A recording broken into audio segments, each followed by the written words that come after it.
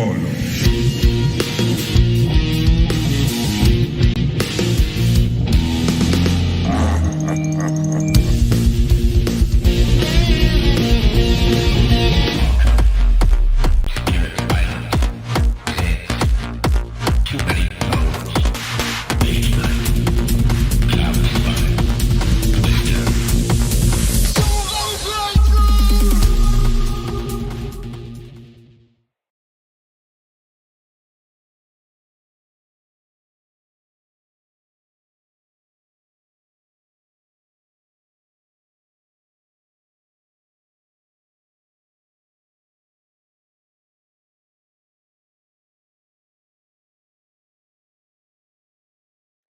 And hello! Welcome to Solo Playthroughs. We're coming back after a day off. Sorry about that yesterday. I it's like this isn't coming together the way I wanted it to. So just wanted to take another day, spend some more time with Darkest Night Second Edition.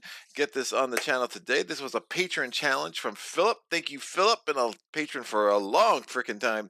Last year he did send me Saltlands. Saltlands was not a huge hit for me, but I did grow to appreciate more of what it did. At some point, you really do need to play it multi-handed to have the game kind of flesh out a little bit. So I was doing the true solo thing. That probably wasn't the best choice to learn that game with, but here we are. So I thought this was pretty cool. I haven't featured this on the channel in a while. This is a game I really enjoyed exploring. Once I had played all the characters once, it was like, it's good.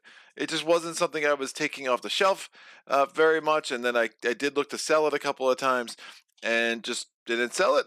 And Philip's like, hey, why don't you put that on the channel? I want to see more Darkest Night. And that actually made me pretty excited. It was nice to have another reason to get this off the shelf, bring it out, go through that rule book one more time, kind of refresh my recollection about how all of this works. And again, there's the things I really like about this game are still things I really like about this game, and things that I'm like, it's a reason why it's not a forever game for me are still there as well.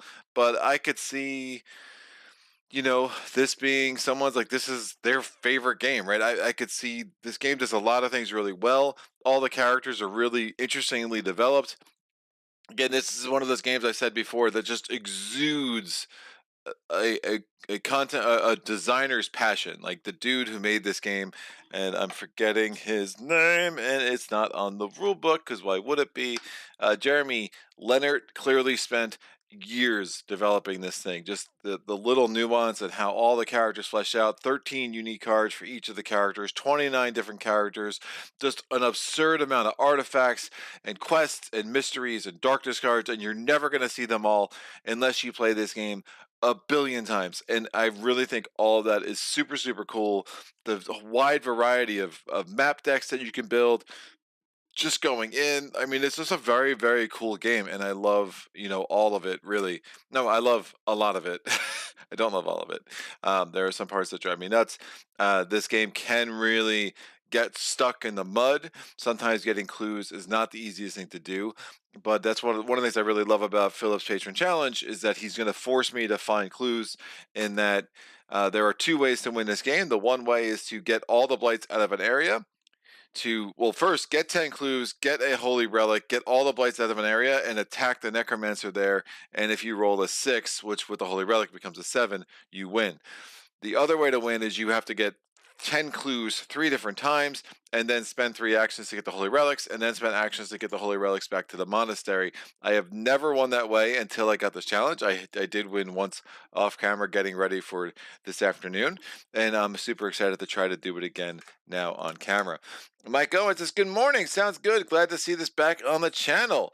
Glad to see you here, Mike. Private Vendetta. Hello there, 29 characters? That's a lot. Yeah, it's an insane amount in the base game. And they really, I mean, there's a lot of overlap. I mean, this is not a game where each character is developed as like too many bones, right? But I mean, that's like the gold standard of developing a character. But it's closer. I mean, but they're also probably, in a way, sorry, this camera's driving me. That's a little bit. They're probably more developed than Mage Knight, really. I mean, you have 13 different cards. and how they play is going to be very different. You have these inactive active tokens, you have like these, this thematic tie-ins to what the character is and how they work. I will need to read through the compendium for each character that we pick here today, just to make sure that I have all their mechanics down right and what they do. Look, a character's turn though, they're pretty basic, man. It's like you move one space, that's a turn, right? You fight one thing, that's a turn. So what you're trying to do though is to stay ahead of the Necromancer's ability to create blights. The Necromancer is going to create blights in all the different areas. And then if there's ever 4 blights in one area, one goes into the monastery. If there's ever 4 blights in the monastery and a 5th would be added, you lose the game. So that's pretty awful. Characters can die. If a character dies, you just bring out a new one. And we'll see. I am not going to optimize my starting 4 to do the relic thing. I probably should have done more of that. Honestly, I don't know all the characters well enough, and I kind of just went with characters who I played before, who I played all these characters at least once, right? So, and I just two of them, I for whatever reason, I just like the way they work. I think they're fun, and then I picked another 10, and that was part of the challenge. Phillip told me to pick my 2 starting characters that I wanted, so I picked the Mesmer and the Tamer. Neither are especially good at searching, and we're going to need to do a lot of searching today. So, but I just like both of them. And then he told me to pick the last 2 characters from an assortment of 10. And so I just chose, for no real great reasons other than what I ate for breakfast this morning. It was Alchemist, Conjurer, Knight, Monk, Ranger, Rogue, Scholar, Scout, Tinker, and the Wizard. That's wizard in French or something. Mike Owens, this is one of my favorite games that I've mentioned in solo gaming on, and I've barely scratched the surface of it. I did Jester, Howdy Solo. I got this game based on watching your playthroughs of this game from a few years ago, and I love it. Great recommendation. It's such a good puzzle game. Yeah, excuse me, I'm going to about to have a coughing fit. Sorry, but that is one of the reasons I did not stream yesterday too. 6 hours on Monday of of Dawn of the Zeds. My throat was like, no, you're going to take a day off. Really bad. I'm getting old, guys. All right, here we go. So we are going to, I think 6 hours on Monday after 2 weeks where I did 5 streams 2 weeks in a row. I've been keeping up a pretty ambitious schedule recently, and I love it, man. It's been a lot of fun. So this is obviously there. You can't. I'm playing a lot of board games. I'm not looking for sympathy, but yeah, my throat might be looking for sympathy. But sympathy, my ability to articulate words might also be looking for sympathy as well, apparently. So this is the artifact deck. Again, it is huge. If we see more than 5 of them, I will be surprised. If we see more than 1 of them, that's great. It's it's just an absurdly large deck of artifacts. This is the event deck. Characters who do not start their turn in the monastery will pull an event every turn. Some of these are brutal. Some will be not that bad. Some could actually help you out a little bit. So we'll see how these play out. This is shuffled. These are the darkness cards. We will get exactly 1 darkness card when the threat marker gets to the 10, and we'll get exactly 1 more darkness card when the threat marker gets to the 20. Until that point, I will just put this entire deck behind my ugly face up here. All right, I'm going to have these quest cards. We will see quest cards. It's going to be a big way that we can get rewards and hopefully get a bunch of clues. Again, we will need 30 of them, and I've had games that dragged just trying to find ways to get 10, so 30 will be a super interesting challenge. Private Vendetta, Le Wizard. Awesome. Mike Owens, you probably deserved a day off after a 6 hours Seds marathon. Dude, that was crazy. That was a crazy game. Yeah, it should have been like the way it was coming together, I was like, this is going to be a coast in the park. And then all of a sudden, my ability to roll happened. And it was like, nope, we're going to make this interesting at the end. But then in the end, it ended up not being that interesting anyway. Yeah, what a crazy game. It was weird. Like, that was one of those games where I rolled like 10s or I rolled 3. I mean, I was rolling a lot of I was like doing awesome or bad. It wasn't a lot of like 6, 7, 8, 9. It was not that kind of day. It was a lot of extremes. And it was pretty funny. A lot of 5s, a lot of 4s. But I definitely had a fair number of 10s and 11s and 12s. I had I think I had 3 12s, I think, and I only had 1 2. So that's a good day with Zeds. Those are the mystery cards. Mystery cards are an amazing source of clues. We are going to want to find one of them early. It's going to be easy. We're going to have a good chance of finding mystery cards in the mountains, in the forest, and the ruins. The castle is a good place where you're trying to retool your character and get more powers out. The swamp gives you a whole bunch of these little green and yellow tokens. Actually, the swamp is mostly nope. Yeah, swamp is green tokens or powers, which will again all that's on here. Does you different things. Oh yeah, the epiphanies are really good. So we'll see each character does start with 3 powers, taken from an assortment of 5, and then you can earn more powers as you go. There will be cards everywhere by the time this game is done. So I don't have the camera all the way out. I probably should have done that, but I didn't want to. So we'll see how this works out for us today. Our Necromancer, he's looking mighty fine and dashing today, if I can say that. I just think he's looking really good. He's got a really nice look, a really nice stylist going on for him today. I think his hair and beard just looked amazingly well combed. Those glowing eyes, all of it. I just love that look. So we're going to pull his starting map card. So we pull the map card. Again, this is the spiritual warfare map cards. This is what Phillip asked me to do.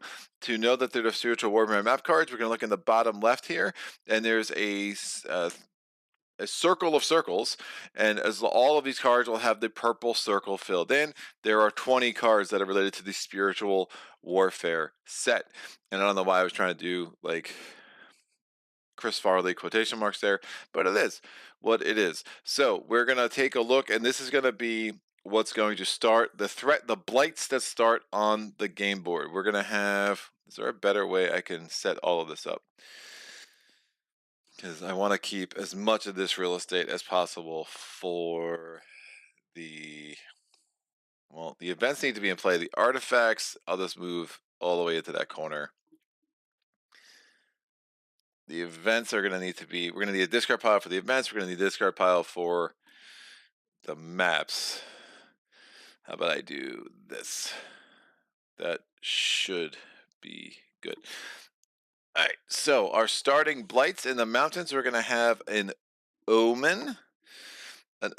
If you are in, so the blue effects affect you if you're in that location. So if you pull your event cards when you're in the mountains, you will actually draw 2. You will discard the one with the lower number, and you have to carry out the one with the higher number. The one with the higher number tends to be bad. It's got a defense of 6, and if you try to defeat it and you fail, you have to pull another event.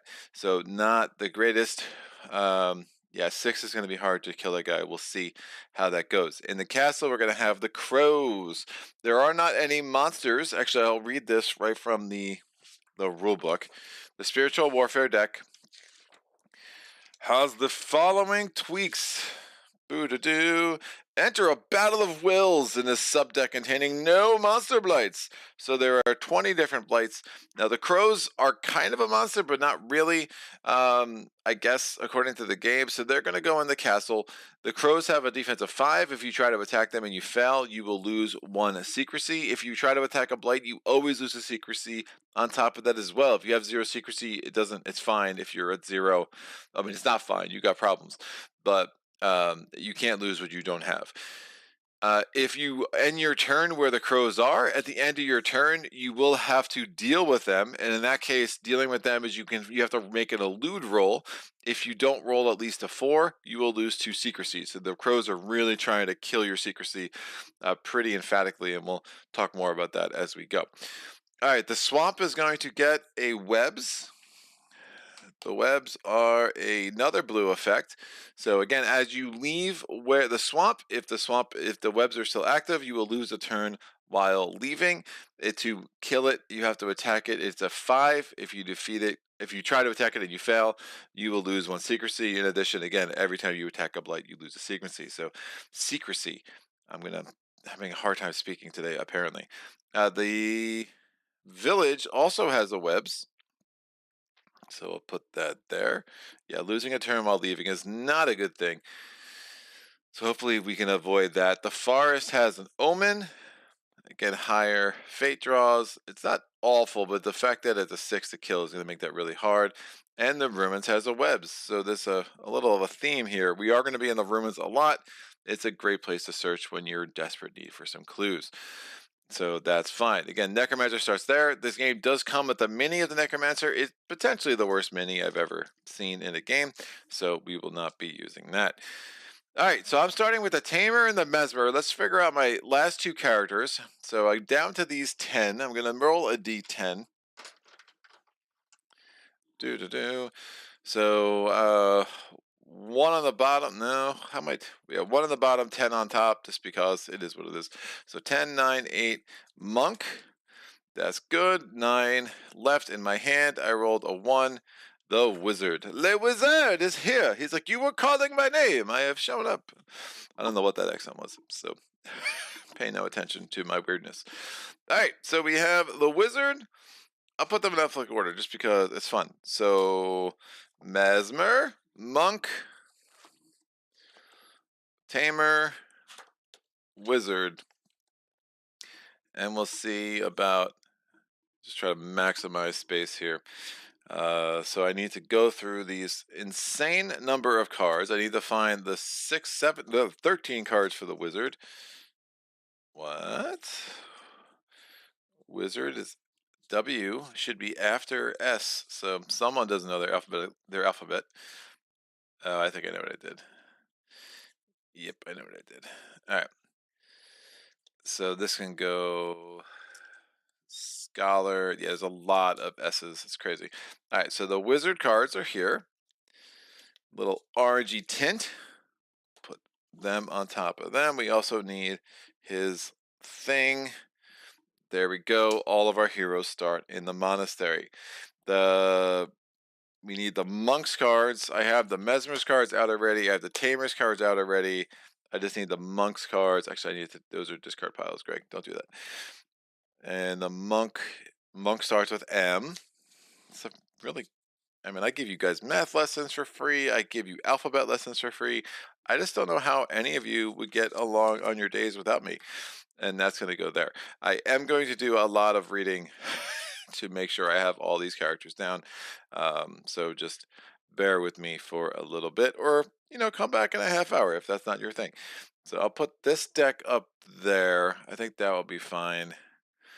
And I can put this deck over here. Giant puzzle getting all this to fit on camera for sure. All right, let's get these are the markers indicate who's taking their turn, so there are 4 of them. Again, you always play this game with 4 characters. The Mesmer starts with 4 grace. Grace is basically if you take a wound, it's always a mortal wound, so in theory you would die, except for you have to spend your grace. You can be down at 0. You do not die when this gets down to 0. You die if you're at 0 and you need to take a wound and you can't spend any grace instead. In theory, you could allow yourself to die every time you take a damage. It would be kind of silly. I would never see the upside of it, but if that's your thing, go for it. You do you, boo. We have the secrecy is there going to be at a 6. Again, starting values are always on the board. I mean, the reason why you wouldn't want to die willy-nilly is the next character comes in would only have 2 powers instead of 3. The monk, by the way, is 4 and 6. And the next guy comes in there, whatever the hero comes in, they have their max stat values of both grace and secrecy reduced by 1. So they just come in a pretty weakened state, and you essentially lose a turn because they don't actually act until the turn after that you die. So it's not the greatest of decisions. But I can see if it was a little less punishing, maybe you're like, well, this character can die, and we'll get a new one who's not beat up. But they're going to come in some level of beat up for sure. All right, we're going to take a look at the Mesmer's 5 cards that are related to starting setup. So again, there's 13 cards in every deck. 8 of them don't have any kind of art in the corners. 5 of them will. So these are the potential starting cards. You're supposed to pick 3 of them. I can't be bothered to read all that many cards and choose through them. So I'm just gonna roll a die here. Yeah, why not? 4. I only have, there we go. I only have 4 cards left. There's a 2 and the middle one. Now we're going to take these 2 cards and shuffle them into the rest of the deck, and they will be cards that might come up during the course of play. And I'm going to put his draw deck over here. The mesmer is able to see and mold the thoughts and emotions in the minds of others. With an arsenal of plans and ideas called from the minds of those around him, the mesmer can undermine foes and lead allies with subtle suggestion or mind-bending illusion. When he reaches the height of his power, a mesmer need not lift a finger or take a step to control events throughout the land. Hopefully we get to the height of our power today, baby. So we have Fool's Courage as one of our starting powers, we have Hypnotism as a second of our starting powers, and we have Suggestion as a third of our starting powers. Let's go to the Monk. The Monk is an aesthetic. Woo! He's not aesthetic. He's ascetic warrior with a strong spirit. Through intensive training, he has honed his body and mind into powerful and versatile tools, allowing it to focus on the task of the moment. By collecting chi from himself and his environment, the monk can temporarily raise his prowess to new heights and surpass his ordinary abilities. So again, the monk has 5 starter cards. We're going to take those out. We're going to randomly get 3 of these suckers. I rolled a 1. I rolled a 3, again out of 4 cards, and the middle one, these 2 get shuffled into the rest of the deck.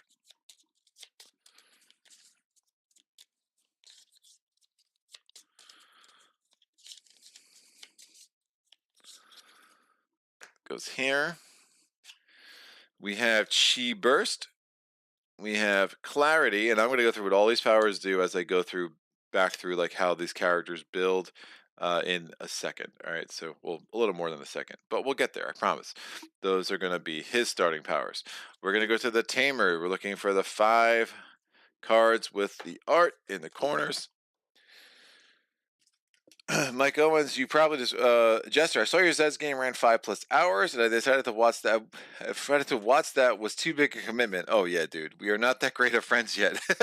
I wouldn't. I mean, that's the kind of thing you watch like 20 minutes at a time when you're taking care of some other business, right? Like it's very long.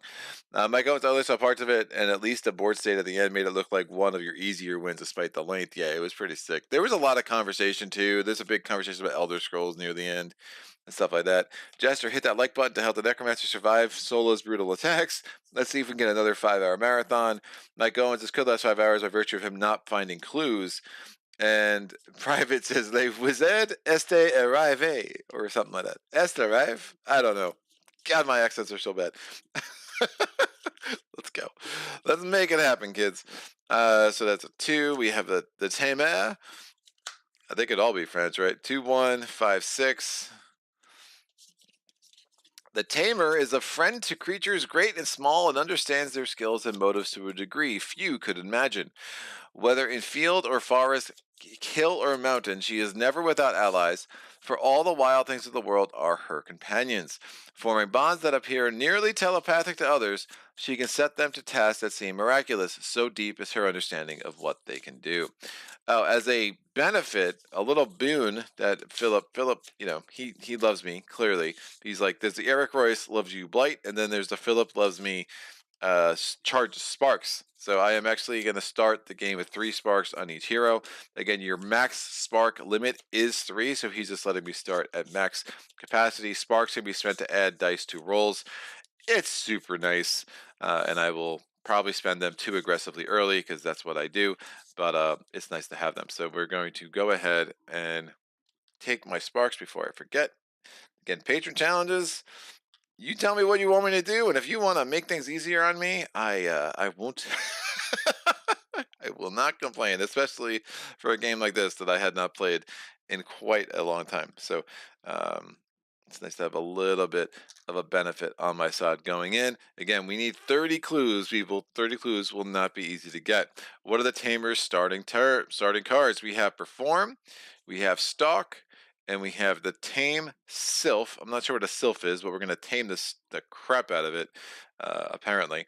And then we'll go over here to the wizard. The wizard is a specialist in mysterious energies and arcane secrets. With this knowledge, he can be quite effective at a variety of tasks. However, he is very vulnerable after his spells have been expended, and he requires frequent rest to restore his powers after they have been depleted. The wizard's runes can provide beneficial effects across the entire kingdom. We get the starting cards. Cards everywhere, people. Let me super cray. All right, we rolled a 1. 4 more cards. I rolled a 2.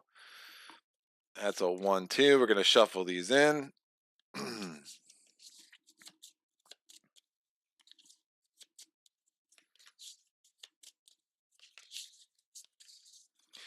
Put this over here. His starting powers are the Rune of Nullification, the Teleport, and that's actually really sick, and Invisibility.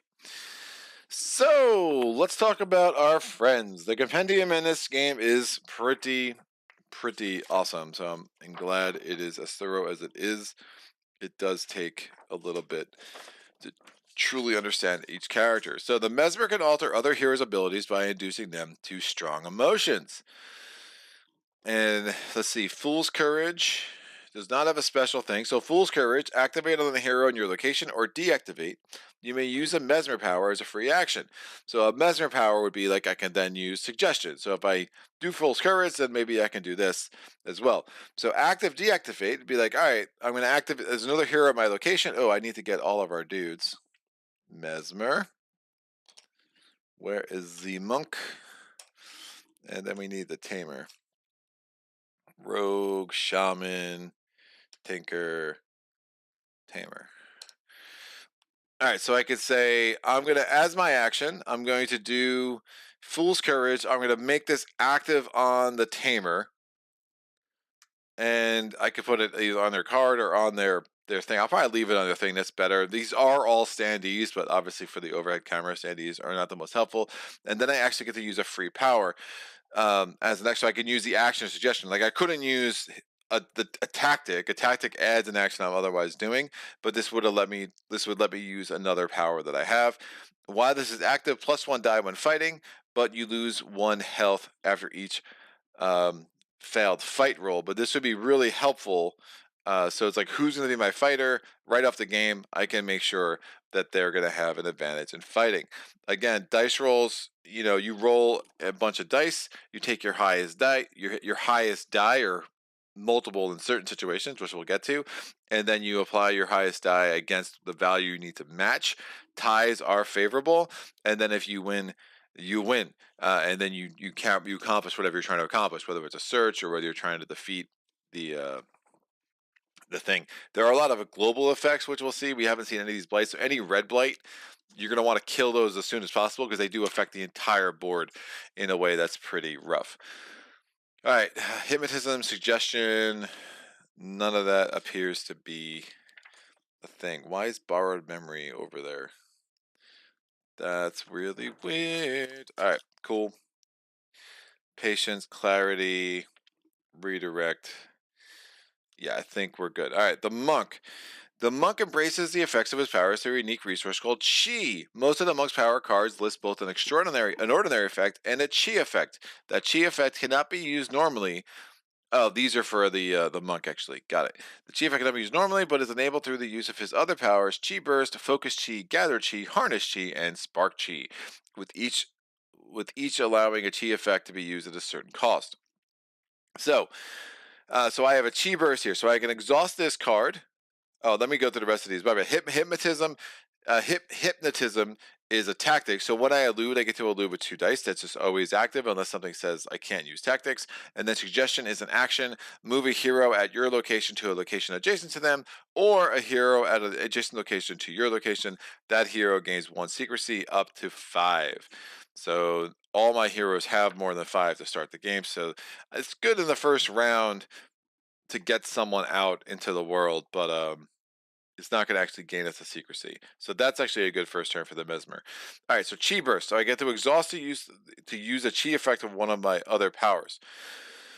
So what are the Chi effects? So the bonus, I get to add 1 to my highest die when searching. Great. If I use the chi bonus, use after a search to choose a result from another location. So when I do a search, we use the same map cards that we're using. So say I was searching in the village. No, that's bad. Say I was searching in the mountains. The mountains would give me an artifact. I'm like, artifacts are hit or miss. It's a huge deck. I want to actually get something else from the castle, the village, or the mountains. Well, I could just exhaust Chi Burst to use the Chi bonus, and the Chi bonus says that I can take a result from a different location. So even though I searched in the mountains, I could take the result from the village, but then this is now exhausted. When cards are exhausted, you have to usually rest to get them unexhausted. There are other things that can unexhaust cards, but again, it's just you don't want all your powers exhausted because then you're just like powerless, obviously. So but yeah, it's a pretty cool effect to like make sure your searches be more likely to get you what you want. We also have patience, tactic, fight with 3 dice, even if fight with 3 dice if the darkness meter is on an odd number. So 1, 3, 5, 7, and obviously in case you didn't know your odd numbers, and then only fight with 1 die if it's even. So that's not great. The cheat tactic as above, but add 1 to your highest die. So I could use the Chi Burst to roll 3 or 1 die, but I get +1 to the die result. So there's again the difference between adding a die and adding +1 to a die is just something you need to be careful that you're reading all this stuff pretty carefully. So not bad. I mean, the fighting only on odd is weird, but I think I can do something with that. And I think this is still be augmented by Fool's Courage. So if something says like roll 1 die, you could roll. I mean, I can still use sparks to add to the number of dice that I'm using. So it's not a totally big deal. Patience. This tactic is potent. All right, here we go. Patience. This tactic is potent when the darkness track is at an odd number, or weak when it's at an even number. The chi version of the card adds +1 to the monk's highest die, but still determines its number of dice based on the darkness location, like the regular version. Notice that both effects of this card are tactics, and therefore they may not be combined with other tactics, including each other. That's Notice that both the effects of this card are tactics. Why would they be combined with each other? That's weird. Nor may the monk spend additional chi to further increase patience's effectiveness, though we could spend additional chi to enhance patience in separate combats.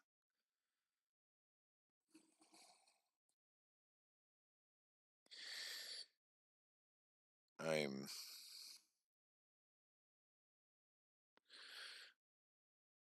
Notice that both of the effects of this card are tactics. Oh,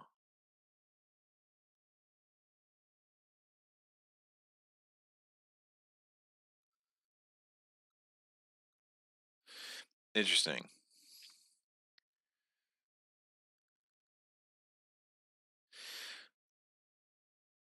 The chi version knows that both effects are tactics, and therefore they may not be combined with each other.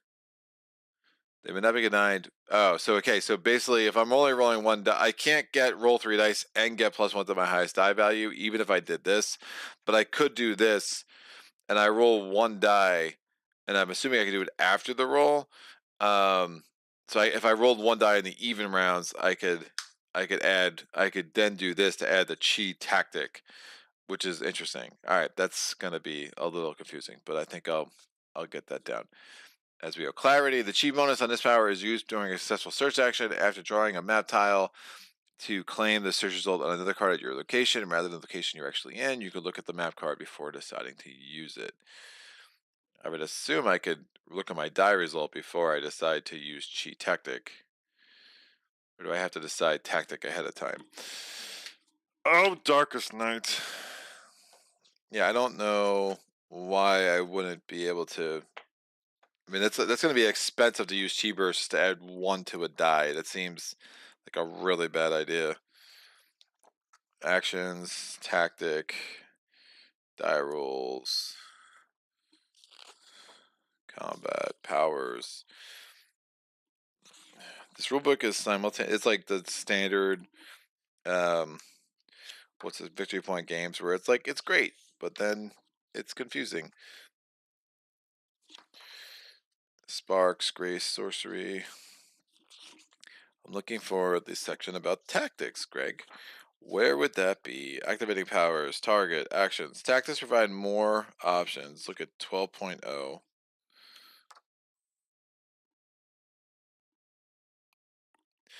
If using a tactic, roll dice as instructed by the power card, otherwise roll 1 die. If the hero... In combat, the hero can choose to fight the enemy.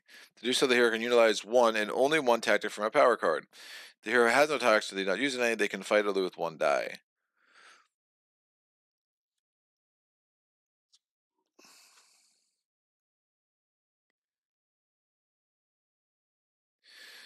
I guess what's confusing me about this is like I can't... To use the chi effect, I need to trigger it with something else. Chi, most of the chi effect cannot be used normally, but is enabled to use of other powers, which allow a chi effect to be used at a certain cost. Alright, if I'm reading this right, I have to decide whether I'm adding 1 to my highest die roll before I actually roll, which would mean I have to use Chi Burst before that, and so that's like never going to happen. So I'm assuming there's other cards that will give me access to my Chi effects if I'm reading that right. Alright, moving on. The Tamer. So we've got 2 down, 2 to go, kids. We're getting there.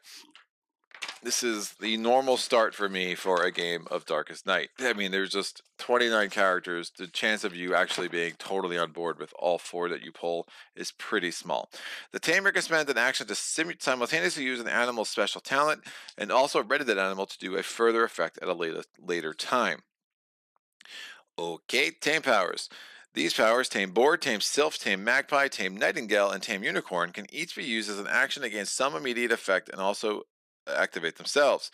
However, they have no inherent active effect, so activating them does not accomplish anything except when another power interacts with them. The Tamer has several other powers that benefit from an already active Tame power, usually deactivating it in the process. The Tame Sylph does not have any things. Perform. This power allows you to utilize the trick effects from one of your active Tame powers at the cost of deactivating each power you use in this way. If you wish, you can use the action of a Tame power to activate it and then immediately deactivate it also to use the trick power. It's the only way to use a trick effect from any Tame power. Okay, so I have a Tame power here. During my turn, I can choose to use the trick effects from your active Tame powers and then I deactivate it. So if this was already active, I could use this to use that power and then it just deactivates what I had previously activated. Alright, that makes sense. Stalk. If no Tame powers are active, fighting with Stalk is no better than fighting without a tactic. However, it allows you to deactivate any number of your active Tame powers in order to apply their Pounce effect to this fight roll. That's the only way to use a Pounce effect from any Tame power. Alright, so Stalk. Apply the Pounce effect from any number of your active Tame powers, deactivating each used, and fight with 1 die. So the Pounce effect, so say I have this dude active with this, I can use the Pounce effect, so I'm going to, as my tactic, I'm going to deactivate this. This says +1 die, and if the die roll is a 6, I draw a search result. If that die, so I guess I'd have to roll it separately to make sure if that die itself is a 6. But we have +1 die, but then I have to deactivate the Sylph, and I might want them active, and indeed it was an action to actually activate them. So that's cool. So I can activate them, and then immediately as the bonus, because that's not an action, I could deactivate them to get the trick effect. All right. Tame Sylph. The Tame Sylph is there is no special section for that. So the Tame Sylph activate. So we'd put, I'm going to get a bunch of these out here actually. Blue, yellow, green,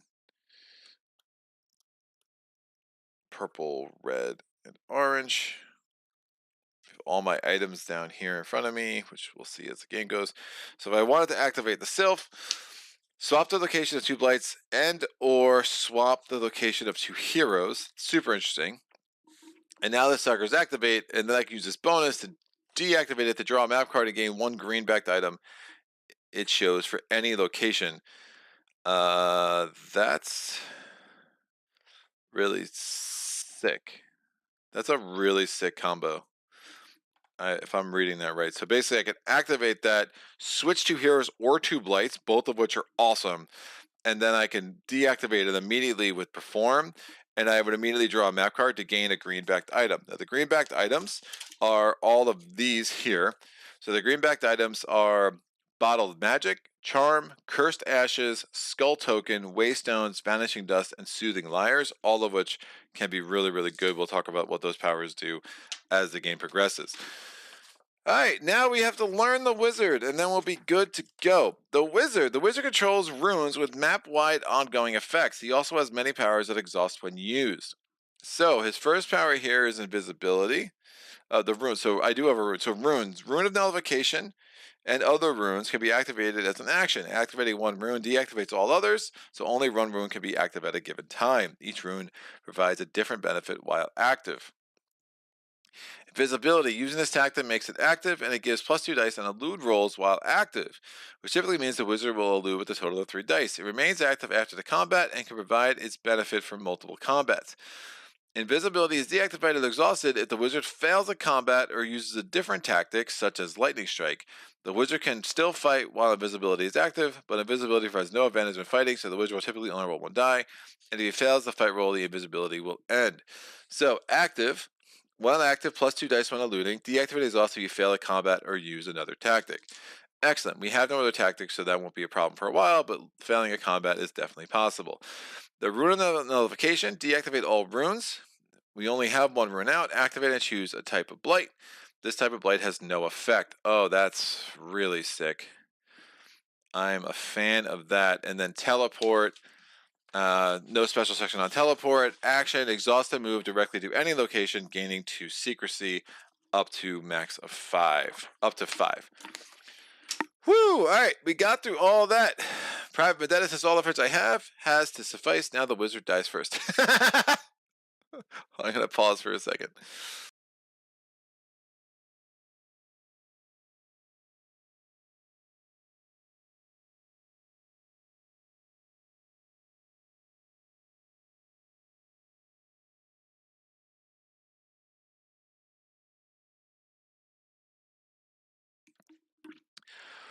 Whew, alright. Let's go find some clues. Oh, that feels like you're cramming for a final when you start this game. Just fine. I dig. I dig.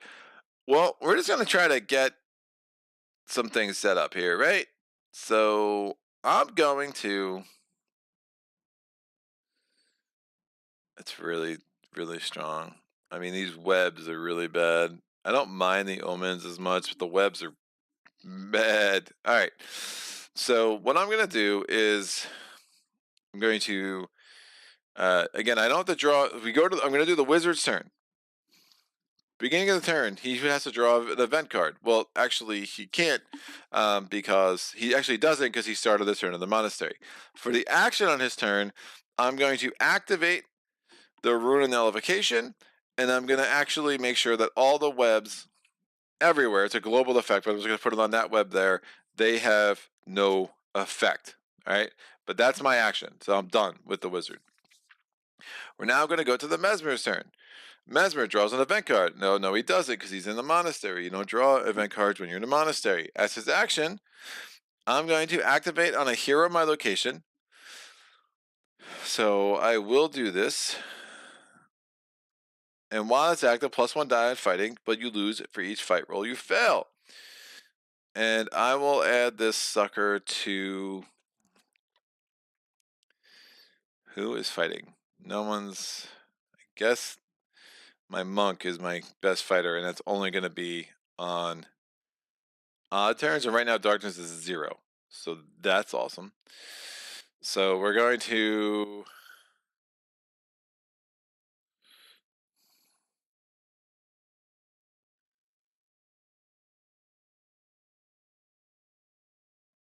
Any number.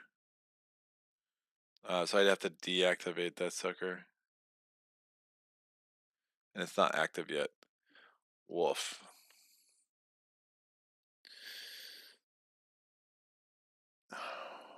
What? I have no one who's good at searching. Oh, the clarity. Add 1 to your highest die when searching. We could try to have him just search in the village. We need a 3+. So I would need a 2+ with clarity, so that makes sense. I'm gonna put this on the monk.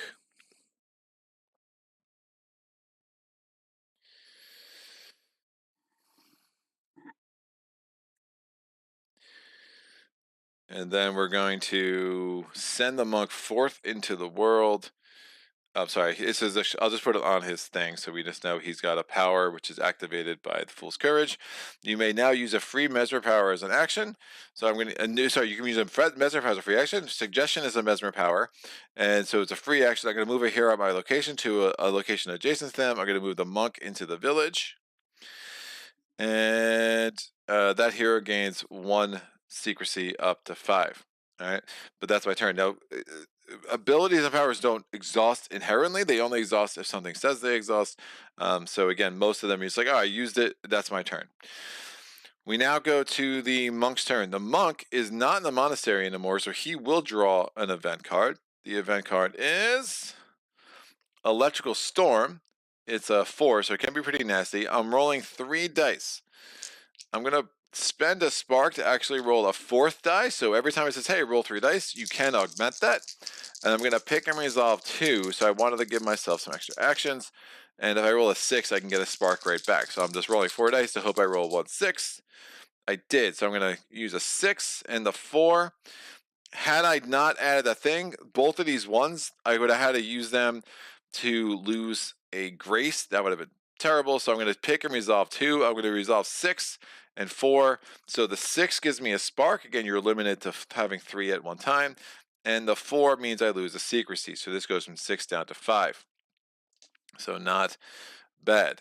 On my turn, we're going to do a search action. So the search value for the village is just a 3. So I roll only 1 die in my search. But I have a clarity, which gives me a bonus that I add a 1 to my highest die when searching. I rolled a 3. That becomes a 4. For each success I have, I draw 1 map card. Obviously, I had 1 success, so I draw only the 1 map card. If I rolled multiple dice, I could draw multiple map cards and then choose the one that I want. We look to what I get in the village. Interesting. So the village gives me a supply cache. I could draw 2 power cards, keep 1, and place the other on the bottom of my deck. Or I could exhaust the Chi Burst to use the Chi bonus, which would use after research to choose a result from another location. There's nothing amazing here. I mean, 3 clues are nice, but maybe it makes sense to get a little more powerful right now. So I'm going to take the Tome of Learning. I mean, mystery cards are where you get a lot of clues. I mean, again, getting 3 clues is nice. I mean, if I did that 10 times, I can, that would be enough clues to win. It just seems a little maybe better this early in the game to take advantage of the opportunity to draw 2 cards on my deck, keep 1, and discard the other. Place the other one on the bottom of my deck. All right, so this goes here. So I'm going to keep Chi Burst active. I'm going to look at 2 cards from my deck. We have Chakra and we have Quiet. So I go to the compendium, see if there's any special rules on either of these. The Monk Chakra. Since the Chi effect in this card is a bonus, it could potentially be used several times. A cumulative effect if the monk is willing to spend sufficient Chi. So that's interesting. And that's it. And then, so that's Chakra. And Quiet does not have any special rules. So Chakra is +1 to default Grace. So my Grace can go up to 5 now. And when I add success markers to a quest, I can add twice as many. And the Chi bonus, use before a die roll for +1 die on all rolls for the rest of this turn. Now to use this Chi bonus, again, I would need to exhaust Chi Burst to make that happen. The standing bonus of +1 default is actually really strong, and my Grace is only a 4. And then being able to make this guy like the quest dude, that's also not bad. But remember, I've already made him the fighter, and I already have him doing searching. So how much can I expect from the monk, right? He's only 1 character. So there's like reasons to think maybe I'm overloading him with too much responsibility. The other card I have here is Quiet. Now, it's one of my starter cards. Tactic, elude with 2 dice. Chi Tactic, elude with 5 dice. Gain a secrecy if you roll a 6. I don't think I need to elude with 5 dice, so I am going to add Chakra. And I mean, I could fight with 3 dice. on half the turns because darkness goes up once a turn. So it's an interesting build out right now for the monk. So we're going to put this card on the bottom, and that's his turn. We now go to the last turn, the tamer. Tamer starts on the monastery, so we don't draw an event. I think she is going to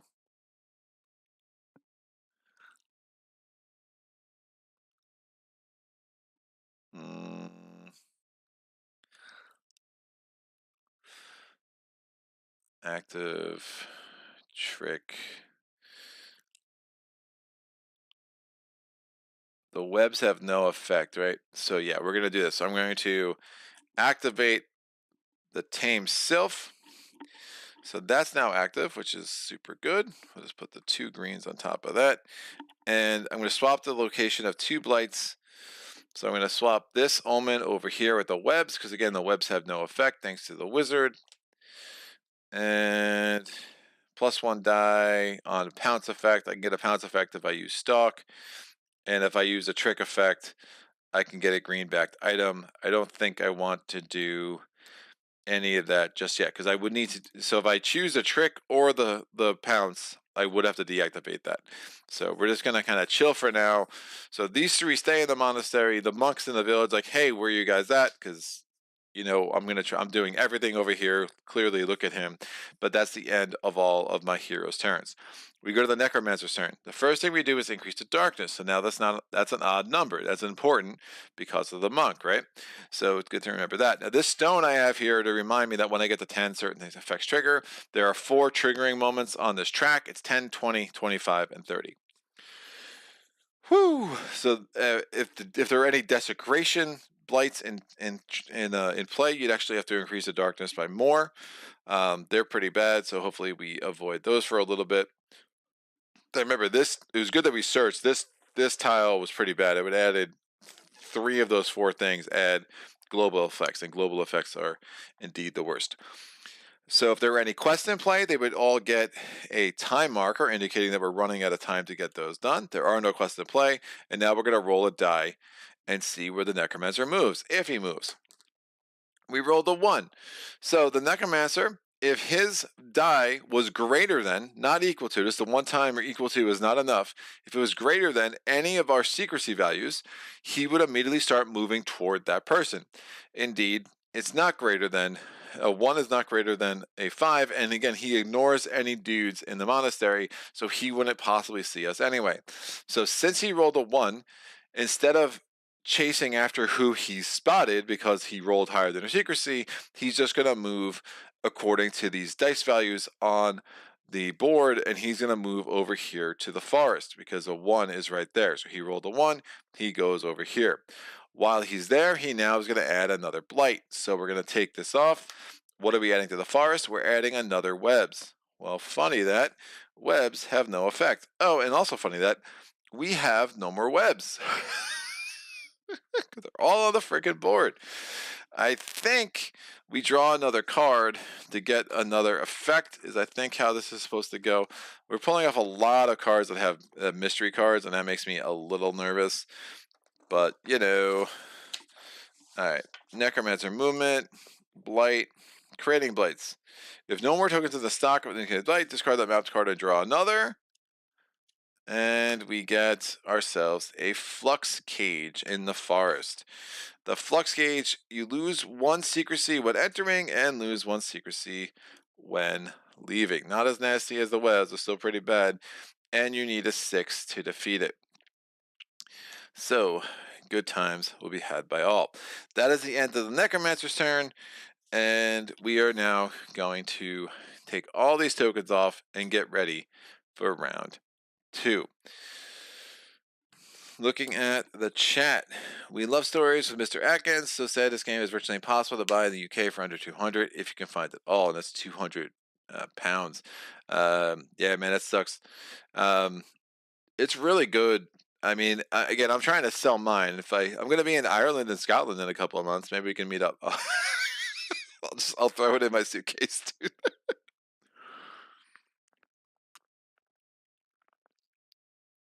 Yeah, I've been surprised at how hard it's been to sell mine. considering I know it's hard to find, and but I guess not as hard to find in the U.S. And maybe it's, I don't know. It's just it definitely shows its age a little bit, but an excellent game. I sell good games all the time these days. I just don't have that much room or time in my life, but room in my basement or time in my life. So those two things, kind of lead me to like try to be more realistic of like, am I going to play this enough to justify keeping it? And unfortunately, with some very good games, that answer is no. Uh, and Yeah, but again, that said, I was really really excited when Philip chose this as the patron challenge. I just thought it was clever and a little bit outside the box, so I appreciate that. Let's make this happen, kids. We're gonna do the monk's turn. The monk's the only one drawing an event, so I think it makes sense to do him first. Boom, event card. It is a 6, unstable messenger. Lose a secrecy, so the monk is down to 4, so that's not great. Draw a quest and roll 1 die to determine its location. So the rider made excellent time. He also left the trail clear enough for even a zombie to follow. Oh no! So we're getting our first quest on the board. Bam! It is the Mourners. Well, that's super interesting, and when it expires, that's really bad. So, the mourners are recent tragedies have left most of the locals in mourning. Comfort the grieving to show your solidarity and unite the people. So, it's going to be placed in a random location.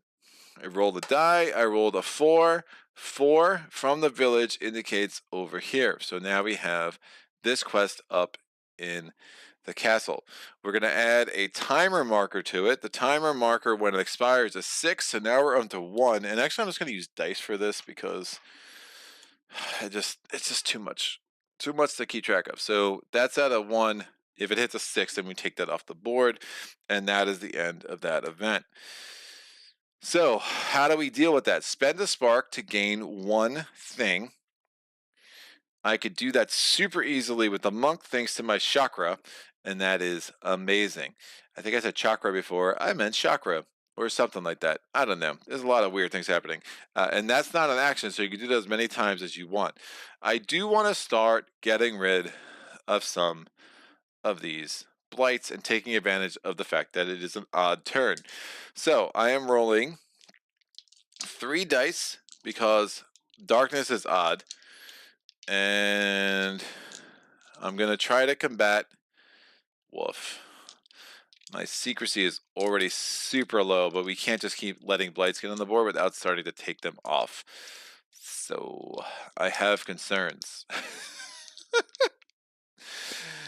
Man, because if I attack this, I go, even if I fail, my secrecy goes down to a 3, and that's really bad. That makes it again 50%. That means that on a 4, 5, or 6, he'd be going there. So 2/3 of the time he's going there. 1/3 of the time he's going there anyway. I'm just not much of a fighter. I can't.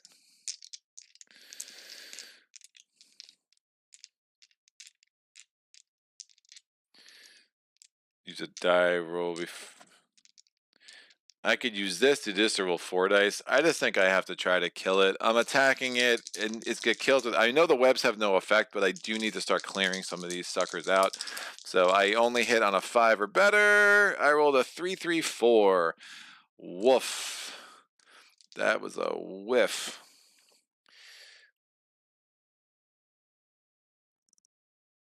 I'm wondering if I can. I'm still wondering if I can use patience after the fact. As above, but add 1 to your highest die.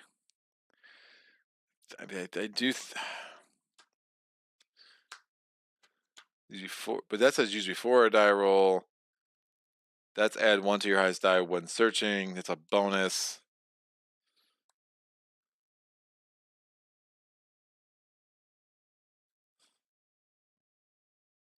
I don't know why it says as above. Because if you can't combine those,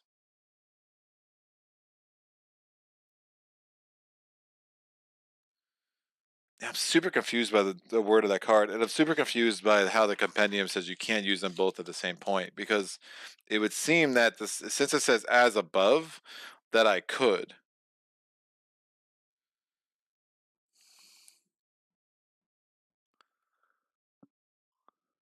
Patience.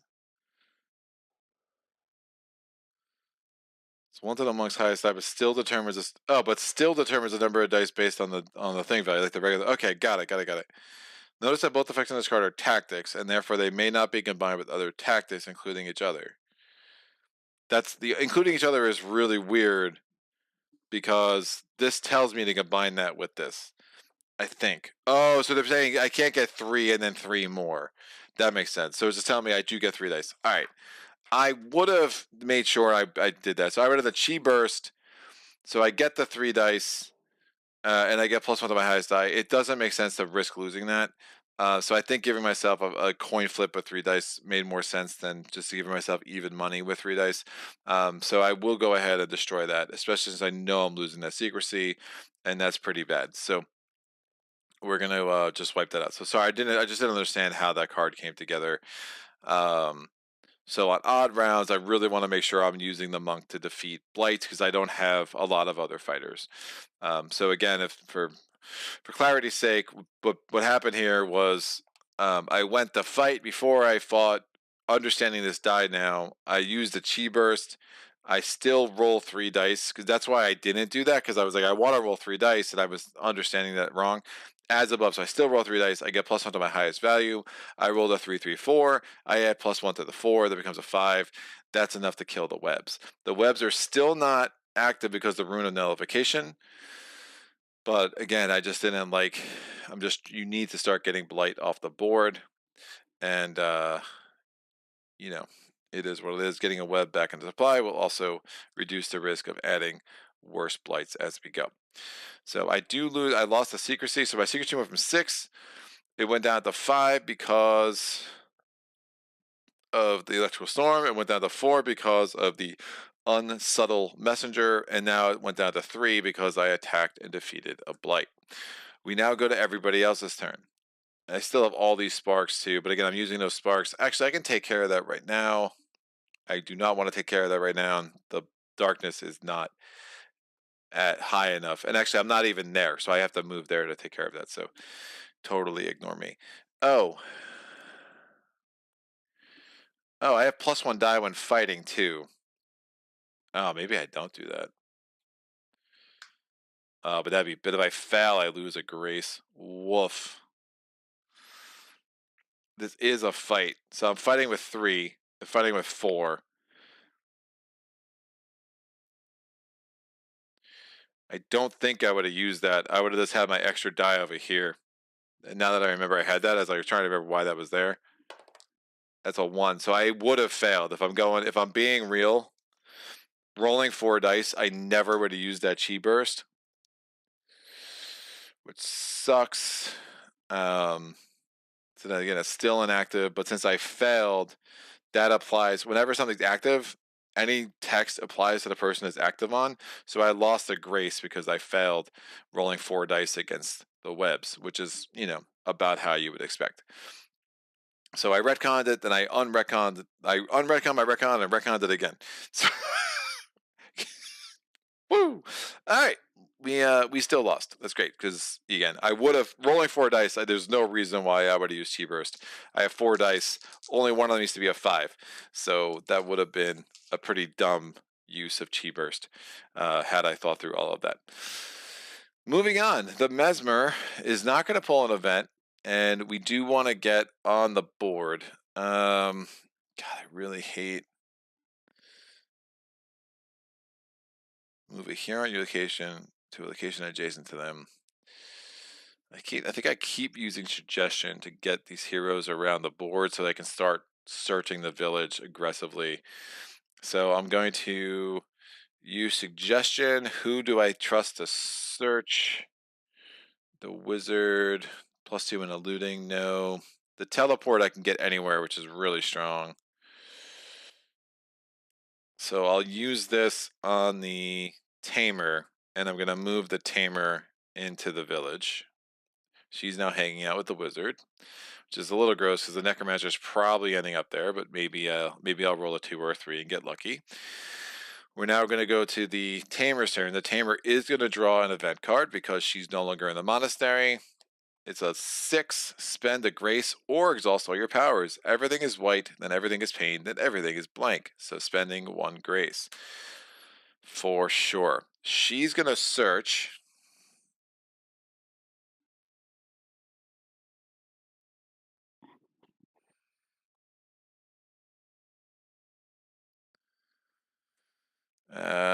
Getting a green backed item would probably not be a bad idea. Yeah, I think I'd do that bonus. So she's gonna search. We need a 4, 5. We need a 3, 4, 5, or 6. So 2/3 of the time we're winning. I have nothing to add to my power, so I'm gonna spend 1 spark. I'm rolling 2 dice. I rolled a 4 and a 6. All right. So since I had 2 successful rolls, I can take a look at 2 map cards. We're looking in the village.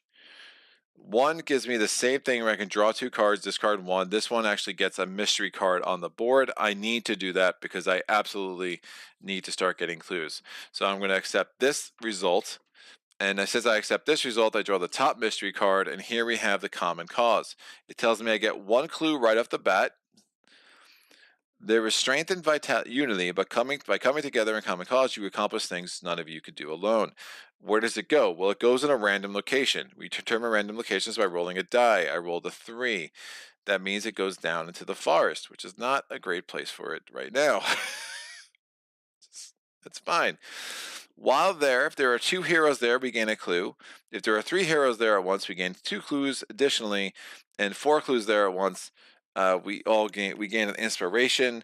The inspiration, every hero gets to draw a power card, so that is definitely something we will want to focus on later. The Necromancer is obviously a problem, and we do not want to go there now. And we'll see why the Necromancer being in your location at the start of your turn sucks as we go.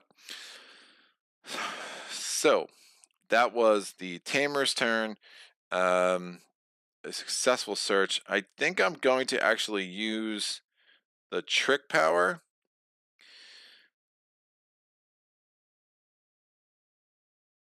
Yeah, I'm going to use this trick power from the tame self. I deactivate it. What's the trick power? I draw a map card, gain 1 green backed item. Do I get any green backed items on the card? That's yellow. The liar is green backed. That's not green backed. That's not green backed. So I have only 1 choice. I'm going to get myself the soothing liar. What's a soothing liar do? I can discard it any time for all heroes to refresh all of their powers. It's super strong to have. Oh wait, I don't have to exhaust that. I don't know why I did. So if things get exhausted, then I will go ahead and unexhaust that with the liar. All right, her turn is over. But now this is deactivated, so I will need to spend the turn to reactivate the sylph if that's what I choose to do. The wizard probably should get the heck out of the monastery and make himself useful. He doesn't draw an event because he starts his turn in the monastery. Oh, additionally, if we had less than 5 secrecy, if you spend your entire turn in the monastery, you do gain a secrecy, but I think it's up to default, if I'm not mistaken. Hero action. Yeah, it's up to default, and the only person that's not at the default right now is obviously the monk. So the wizard's going to use this teleport action, exhaust, and move directly to any location, gaining 2 secrecy. Ah,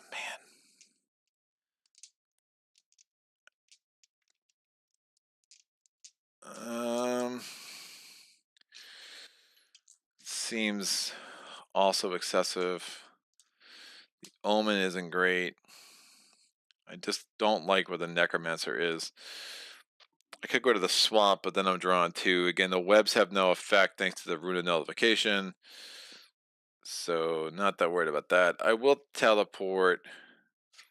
It's up to 5. I'm already at 5. I'll get to the ruins. Realistically, though, that's not great because now a 2, then the necromancer is joining me over there. I don't want all of us on the same turn as a necromancer.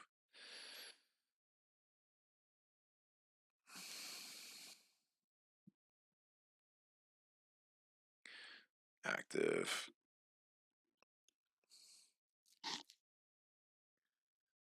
Oh, this isn't active yet?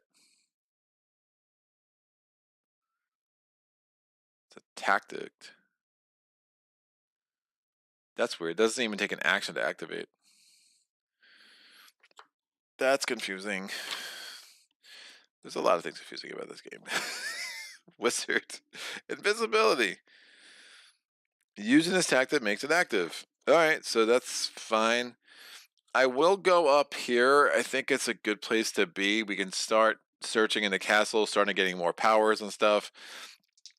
At the end of my turn, I have to deal with the crows. The crows have an elude test. I'm going to go ahead and activate invisibility. That is now active. So my elude value is I get +2 dice. My base value of dice, the base of dice are always 1. Now I'm rolling 3 dice. If I use another tactic, this deactivates, or if I fail a combat, it deactivates. I'm not doing either.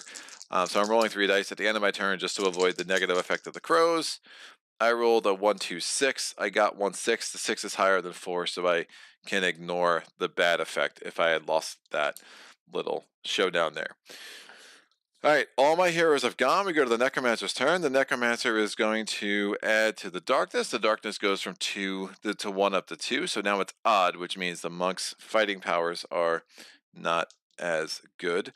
The Necromancer is going to add a thing to the quest in place, so this 1 goes to a 2, and now we roll the die. I would like a 2 or a 3, please. A 3 is absolutely perfect. A 3 matches the monk's secrecy value, but it does not exceed it, so he does not see the monk.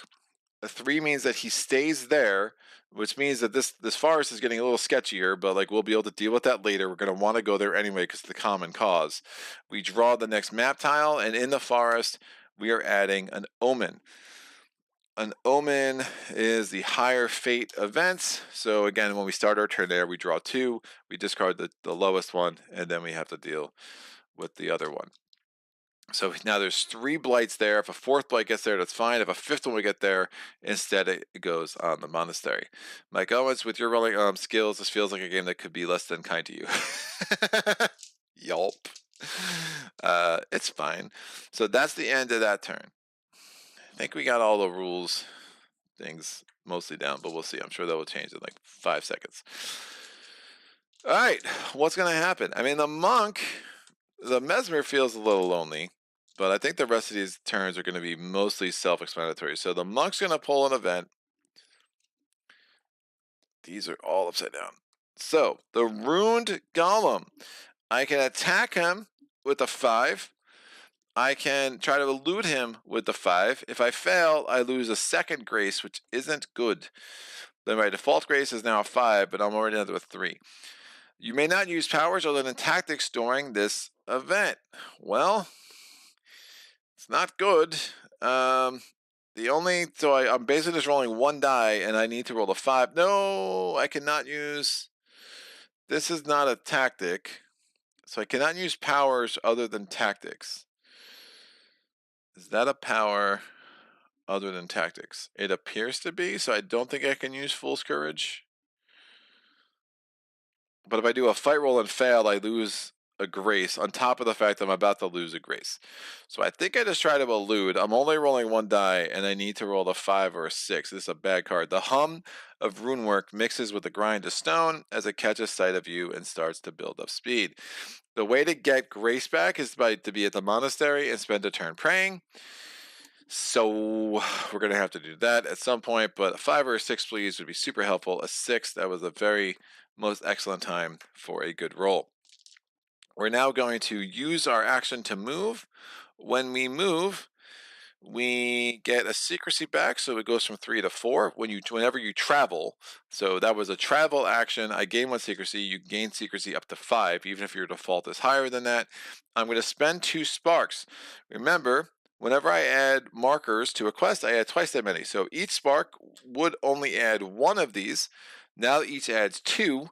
Since 2 times 2 is 4, that means I successfully took care of the mourners. The mourners come off. Had I not done this with 6 time markers, we'd have got a stigma blight. Stigma blights are super nasty. All of our default graces would be 2 less, which is super gross, because it means you just can't heal back up the way you're going to want to. But instead, we took care of it. -2 darkness, so darkness is back to 0. So that's really nice. We now end the monk's turn in the castle. We're gonna have to deal with the crows. Yeah, I'll just fight that next turn. We have to deal with the crows. We have to elude with an elude of against an elude value of a 4. If I fail, I lose 2 secrecy. That's really gross. So I'm gonna use my last spark with the monk. Roll 2 dice. Give me a 4 or higher, please. I rolled a 1 and a 5, so we don't lose a 2 secrecy there. My AC just went on. I'm gonna turn it off. I think my new headset is good enough that it's not a thing, but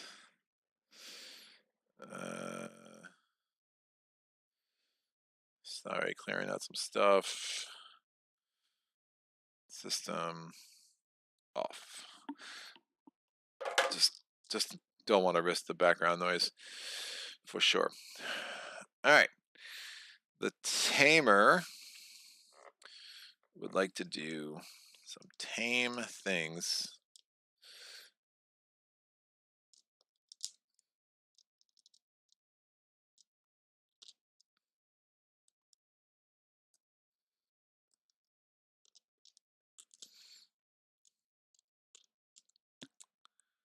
Roll a 6, draw a search result.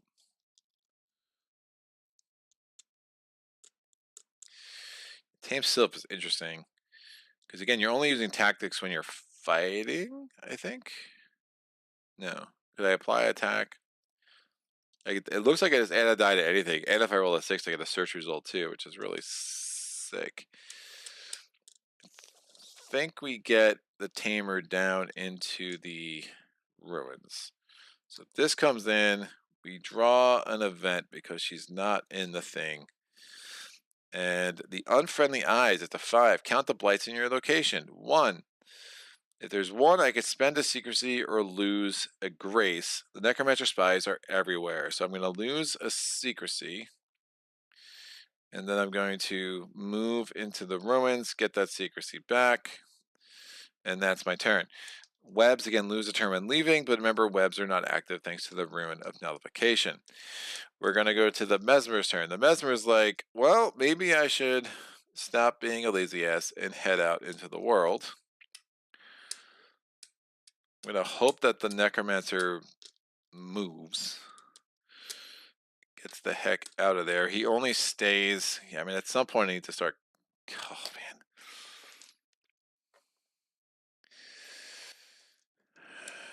The monk is like everything right now, dude.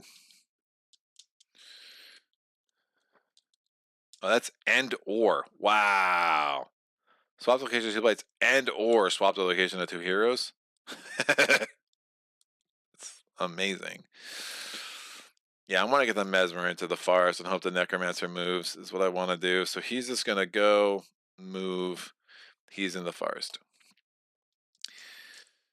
That will do. Again, he doesn't draw an event because he started in the monastery. The wizard, not in the monastery, draws an event. It's a 5, Dream Eater. Wow, you've got to be freaking kidding me.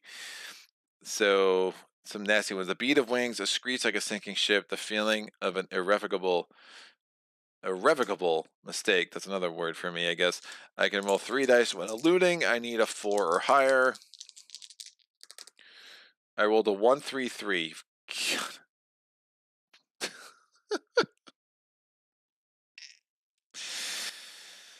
Oh man, it's gonna be one of those days. I have all these sparks too, but I'm like, I need a 4 or higher. I have 3 dice. How can it go wrong? That's how. So since I failed, I have to add a blight there, which is not good. So we're adding another blight in the castle. It's confusion. It means I can't use any tactics, which means the tactic is activate. So I think that this is still active because I'm not using the tactic. I'm using the active effect of that the tactic created. If I try to attack that and I fail, I lose a turn. Woof. Well, I need those tactics active because I want the monk to kill something next turn. So I'm going to use 2 sparks and attack that If I fail this combat, then the invisibility becomes inactive. So I'm rolling 3 dice against the confusion. It's not what I wanted to do this turn. I wanted to search, but you know, I roll really good. I rolled a 4 and a 2 and a 2. So I succeed. I lose a secrecy because I attack the blight, and confusion goes away. Other than my confusion of why I can't roll good. So we now at the end of my turn, I have to deal with the crows. I'm still rolling 3 because of invisibility. I rolled a 1, 4, 6. That's a more reasonable roll, so I don't have to worry about that. But that was my entire turn. So much for searching in the castle like I wanted to. We go to the Necromancer's turn. Darkness goes up. We add these things to any quest. There are no quests anymore in play. We roll to see for movement. We rolled a 5. 5 is higher than the monk, so he sees the monk. He's going to go to the most direct route to the monk. Obviously, the most direct route to the monk is through the village. So he goes there. We're going to draw a new blight in the village. The new village blight is the omen. There are no more omens. Of course there aren't. So the new blight now is more crows. The crows will go here. Right? He rolled a 5. He also saw the wizard for what it's worth, so he would have gone after either of them. That's super interesting. All right, we've added the blight. We're definitely starting to get too many blights on the board. We have one whopping clue. I do think getting to the forest is going to make a lot of sense, but we'll see if we can pull this off. Lose a turn when leaving. Oh, my bad. When he entered there, the flux cage would have made him lose a secrecy.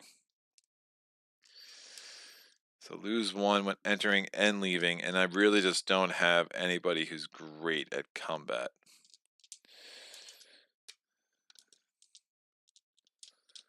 Do you have the lair?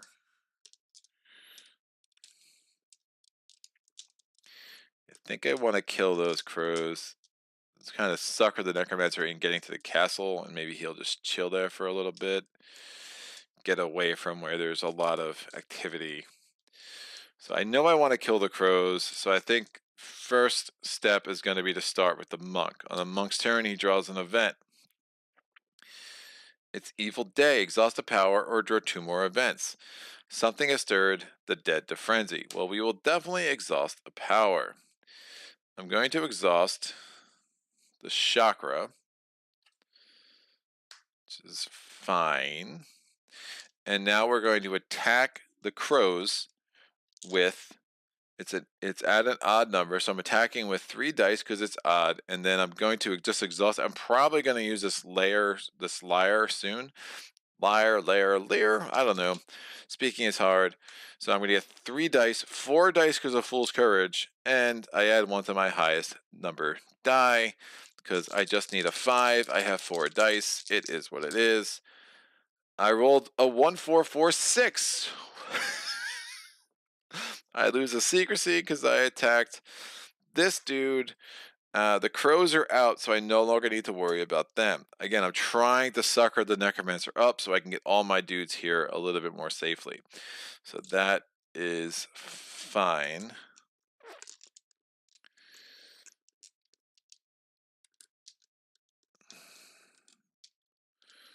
Yeah, the 6s are pretty gross. Lose 1 entering and leaving. The Mesmer is going to be there for a minute. I think he's just going to search while he's there, though. He's got, we have some, it's only a 4 to search there. Potential for more mysteries, which is good. The webs are still inactive thanks to the Rune of Nullification.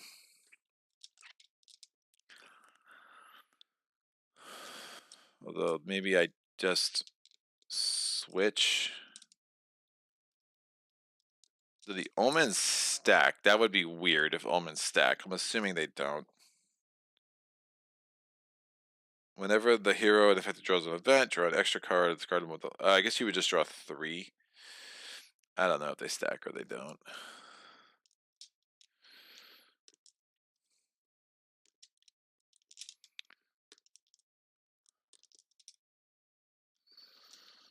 The wizard has pretty low.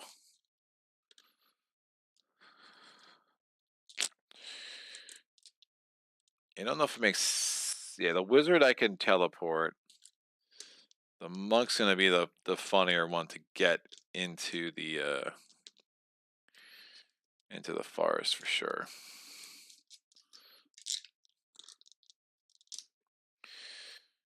All right, I'm gonna use the. It's gonna be the tamer's turn. The tamer's gonna get an event card. Shadow Sight. Roll a die and pick 1. I can lose a grace if I roll a 5 or 6. Then look at the top card of any deck and put it on the top or the bottom. I can lose a secrecy, then roll 2 dice and choose one for the Necromancer's next move roll. Or 1 or 2, I exhaust a power. I don't want to lose a grace, but I don't really feel like using sparks for this, so I'm going to roll the die. I lose a grace. Awesome. Look at the top card of any deck and put it on the top or the bottom. I'll look at the top map card because it might lead me to just to search where I am. I'm in the ruins. That's not helpful. I'll put this on the bottom. It would have been a skull, which I can control the Necromancer's movement, but I think I'm still trying to get more stuff out. And I'll go ahead and I don't know if this makes sense to do. So I'm just going to go ahead and we're going to search. I need a 4, 5, or 6. Actually,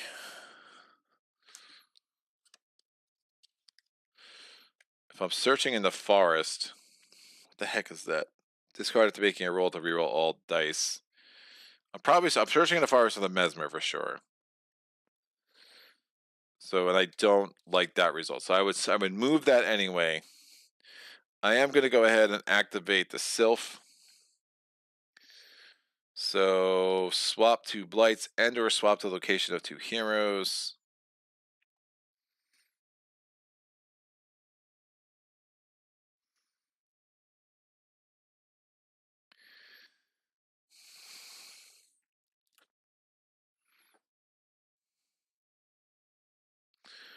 I'll swap this.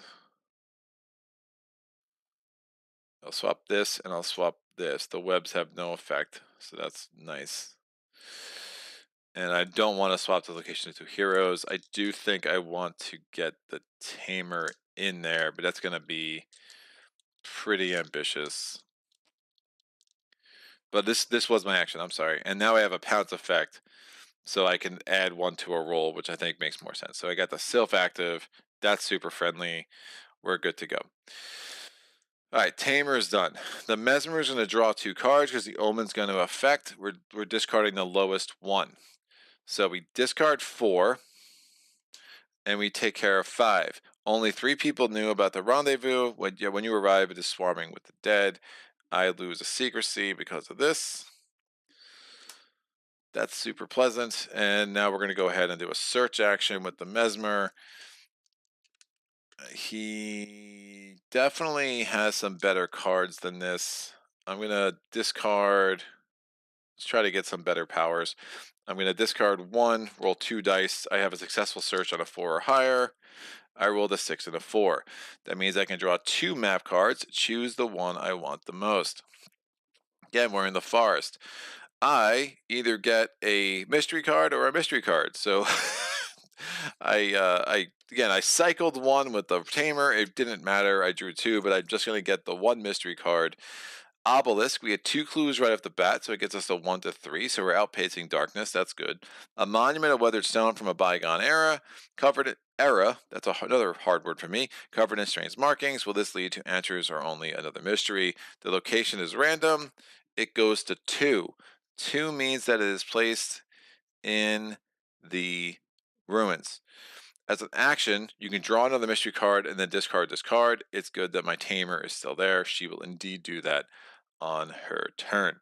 So That is the full turn for the Mesmer. It is now the Wizard's turn. We draw an event.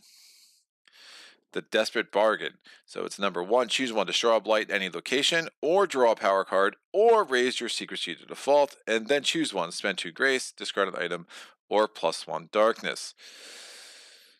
Ooh. Yeah, we're gonna discard, we're gonna destroy a blight any location, and then since we lowered the darkness 2 already, I'm just gonna raise the darkness. So that's a really nice card, and that will really help so we're not drawing higher events as we all try to get it to the forest, and it's going to be hard to kill that omen anyway. So that was his event. For his action,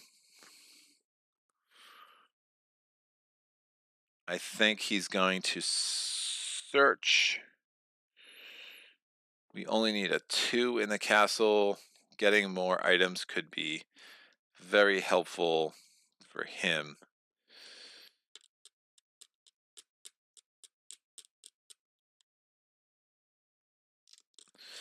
Yeah, that Rune of Nullification has been a freaking rock star. So rolling a die, again, successful search with a 2 or higher. I rolled a 6. We take the map card. In the castle, we get an artifact. Well, not the thing of dreams. Yeah, that'd be awesome though. The Mask of Indignation. I may spend a grace before making any die roll for +2 dice on that roll. Max once per roll. Ah!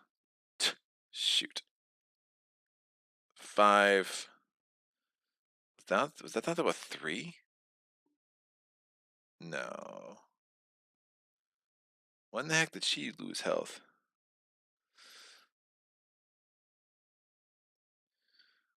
What the heck caused? No, that had to be wrong.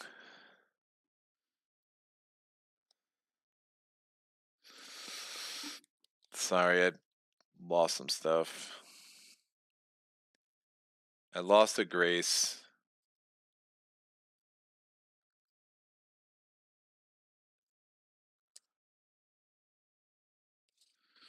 She had a 3, or she had a 4. If someone could tell me she was at a 3 or a 4, that'd be helpful. Because that card just knocked it off. She was at full secrecy.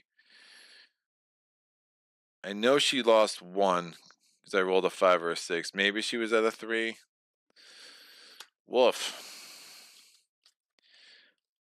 Trying to think what else would have made her lose grace.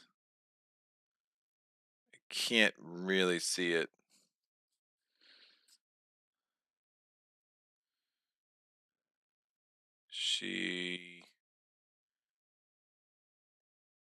Yeah, she lost a grace from Shadow Sight.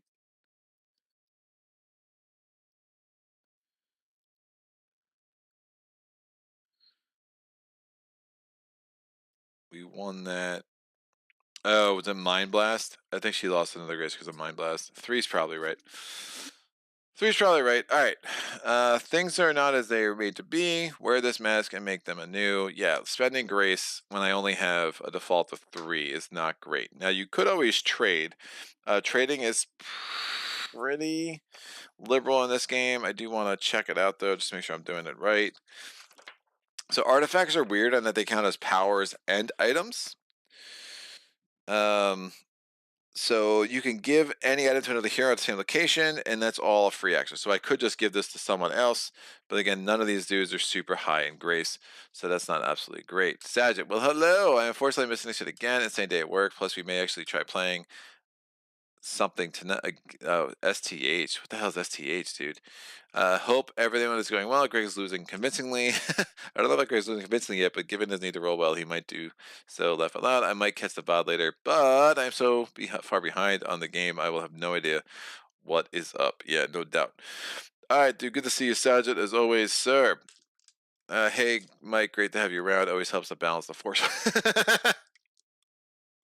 Man, I'm telling you, man, you went to the Manticore meeting yesterday, and then you missed the playthrough the next day. I don't know. I'm questioning your commitment, man.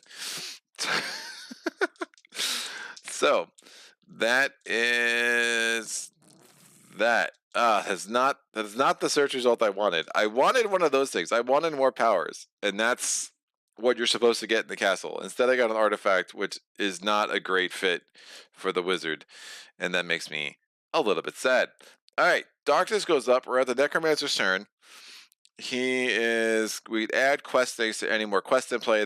We only had the one quest in play. We took care of that pretty handily thanks to the monk.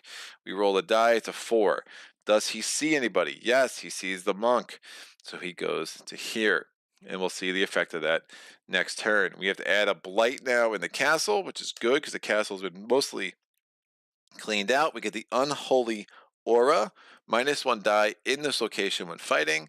That's not terrible. That's the end of that round. We now go to the next round, right? Right. I would like everyone to unexhaust their powers. So it's a pretty aggressive use of the... maybe I don't. It's going to take them a couple of turns. I could do some more searching, though. Yikes.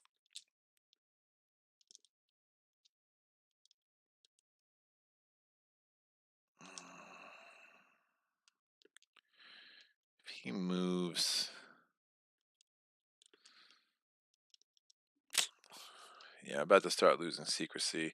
I do want to get everybody here and just take care of that. Everyone gets another power. That's really, really strong. Problem is, if I travel, I mean, the monk's going to be spotted pretty much wherever I put him. I could just put the monk there.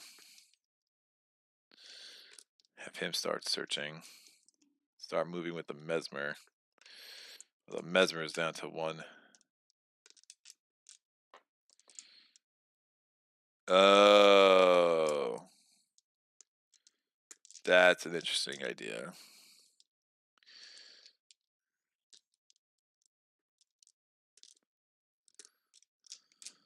Well, the tamer's got the easiest turn, so these are going to go back. I'm going to take this thing. The tamer is drawing 1 card from the event deck.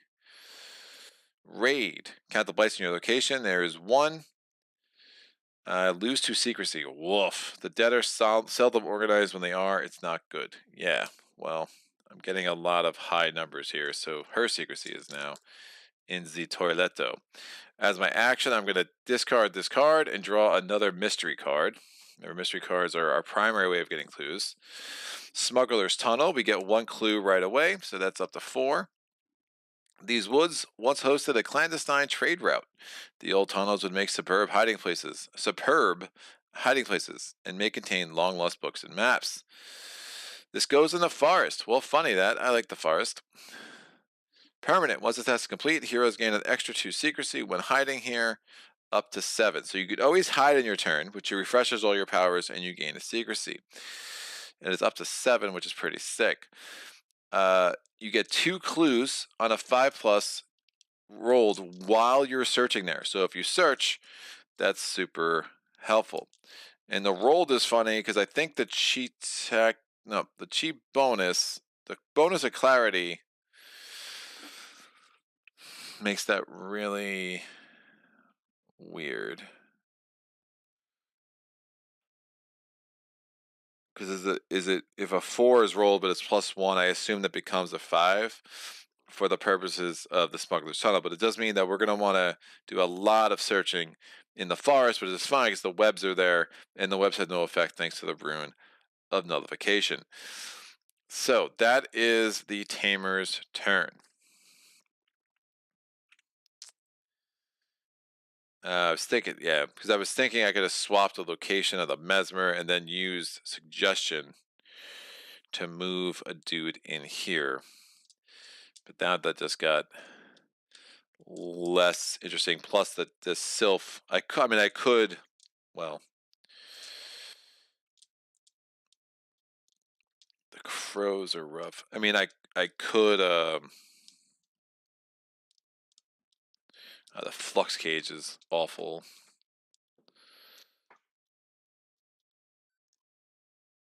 Yeah, the flux cage is really bad. I could deactivate that.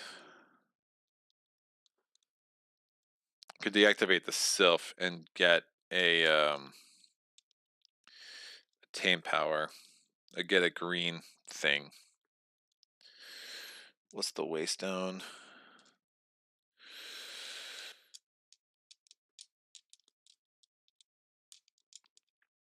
I think I use the lyre. I think I just do this the most obvious way instead of trying to get tricky with these powers.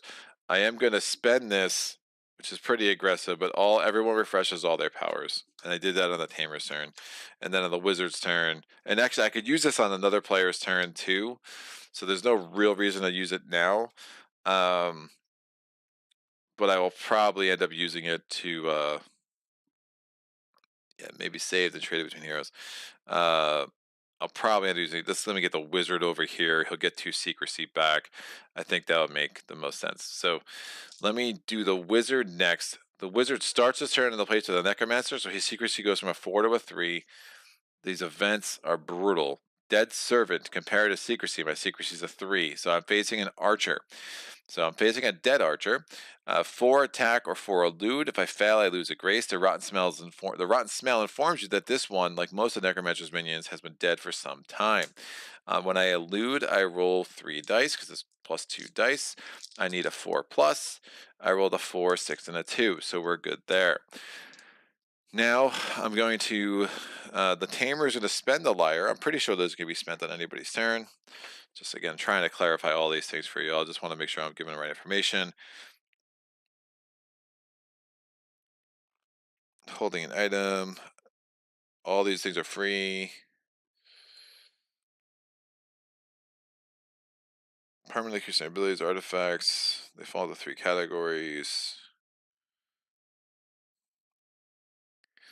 A hero can use the benefits in order to anytime. I'm assuming it's anytime.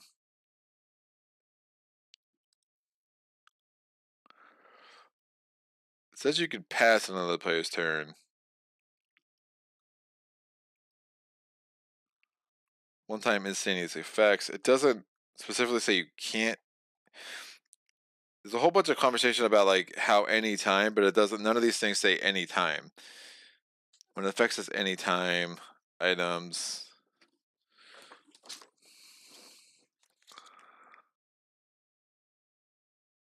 Discard. Oh yeah. Okay. The soothing lyre says discard at any time. Great. So I discarded the soothing lyre. Let's refresh everybody's things here. And then for the action for the wizard's going to do the teleport. He's going to exhaust and move directly to any location and going to get 2 secrecy on the way. So he gets to move from here to here. He gains secrecy. He's back up to 5. And that's good. So we avoided the village because when we enter the village with the flux cage, we're going to lose a secrecy upon entering. So his turn is now done. We're going to do the monk's turn. The monk's going to lose a secrecy because it's in a location with the necromancer. I think I want to get him back to the monastery. Woof. Yeah, his secrecy just went to crap. This is going to go here. We're drawing an event. Now, again, if the secrecy went down to 0, I wouldn't draw an event. Instead, I would fight the necromancer. Instead, he's getting a better idea where I am because we're in the same location, but he hasn't found me yet. So I still draw an event. A time for heroes. Excellent. Gain a spark. Don't mind if I do. Add a quest to add a marker to a quest currently in play. If there is no quest in play, draw a quest and roll a die to determine its location. The world is at a tipping point. More can happen in this hour than in a year of calm. More can happen in this hour than in a year of calm. So reading is hard. We get the weeping well. Buckets dropped into this well sometimes came back filled with tears. Figure out what has happened to dispel the fear that is slowly gripping the area. As an action, you roll 3 dice. You gain 1 success for each die that rolls a 3 plus. If you complete it, you get a Scion Stone, and a Scion Stone allows you to add it to a hero's tactic, and everybody can then use that tactic for the rest of the game. So we're going to randomly place this on the board. I rolled a 3. It also comes down to the village. Oh, how excellent. The monk doesn't want to enter where the flux cage is, so we're just going to move him over here. It's going to take a little bit of time, but eventually we'll get him to the monastery. And actually, I can cheat that a little bit in a way I think that makes some sense, because I do want to trigger this next turn and just get it done. All right, the Mesmer's going to go. The Mesmer draws an event. We get the Horde. It's a 3 compared to Secrecy. The Mesmer Secrecy is a 4.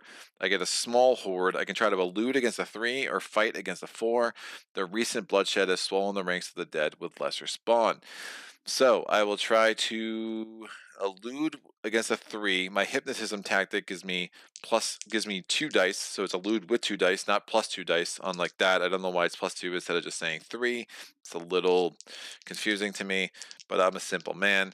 I rolled that. I got a 5 and a 6. I succeeded with that. I'm going to move the Mesmer back into the monastery because it's going to really help quicken the pace to get the monk down here. I think this makes sense. And again, we're going to camp down here and get as many clues as we possibly can. So since I moved into the monastery, that was a travel action. We get +1 secrecy up to 5. All right, all of these, the Necromancer's turn. The Necromancer is going to add to the darkness. It goes up to 4. He's going to add a timer to the Weeping Well, so that gets from 1. Again, at 5, it's going to be time over, and now he's going to roll for movement. He rolls a 2. He does not spot anybody. The monk is at a 2. The monk traveled. The monk should have gotten a thing. Or did I take a thing?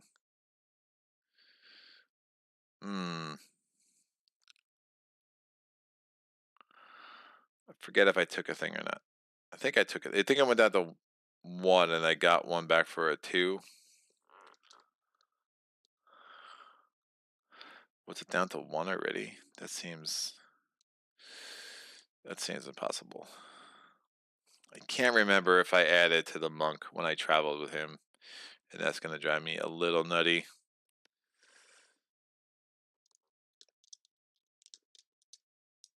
Yeah, I think it was that low because it was a 2. He easily spotted him. It went down to 1. I think it went from a 1 to 2. If it should be at a 3, someone can let me know. But he rolls a 2. He doesn't spot me, but 2 has him move back to the village, which is super not great. While he's there, he's going to add a blight. The village, we add stigma. Yikes. It's a global effect. It's really bad. Our default graces are now 2 less. I think this affects healing.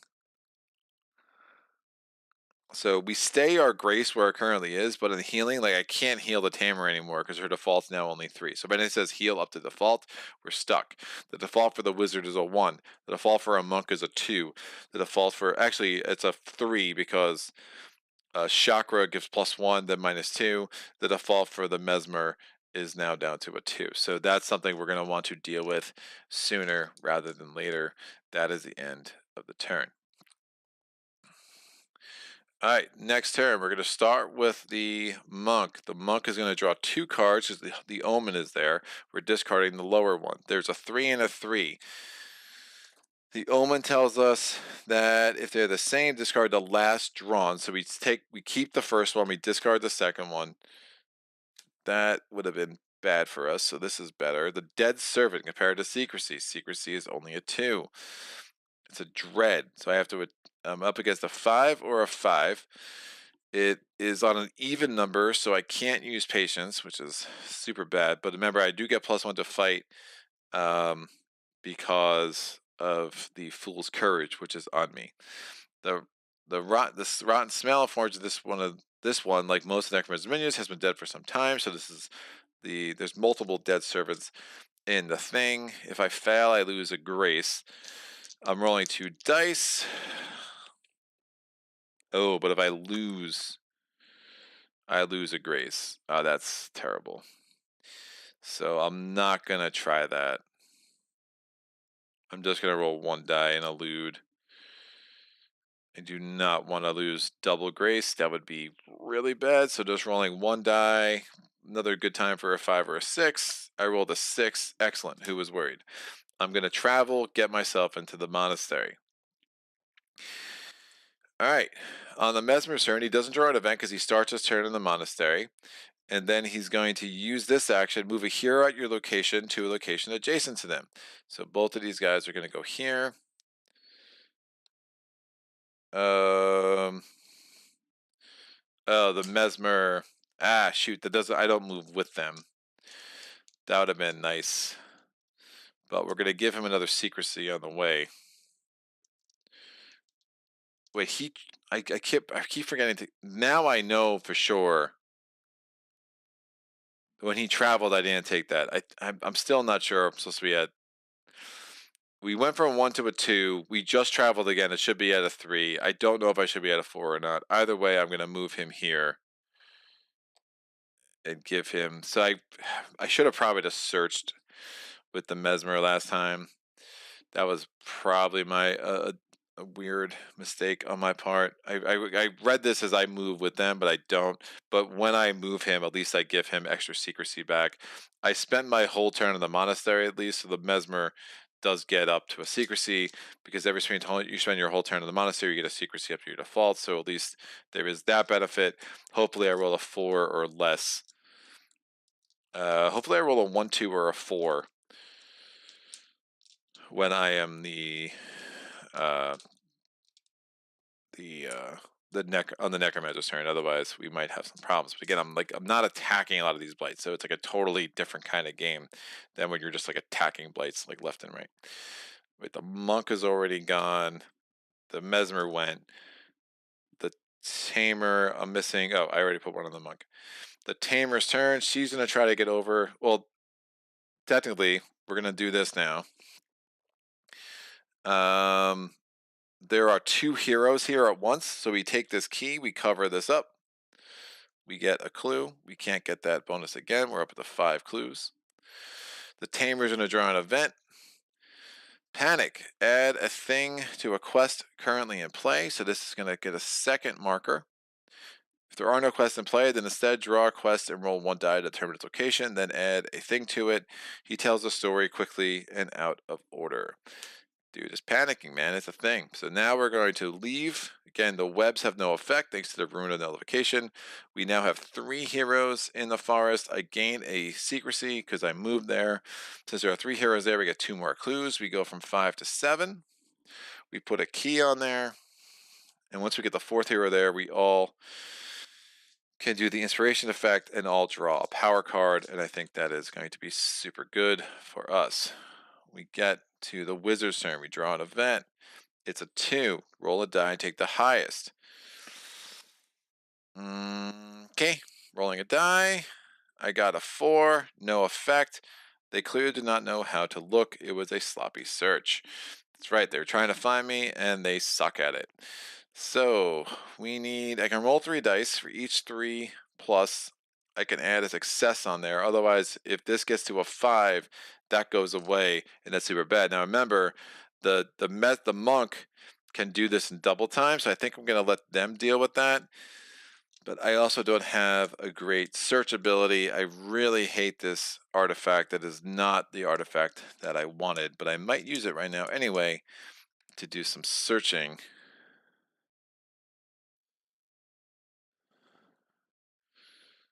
Keys can only be used once.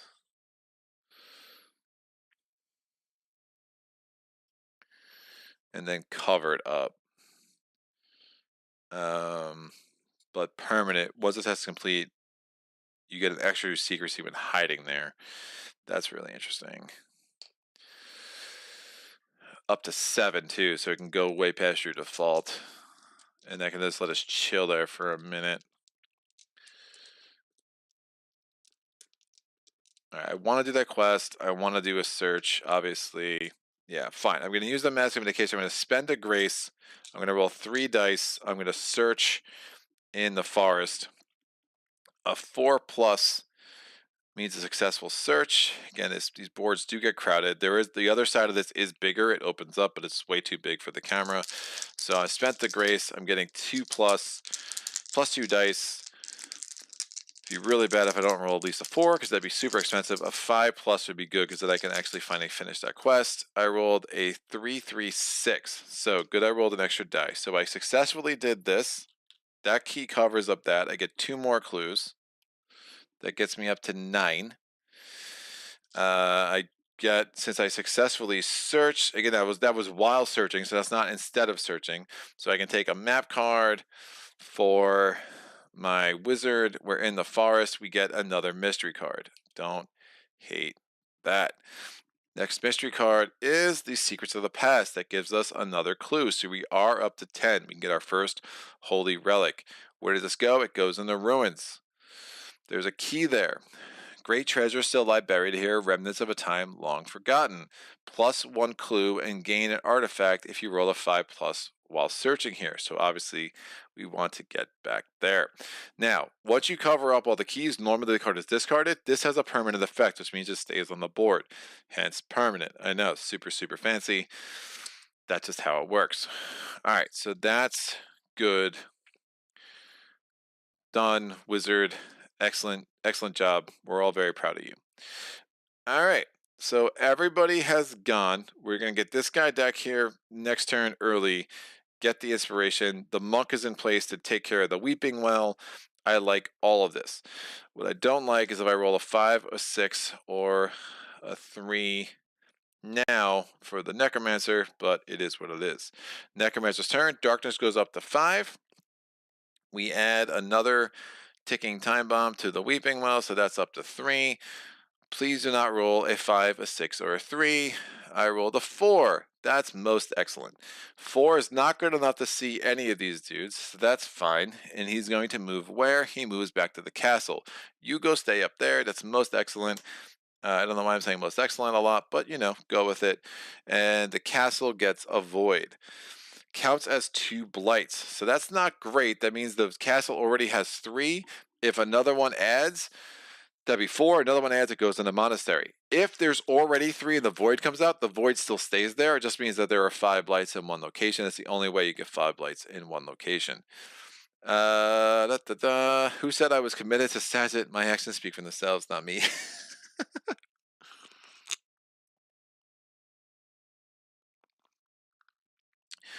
I have frozen on my end, I just noticed, so I am not seeing this in real time. If people can just confirm that the audio is still good for you, I will continue. This happens once in a while. It does seem like it's still good. I'm looking at on you. I'm looking at my beautiful face on YouTube right now. So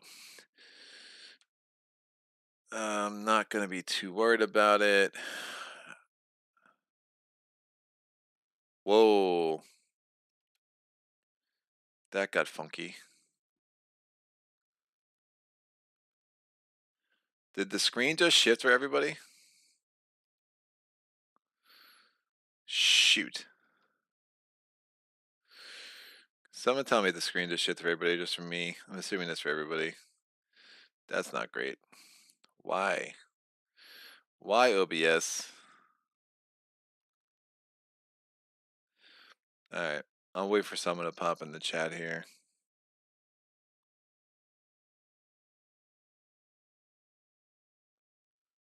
The game or area is suddenly only half the screen and it's half black. Yeah.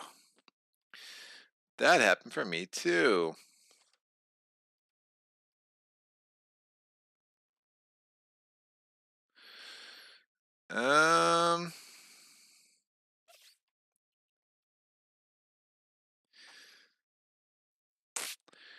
I don't know how to fix that.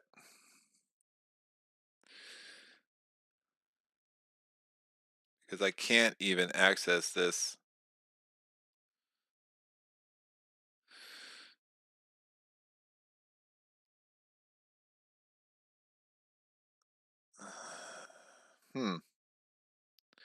Well, that's interesting. Yeah, I'm totally frozen. So I can't even manipulate it. I can't even manipulate it.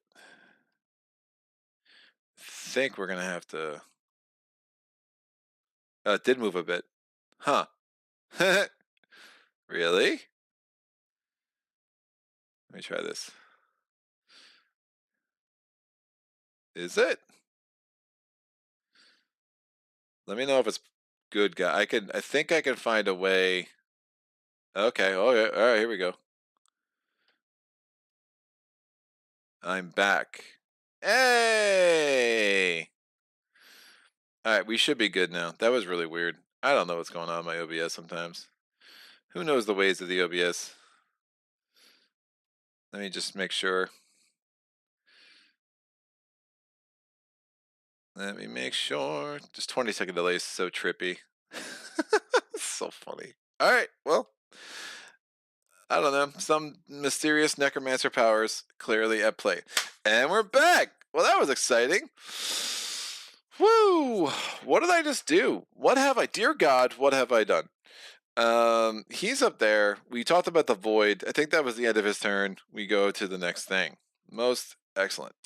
We have 10 clues too. Well, you know what that means, people? We can start gathering some relics. And while we're that close to the monastery, so each hero can only carry one holy relic at a time, and then once you're in the monastery, you can just drop them off like they're nothing. Like they are nothing. Woo! I spent a lot of my sparks. Thank you, Phillip, for giving me 3 sparks. You are the man. All right, the Mesmer's feeling. He's feeling frisky, is what he's feeling. I'm not the Mesmer. They're all feeling frisky. The monk is feeling frisky, but the Mesmer needs to get there. So we'll do the Mesmer first. He starts in the monastery. He doesn't pull an event. He comes here. All 4 of us are here. We put another key on this. This goes away. And now, inspiration. Inspiration means we all draw 1 card from our deck. So the Mesmer gets another card. It is Child's Wonder. I will look at the compendium to make sure we're doing this right. There are so many freaking powers, kids. This it makes this game amazing. Like it's just an incredible, epic design in a way I love. But it's just almost too much for me to justify keeping it, right? Because like I'm just not playing it enough to really nail all of this down. But Child's Wonder does not. Oh, it is a delusion, just like Fool's Courage. I can activate on the hero in my location or deactivate. I may use a Mesmer power as a free action. +1 die when searching, but lose a secrecy for each search die that comes up a 1. But wow, that is a very cool power to get. I will definitely be putting that on somebody next turn. So I dig that. So, well, yeah, we'll just have to make this. It's going to be crowded, but we'll make it work. The monk gets redirect. That was one of my starter cards, so I don't think it's going to be that game breaking. Redirect. This card affects a single blight if activated without chi, or all blights locations activated using chi. In both cases, activating it requires an action. Its duration is the same. Activate a blight in your location, or activate in your location. Target blight or blights in target location have no effects. So it's just like a directed null rune of nullification. That's super awesome. That actually is better than I expected. I forgot. I actually used that card yesterday and just forgot how cool it was. So that's that. That's there. That's that. I'm speaking nonsense. The Tame Boar, another starter card. Lots of starter cards. Okay, fine. Activate. Draw 4 map cards, discard 2, put the others back in any order. Pounce +3 dice. Remember, I can use Stalk to use a pounce effect, and then Trick +1 die on all rolls for the rest of this turn. Interesting. I should definitely want to activate that.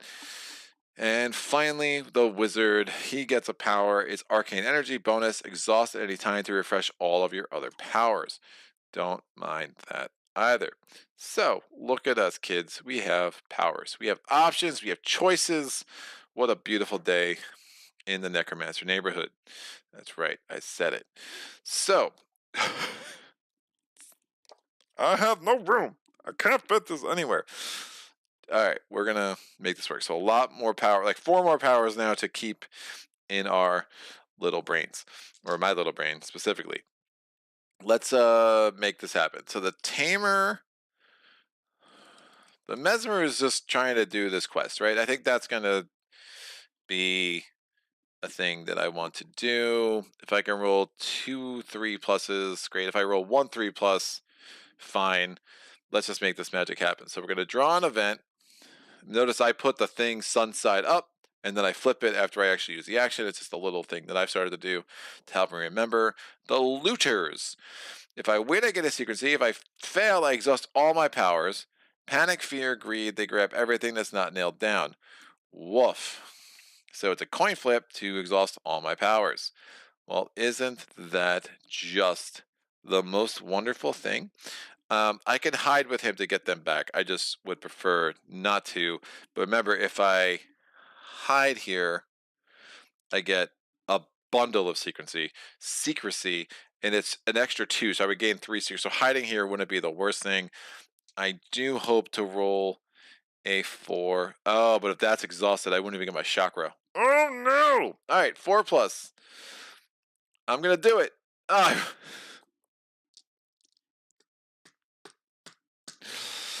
I exhaust all my powers. Oh, that's so stupid. All right, so clearly we're hiding.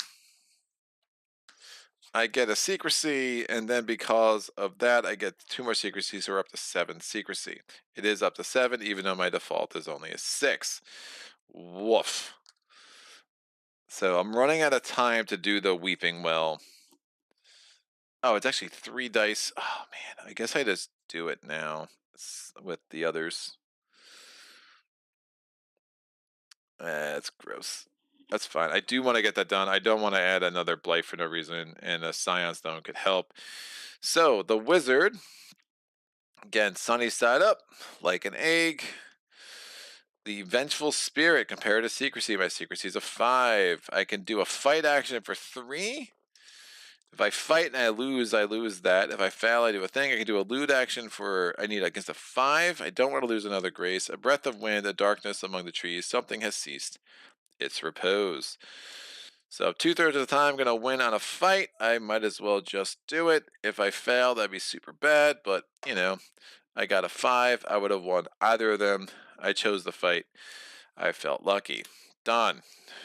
We're now going to do this action on the weeping well. I roll 3 dice. I'm going to roll a 4th die. I really just want to get this done. This is my action. So I roll 3 dice because it tells me to. I spent the spark to roll the 4th. I would like at least 3 3s, please. I got a 3 and a 6. That gives me 2 successes on this. So I'll just use another die to mark successes. That's going to go there. And that's my turn. The tamer is going to go. We put this here. We draw a card. The jinx, it's a 6. Spend a grace or turn all dice you roll into 1s for the rest of this turn. Your bag rips, a branch catches your belt, the horse loses its shoe. Something is wrong. Well, I'm spending the grace because it's just what I have to do. Because I'm going to try to get this done now. So I'm spending my action, rolling 3 dice. I just need 1 3. I don't think I knocked anything over there. I got a 2, a 3, and a 5. That successfully gets the 3rd success on that. So this goes away. This stays. We already did that. This goes away. And we completed this quest. We get a Scion Stone for the Tamer. And she will freely give this to the Mesmer. And the Mesmer is going to put on the Hypnotism. We can all elude with 2 dice. Alright, the Scion Stone just gives us all access to that. Place on one of your powers during your turn. Oh, it has to be. I can only place it during the Mesmer's turn, but I can trade it freely. All heroes may use tactic effects from that card. It's for theirs. May not be moved after being placed on the power, but that's the best tactic to put it on from what I can see. Alright, we do have 10 clues. Blights are going to start becoming more and more of a problem as we go. The default grace is an issue.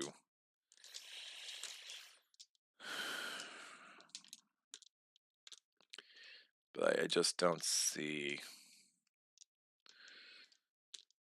I don't see another way to force the issue on here.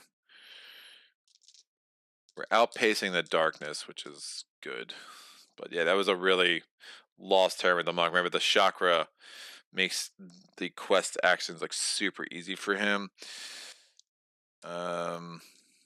The secrets of the past will be good to get to. I could do some cool things with the mesmer next turn too. All right, that's fine. So we're gonna go to the next turn, or to the Necromancer's turn. The Necromancer is going to add 1 to the darkness, so that goes up to a 6, so it's back to an even number, which again still matters for patience. We're going to roll a die for movement. It's a 5. The 5 does see the tamer, so it's going to go the shortest path toward the tamer, which is clearly there. That's a little unfortunate. Otherwise, it would have moved. Well, it was moving there either way because of the 5. It would have moved toward the village. We're going to draw a blight. This is going to be the 4th blight on the village, and the village gets some spies. Spies are super annoying. At the end of each turn that you end there, you will lose a secrecy. There are 5 to defeat. If you try to defeat them and you fail, you lose a secrecy. On top of the secrecy, you would lose for fighting a blight. There were no quests to add timers to, so that didn't thing. And you're back. Try switch to the screen at back. Says Jester fixed it. Cool. Cool. All right, let's make this happen, kids. We are going to go to another set of turns. So I'm going to take these off. The Mesmer is going to draw a event. Urgent Plea 5. Draw a quest and roll 1 die to determine its location. Then add a timer to it. The tears stream down her face as she tells the tale. Another quest. So it has only 3 rounds to get this done. It starts with 1, so we're down to 2. We have to roll to see where it goes. I rolled a 2, so it goes in the ruins. If we complete, we get a skill token, which can be very, very helpful. Exhaust 1 of your powers to gain a success. During your action phase in this location, you may do this repeatedly, so that's going to be very easy for the monk, and it's not an action to do, so we'll be able to take care of that this turn for sure. All right, I'm going to place this on the hypnotism. It's on my turn, so we can all allude with 2 dice. That could be super helpful. This should have a 1 on it, so I'll put that there. We're going to activate Child's Wonder. Who's doing my searching? Is it really just the monk again? Probably. Great. We're going to activate this on the monk. The monk just has all my powers, dude. This is what it is. So activate this on the hero, my location. You may use a mesmer power as a free action. +1 die when searching, but lose a secrecy for each search result die that comes up a 1. Suggestion. Now I can do this. This is the mesmer power I'm going to use for free. Move a hero at your location to a location adjacent to them.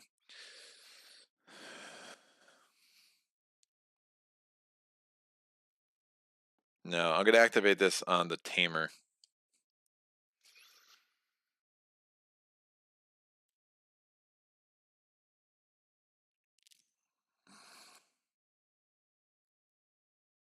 Wow. She's going to take a little bit to get together, isn't she? I'm going to activate that on the tamer. Then I'm going to move the tamer over here. So the tamer has not taken her turn yet. So we activated Child's Wonder, and then we activated that on the tamer instead of the monk. Excellent. That was the mesmer's turn. What is the wizard doing? The wizard, man, everyone is going to die because of stigma. This is how this is going to go.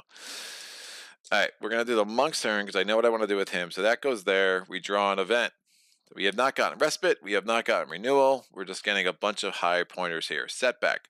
Count the blights in your location. There are 2. Spend the spark or lose a grace. I will spend the spark. You failed again. It always goes wrong. And every day the sky is a little darker. Why even try? Good questions, kids. So I'm going to move with the monk. He moves over here.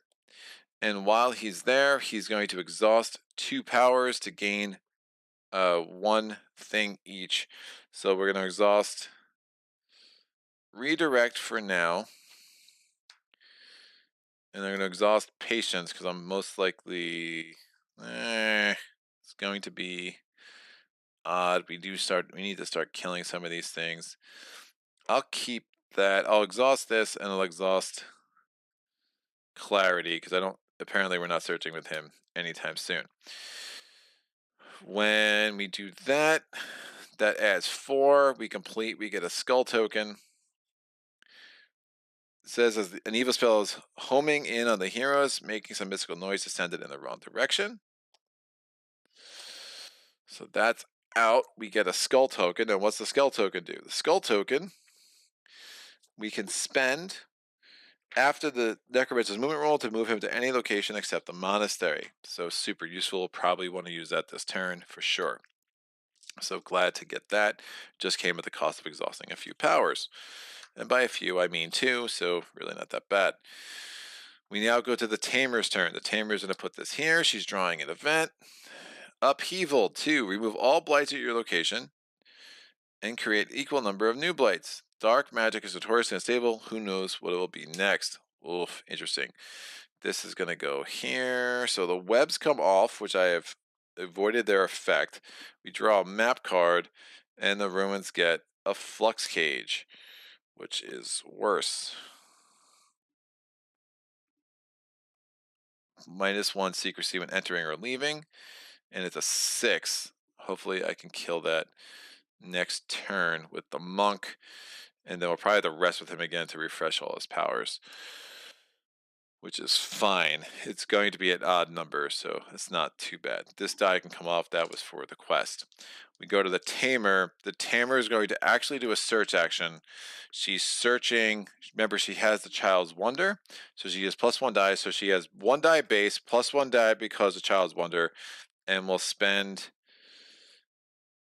the...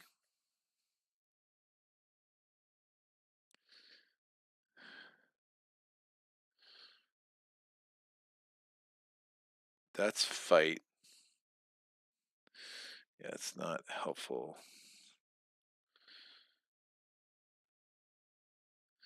This is all for fight. The +3 dice. And this is an active. I can deactivate that. Yeah, I have +1 die. I'm gonna use a spark. I'm rolling 3 dice. If I get a 5+, I get that plus an artifact.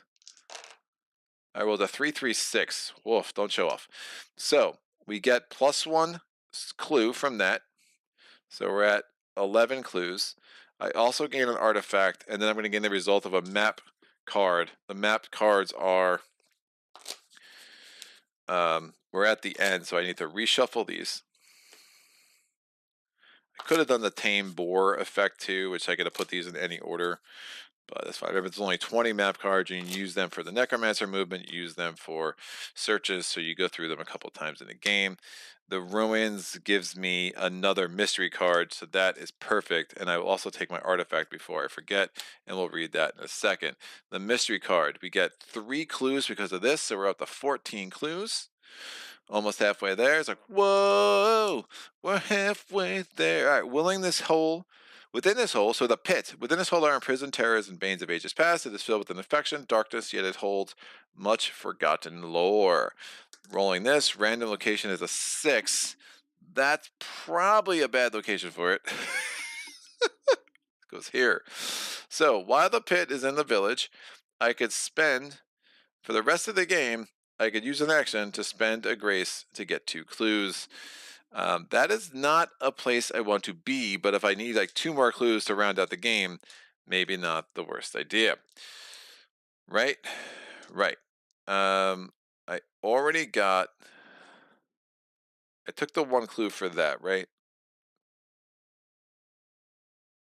Yeah, I took the 1 clue, and then I got 3 more clues, and then that let me draw a mystery. It's all very exciting. All right, so I'm pretty sure, I think I was at 10 exactly, and I got the 1 plus the 3. If I was supposed to get 1 more clue, somebody can let me know, but I'm pretty sure I took it. So that's out, because it's filled up. So now the Fellowship Band. Exhaust on your turn to swap locations with another hero. You can feel your friend's presence even every over your shoulder, just beyond your vision, only a heartbeat away. Now remember, this is an item and a power, so when you would refresh, if you use it and exhaust it, when you refresh powers, you would also refresh the Fellowship Band.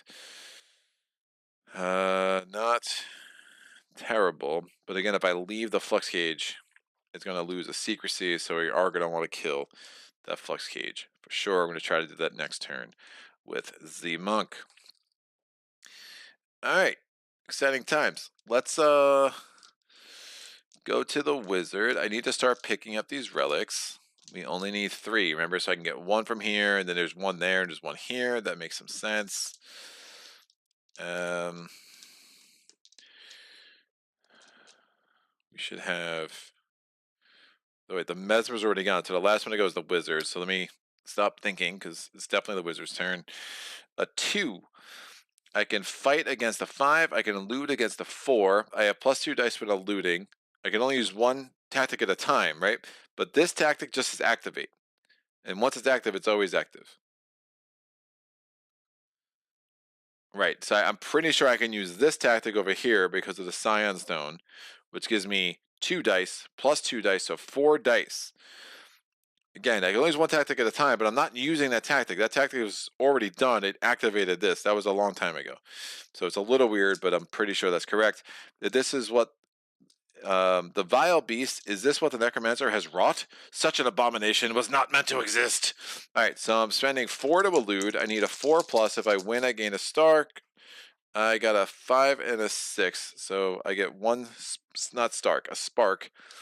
There we go. That's good. I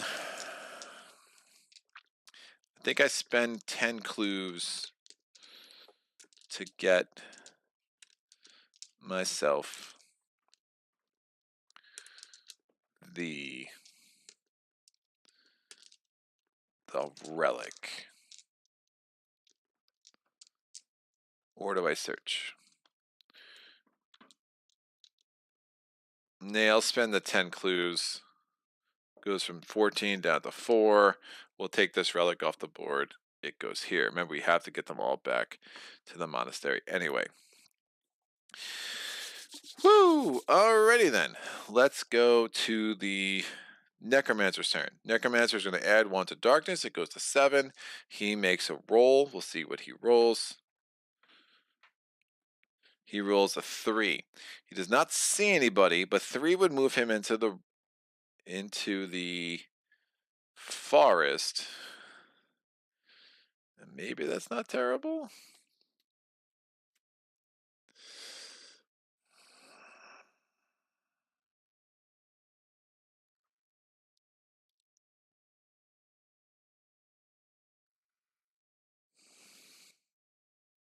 Now, once a round, I could use the Holy Relic for a +1 in combat, so it's something to remember.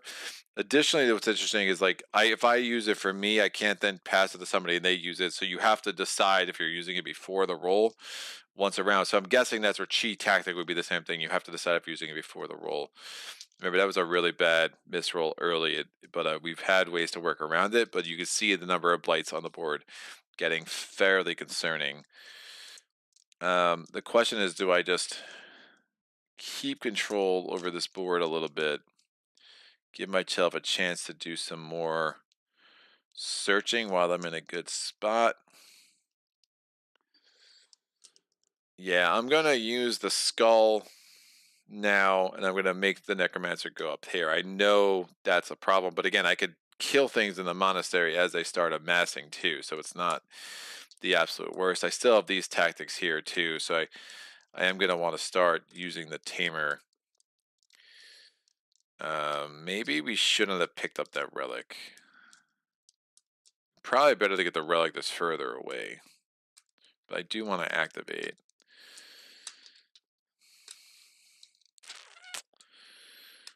It's tempting. No, there's nothing else I really want to do with the wizard. I'm hoping I can get 6 more clues and we'll grab this. And I have teleportation with the wizard, so if he goes back to the monastery and then can teleport wherever the heck he wants, that will also make some sense. All right, so that's that. We add another blight into the castle. The castle gets a dark fog, +2 search difficulty. Now there's the enigma, which is +1 search difficulty everywhere, which is awful. That's blue and not red, so that's only a local effect, as opposed to enigma, which is red, which would be a global effect, which is un problemo effect. Or how the wizard, the problem, it's the problem effect, oui. It is not good. I don't know why I made the wizard French. He just looks French to me. It's a thing. For no reason at all. Just, some French person like, why does he look French? What are you saying? I'm like, I don't know. I never know what I'm saying. Just my mouth opens and things start spewing out. All right, let's make this happen, kids. I am going to... The wizard, I think, should get this relic back home. And honestly, we're probably going to start getting blights in the monastery. So someone that could just start fighting off badness. Maybe we could do searches. Man, if I could... I can make him search, take another hit to his health. Then he goes home, he can pray. Swap locations with 2 heroes, with the tamer. The fellowship band is wild.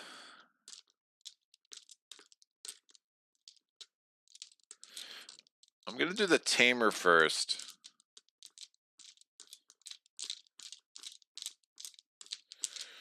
And get some control over searching, I think. So tamer, vent, mind leech compared to secrecy. My secrecy is a 4. I have a mature mind leech. If I fail, I exhaust a power. Your thoughts grow sluggish. Your mind wanders. By the time you realize it's an attack, it's nearly on top of you. I can elude with 2 dice thanks to hypnotism. Yeah, I think I want all these active, and I can stack things, pounce effects.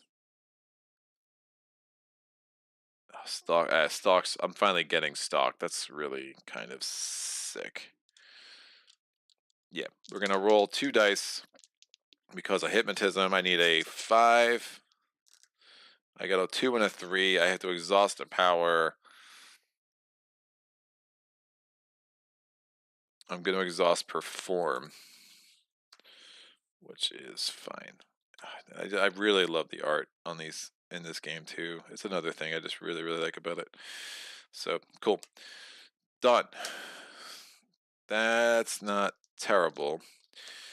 I'm going to spend an action to activate Tame Boar. Let's tame some animals here. So, bam. So I think it's all my activate tokens. There are 6 things active. There's a lot. It's a lot to remember right now. We're going to look at the top 4 map cards, discard 2, and put the others back in any order. I'm going to be searching with the monk next, and then searching with Mesmer probably. I did put the +1 on her, but that's still fine. Yeah. If I search with a monk, and then I can fight that off with the tamer, and then I get a search result if I roll a 6, that's also pretty sick. So I'll probably just, let me do it this way. The ruins, +3 clues, artifact, thing. So +3 clues for the ruins, and then for the forest, a mystery card. Great. Go monk next. Hopefully he successfully searches. Who's more likely to do this? Definitely. Oh, I exhausted his monk power. Damn it. I exhausted his search powers. What's the forest? Forest. Yeah, that was dumb. I made a mistake. I should not have exhausted his search powers, but that is way too much to retcon.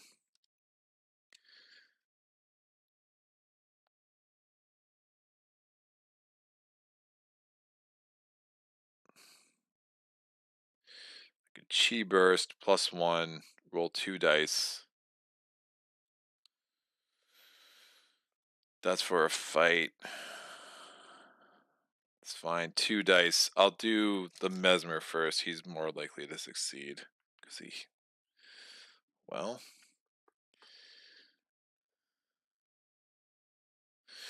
I don't remember when I rolled this. I don't think I rolled a 1 with the tamer. I'm pretty sure it wasn't a 1. If I do have to make sure I remember when she's searching. If she rolls a 1, it means she loses the secrecy. So if I did roll a 1, I humbly apologize. I hope you can find it in you to forgive me. These two are discarded. These two will go back on top of the deck. All right, that's done. Mesmer's turn. He's going to draw an event. Dilemma, draw a quest, roll a die to determine its location, then draw another quest, roll 1 die to determine its location. Sometimes it seems as if the Necromancer were everywhere. Everywhere, all at once. Everything, everywhere, all at once. I don't know, something like that. Dilemma, so we're drawing 2 quest cards. We're rolling a die to determine the first location. The first location is going to be a 2 that is in the ruins, and, well, the monk's there, so that's not terrible. Masquerade. Spend a thing that's not an action, do this repeatedly, -1 blight. That's excellent. It's an excellent card for where the monk is. Because remember, once he gets 1, he gets 2, thanks to Chakra, which is amazing. A loose alliance of masked bandits are marauding the area, infiltrate their ranks, and expose them to restore sanity to the region. The next quest is a 4. That's going to go into the castle.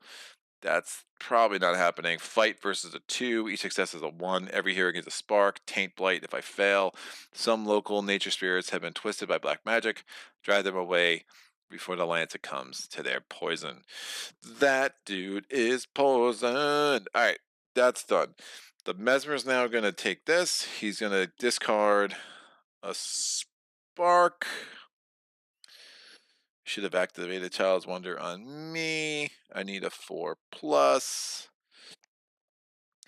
I really want to succeed at this. Maybe I spend 2 sparks. So many thoughts. Well, I have the wizard backing me up if I fail. So 2 dice. I need 1 4 or higher because we're searching in the forest.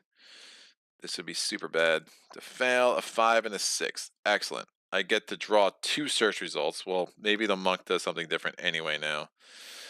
That's fine. 2 search results. The 3 clues I don't think are as important as getting this mystery card. I'm taking the mystery card. And it gives us 1 clue right away. It gets us up to 5. It goes into the monastery. And roll +1 clue if you roll a 6 by playing there. Permanent. Once this test is complete, heroes may move to the monastery instead of taking... Ooh, a damage. Salvation. There are powers other than the darkness in the world. Perhaps a mighty prayer could awaken some of them. That's pretty excellent. It's a lot of mystery cards. More than I usually get in this game, and I don't hate that. Again, that key can only be gotten once. We're going to go to the monk's turn. Monk's going to draw an event. Twilight, it's a 5. Compared to darkness, the darkness is only a 7. Exhaust a power or lose a secrecy. I don't want to exhaust a power. I will lose a secrecy. We go from 7 to 6. Remember, we got it to 7 thanks to that permanent effect over here. The monk is going to on his turn, spend a secrecy to gain 2 because of chakra. Oh, don't do that in that order. Sorry. We want to leave that at a 7 right now. I'm going to do a chi power to get the chi tactic. So I'm rolling 3 dice because it's odd and +1 to my highest die. I need a 6 to kill this dude. +1 die because of Fool's Courage. So I just need 1 5 or 6 with 4 dice because I'm getting +1 to my highest die. This should work. I rolled a 1 1 4 6. Excellent. So we kill this. I lose a secrecy because I attacked a blight. I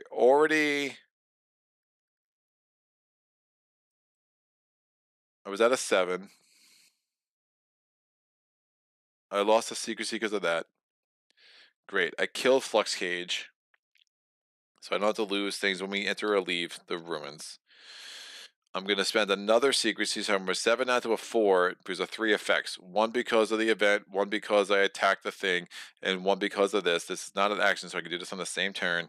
-1 darkness. This goes down to 6. All right, that's fine, because I only had to lose 1 secrecy, and it gets 2 success because chakra is still good, so we are going to want to rest and get all of our powers back as the monk. So if I had failed, it would have been bad, because I would have lost a grace, because Fool's Courage is active on me. Quest card out. That one's going to be hard. Getting extra sparks could be nice, but we'll deal with that then. The Wizard's the last to go. Don't forget about the Wizard. The Wizard's going to draw an event. It's a 3, Test of Faith, compared to Secrecy. My Secrecy is a 5. I lose a Secrecy, bam, and gain another Spark, bam. That's fine.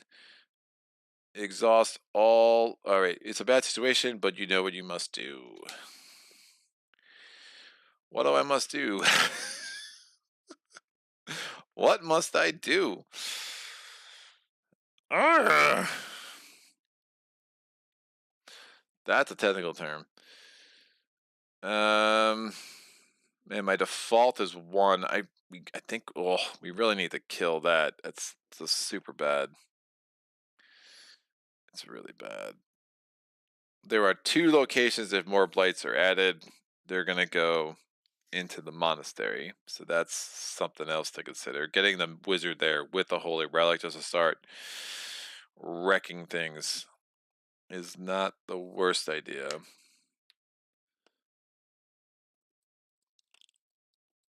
The swamp and the mountains would both be great locations for the Wizard, the Necromancer, to start moving to.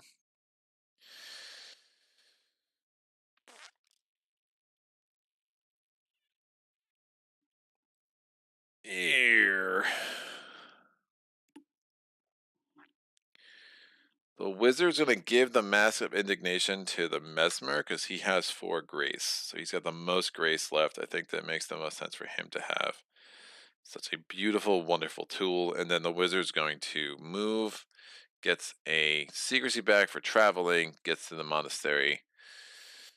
And he's going to hold on to the Holy Relic for now. We might need it to start defeating blights as they pop up in the monastery, because it is only a matter of time. Again, counting blights, there's only 1 there. There's 4 there, because the void counts as 2. There's only 1 there. There's 0 here. There's 2 here, but both of them are negated and have no effects because of the rune of nullification.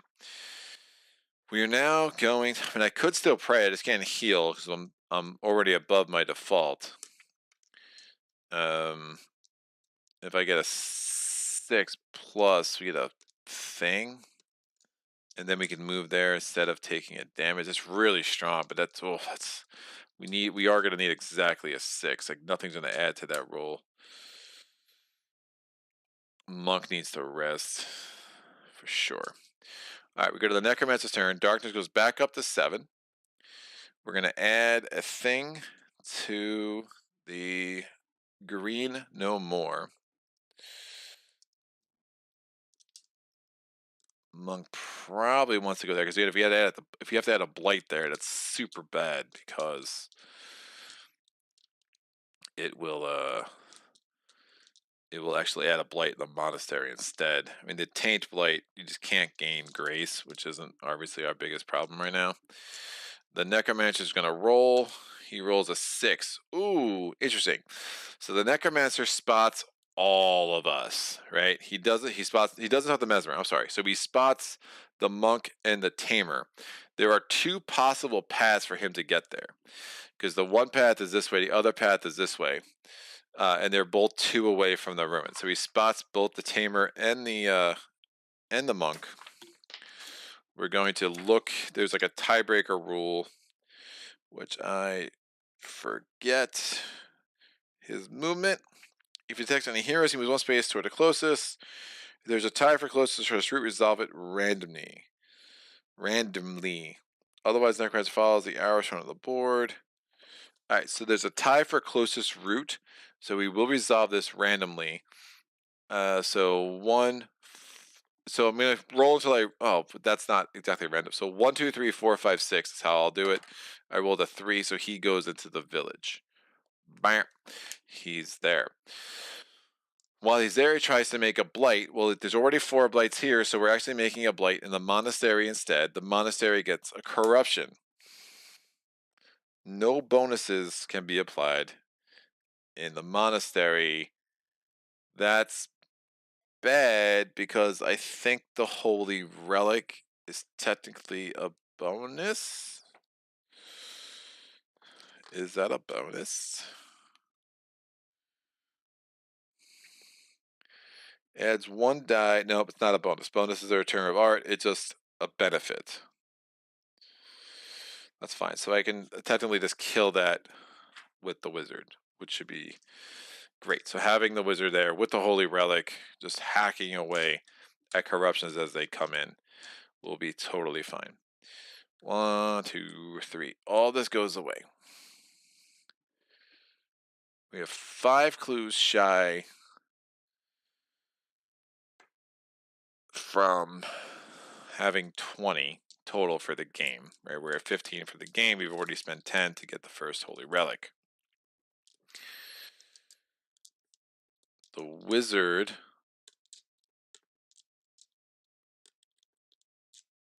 kind of sucks at fighting.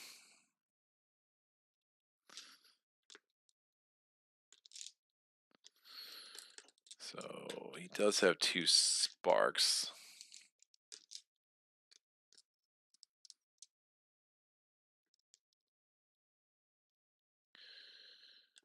Can't search in the monastery. I have a lot of good fighting things.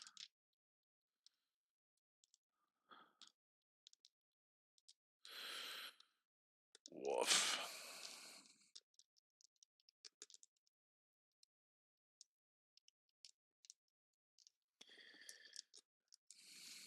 We just need a 4+. But if I try to fight, I fail. It's bad.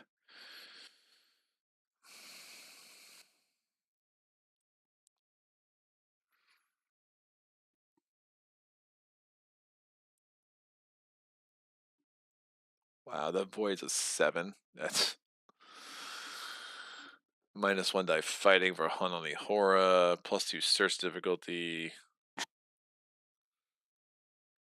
Lose a turn if you fight and fail. Woof. Yeah, the tamer needs to get up to the castle. It's pretty much how this is gonna work. Could pray. When you pray, you roll 2 dice. If I roll a 6, we get a clue.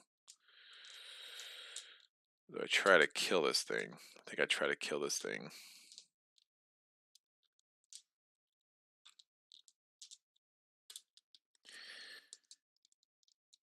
Yeah, the wizard is like feeling like fairly useless.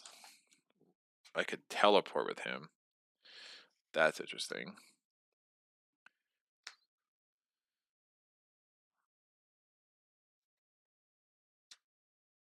And then get up there.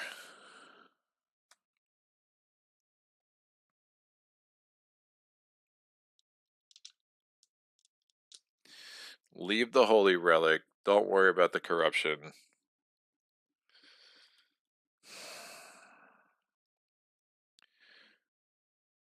Switch someone else into there. If I fight and I fail, I exhaust all powers. Alright, we're gonna get the wizard up into the castle. Unless I just keep doing this pray thing until I roll a 6.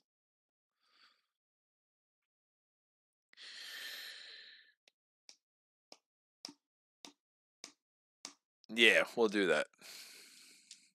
Oh man, but I mean I'm literally chasing a 6 and only a 6. A 6+. Why would I get a 6+? I don't know how I would add to my roll.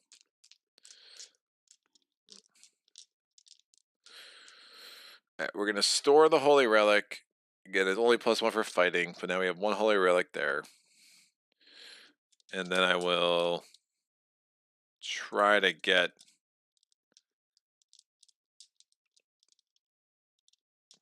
it's 2 dice. It seems like such a waste. I'm gonna use arcane energy to exhaust that to refresh this. And then we exhaust this to move here. That will make some sense. We're going to do the Tamer's turn. So I'm just leaving that one corruption there, which is a little scary because again, it gets the 5, we're dead. Tamer's turn, we're going to draw an event. It's a vile beast. I can elude against the 5, fight against the 5, elude against the 4. I'm going to use hypnotism. I'm eluding with 2 dice. I failed. I lose a grace, so I'm down to 1, which is super awesome. So it's another vile beast. I'm now going to exhaust the fellowship band to exhaust the swap locations with another hero. So I'm going to go here. We're going to send the wizard down here. I'm now going to fight against the unholy aura. When I fight, I'm going to use my pounce tactics. So I'm fighting with 1 less die. So I'm fighting with 1. The minimum is always 1. So fight with 1 die, whatever. But I'm adding 3 dice because of the tame boar. And I'm also activating the tame sylph. So I'm adding 1 more dice. So I have 4 dice. Because it was 1 die plus 4, but I lose 1. So 4 dice. If I roll a 6, I also draw a search result. So 4 dice. These are inactive. And I'm fighting against that. I'm going to lose a secrecy because I'm fighting a blight. I did not roll a 6, which is super awesome. So I don't get a search result, but I did get a 5 and a 4, so we've killed this. This unholy aura can come back here, and now none of these are active again, but this, again, when I reactivate, I can swap stuff, which will be super important. I'm also here, I can take care of that, hopefully. Right, that was added last turn by the doubles. Yeah, we added the 1 there on the Necromancer's turn, which makes sense. All right, Tamer's done, and is not much health left. We go to the Mesmer's turn. Tamer is super vulnerable.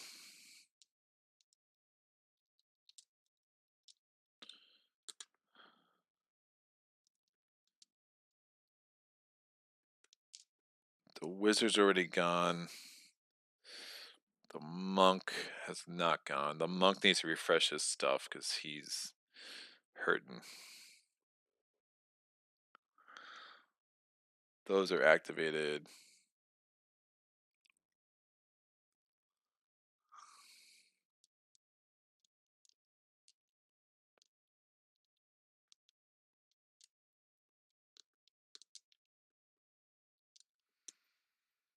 Hmm.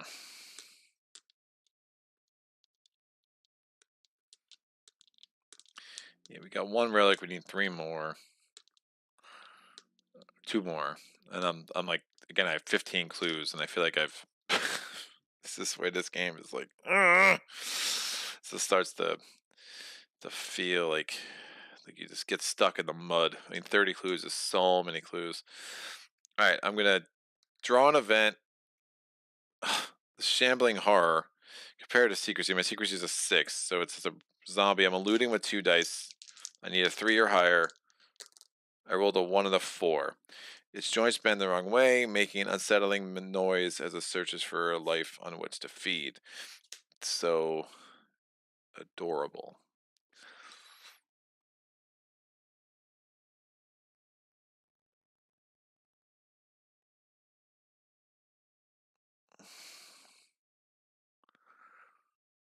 I'm tempted to search here while I'm here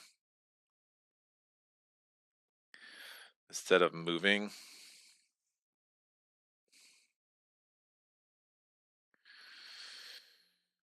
I do want another mystery card somewhere.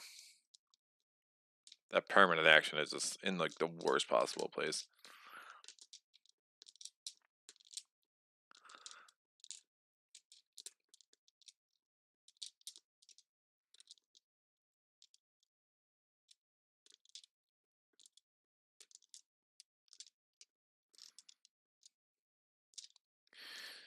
Yeah, I get the wizard in the ruins.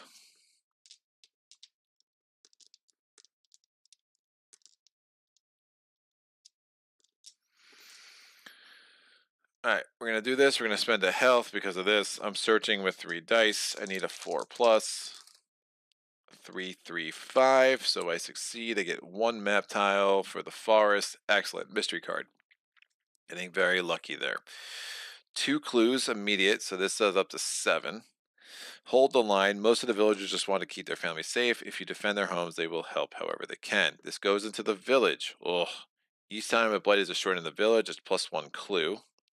That's permanent. So there's a bunch of permanent actions there, but yeah, don't love the idea of chilling there. Again, it's -1 secrecy every turn, -1 secrecy for entering. But I mean, at some point, it's gonna make some sense. We could just go. We can go try to go ham on the village, and it's yeah. I probably shouldn't be using that acronym, but that's fine. The monk's gonna draw a card. Wow, these events have been really, really crispy.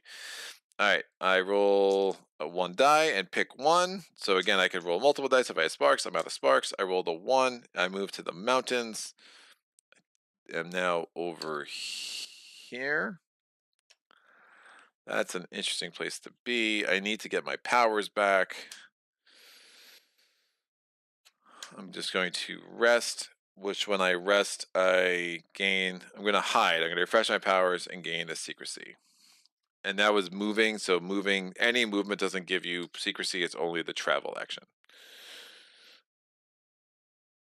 Busy, busy stuff, says the jester, getting into the thick of it. Jean Pierre says, I like your French accent. It's fantastic, man. I've been practicing it for years. I was actually supposed to have a Scottish accent in a play back when I was in college. And yeah, that sucker definitely sounded more Jamaican by anybody who has ears. So yeah, accents are not my forte. All right. Let's make this happen. We're going to go to the Necromancer's turn. The Necromancer is going to add another thing over to here. So it's up to 2. And hey, we have some omens in place. So that's going to be interesting. He is going to now add 1 to darkness. I knew I was forgetting something else. So that's up to 8. So fighting is going to be harder. Did I forget to add 1 to darkness last turn? No, I didn't. I killed and then I went down because right, so it's back to 7. So yeah, the monk's not going to be very useful in fighting next turn. The necromancer is doing a roll. It's a 4. He spies the tamer, and that's a little unfortunate because I was trying to finish that off. Okay. To figure out what I want to do about that. So he's there. He creates a new blight map card.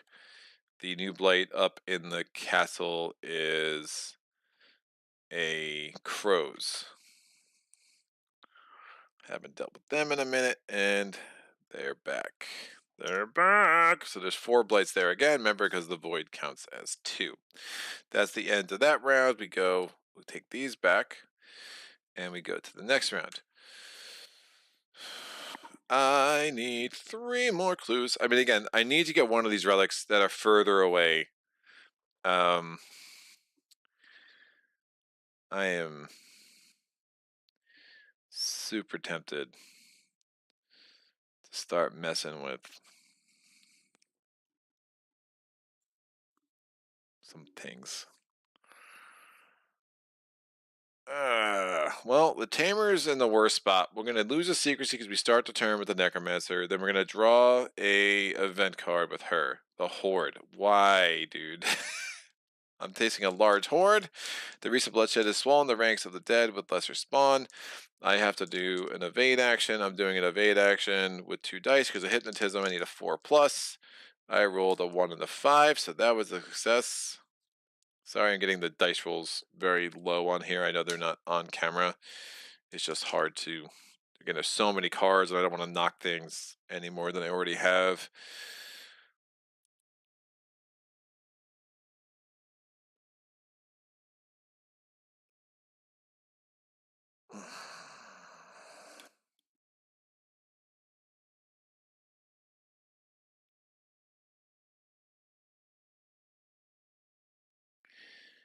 Yeah, I think I used the monks over there.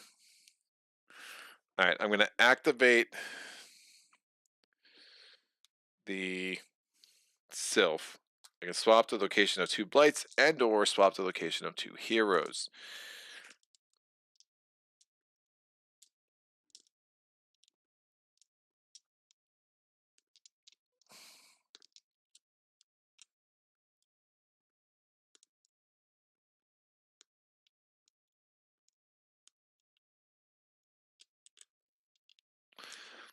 I think we get rid of the nasty blights in the center.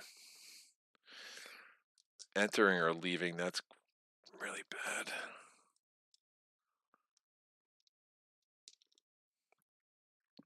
I'm going to swap this. He can afford it. We'll do this and this. Because I'm gonna need to start doing those. It's just too many clues just lying out there. And then I'm gonna swap the location of the tamer and the monk, which is, I know, weird for the monk, but he's got such an easier path to getting that done that I just don't want to mess that up.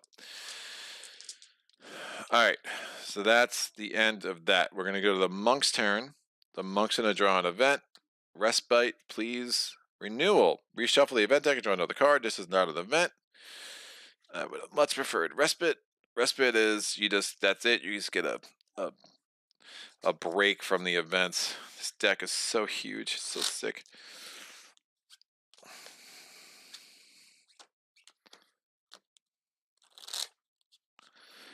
There are so many cards. There's 1 renewal, there's 1 respite. I wouldn't mind another quest, I guess. It's renewal. Reshuffle. That's freaking impossible that I shuffle that sucker right back to the top. Woof.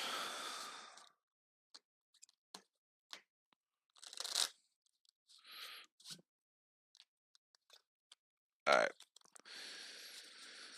Let's see what it is now, kids. And renewal. No. Spend a grace or exhaust all your powers. That's for the monk. Woof. Spending a grace. Obviously. Everything is white, then everything is pain, then everything is black. I also lost the secrecy because I started my turn where the Necromancer is. I'm going to fight because I have Fool's Courage. I can fight with 2. I just need 1, 2, or higher. So anything but Snake Eyes. I'm fighting against a 2. And the thing that made me have 1 less fight is gone. So fighting against a 2. I rolled a 3 and a 1, so made it a little closer than it should have been. But that puts 1 on there because of Chakra. Puts 2 on there, so this is out. Again, it prevents blights, extra blights from being added, right? So it's pretty helpful, and everyone gets a spark as the reward for that. So that could also be helpful. End of my turn, I have to deal with the crows. The crows have an elude of a 4. I can use the hypnotism for an elude of a 2. If I fail this, I'm losing 2 secrecy, which makes me a little sad, but it is what it is. So I just need 1 die to be a 4 or higher. I rolled a 2 or a 3, so that's super awesome. Since I failed that test, I lose 2 secrecy, so down to a 2. Probably going to continue to get punished by the Necromancer being there. Oh, the joys. Alright, well, that didn't go as well as planned, but, we made some things happen. Oh, we're probably adding more blights there. Woof.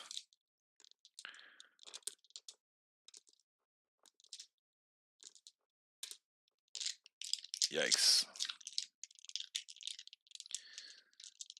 Yeah, because he's going to be stuck there now. So the Necromancer isn't going to leave. And if the Necromancer doesn't leave, there's already 4 blights there, so another blight in the monastery is almost guaranteed. Woof. Okay. Okay. The wizard, what you doing? We're going to try to do some searching with the wizard. So event, it's a dark champion compared to darkness. The darkness is an 8. It's a ghoul. I can elude against a 3. A mountain of metal and darkness. It bears down on you with hatred that only the dead can muster. So I'm rolling 2 dice because of hypnotism. Nope, actually 2 dice. Only 4 dice because of hypnotism and invisibility. Again, that's a tactic. This is not in a tactic state anymore because this is already active. So I need a 3 plus. There we go. 4, 5, and a 6. Don't show off. Jean-Pierre says, I follow you since almost 4 months, and I just subscribed to your Patreon. Oh, thank you. Awesome playthrough, man. Especially the Dawn of the Zeds one's my favorite game. No, I appreciate the support of the channel. Cool. I'll start doing other accents in the future. Maybe it'll get me more patrons. Probably not. I might lose me patrons. is the more likely result, is my guess. We're going to do the wizard's action. He's searching. I'm going to spend 2, and I'm rolling 3 dice. I'm searching in the ruins. I would like to get 3 more clues, because then I can get that relic and get it back home and call it a day. And then we just need 10 more clues. Wow. I rolled a 1, 3, 3.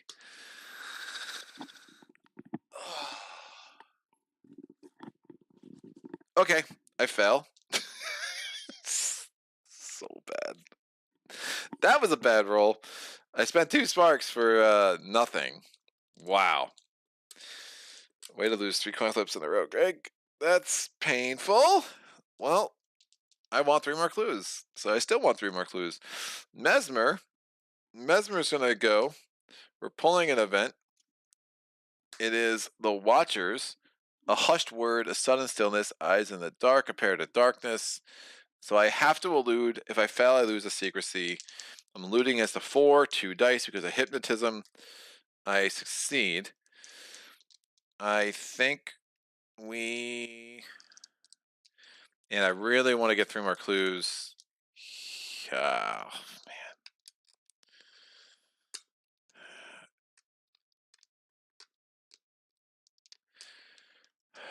I want to get 3 more clues in the forest or the ruins before I leave here.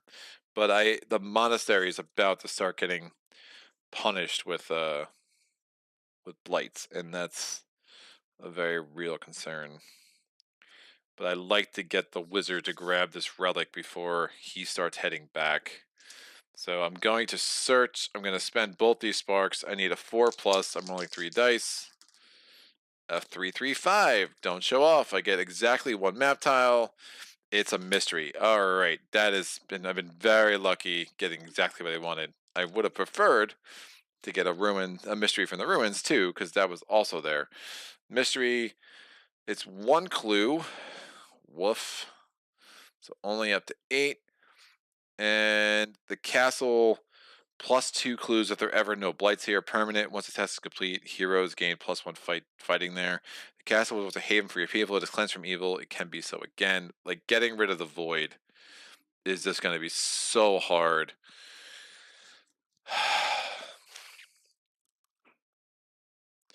I mean, I could spend the grace here to get 2 clues. That gets me up to 10. I think I do that next turn.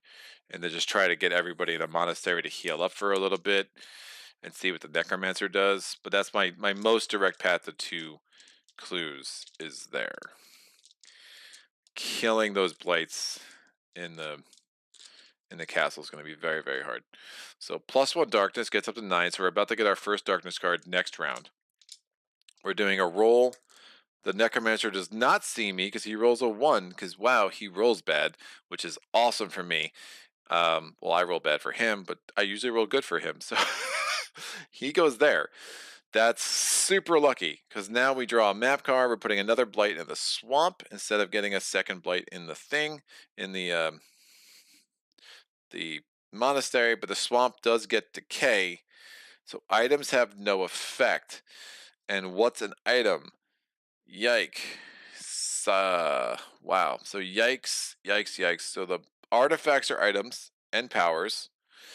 And the Holy Relic is an item. So now that won't actually have any effect. And any green items are items. So the decay is just really bad.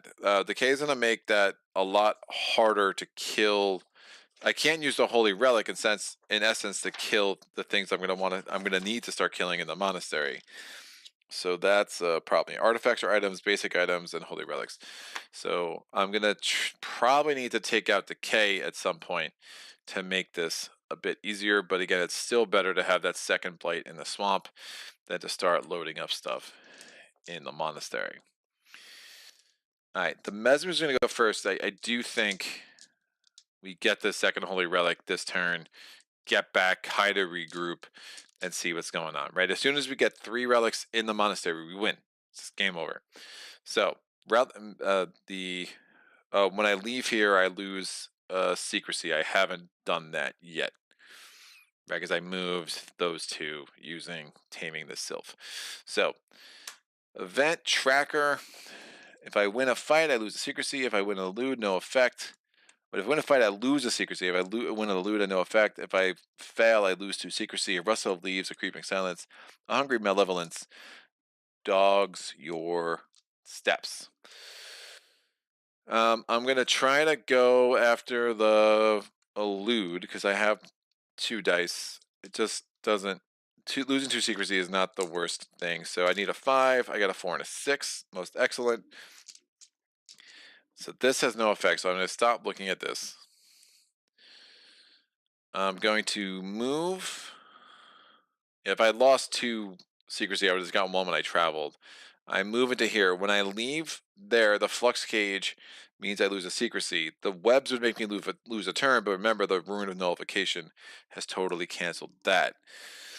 I'm going to... Wow, there's a lot of stuff going on here. I'm going to lose a grace to get 2 clues with that permanent effect. No, that's an action. Shoot. That's an action, so I can't just do that. And I can't even start attacking these blights. I still think I want to be there, but this is going to get a little ugly. All right, end of my turn. So end my turn there. Despise, maybe he lose another secrecy. I'm going to try to elude the crows. I rolled a 2 and a 6. I do. I don't lose that 2 secrecy there. And now I'm just chilling in the village with 4 secrecy left, which isn't terrible. Yeah, the only one I can consider that action with is going to be the Mesmer. The Tamer's going to go. We draw 2 events, discard the lowest number because of Omen. So that's weird. I'm not sure what that does with renewal.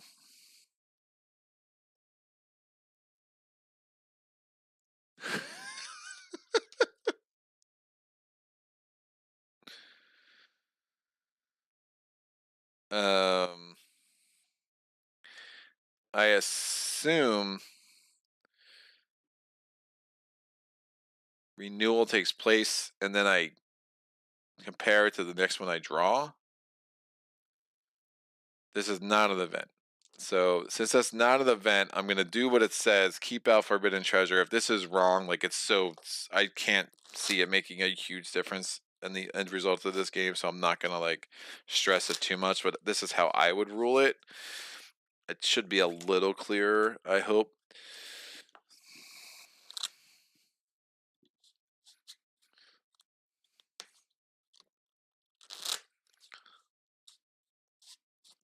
All right, this comes off. I draw 1 more. It's Vile Beast. I discard the forbidden treasure, which should have been super helpful. I could gain a soothing lyre, a charm, a waystone, a vanishing dust, a battle magic, and art. This is the kind of stuff I've been waiting for all freaking game, and of course I pulled it when I'm in the location with an omen, but that's how the game goes. I need to elude against a 4 or combat against a 5. It's another Vile Beast. I'm going to use the hypnotism. I rolled a 3 and a 3. Woof and woof. I am down to 0 grace. So another grace, and I am super dead. So best get myself to a monastery. Why not? So I'm going to exhaust this to move here. I gain 1 secrecy back. I'm up to 3. Yeah, it's crazy that sucker rolled a 1. That was a really lucky roll with the Necromancer, even if it did add decay. But it gets me back there. I can start doing this praying action. It could be really helpful. I can definitely try to kill this corruption while I'm there, even if the Holy Relic's not going to work. Remember, I have some strong things with the boar and the sylph to do some attacks. They just take a little bit of setup. So yeah, woof. Not great. Not great to be down to 0 grace. All right, we're gonna go to the monk. The monk. I have. Is it odd? It's 9. I can try to start killing some of these suckers.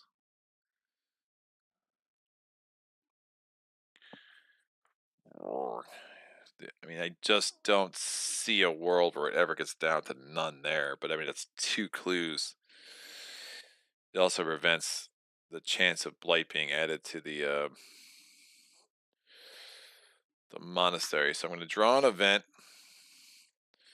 A tracker, I can fight against a 4 or elude against a 5. If I win a fight, I lose a thing. A rustle of leaves, a creeping silence, a hungry malevolence dogs your steps. We just saw this sucker.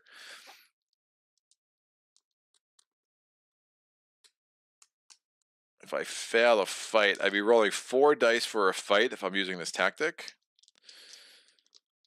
I'd obviously prefer to lose the elude, but I really don't want my secrecy to go down to an absolute squadouche of a 0.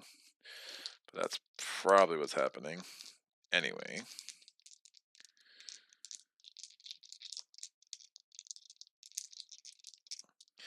Yeah, 4 dice, because, again, the Child's Wonder gives me a... I'm sorry, Fool's Courage gives me a 2nd die. It's... yeah, plus I have 3 dice because of Patience, and it's an odd round. Plus 1 die because of Fool's Courage. I just need a 4. It's so stupid, though. I'm going to lose the secrecy. I really don't have a choice. That's really bad.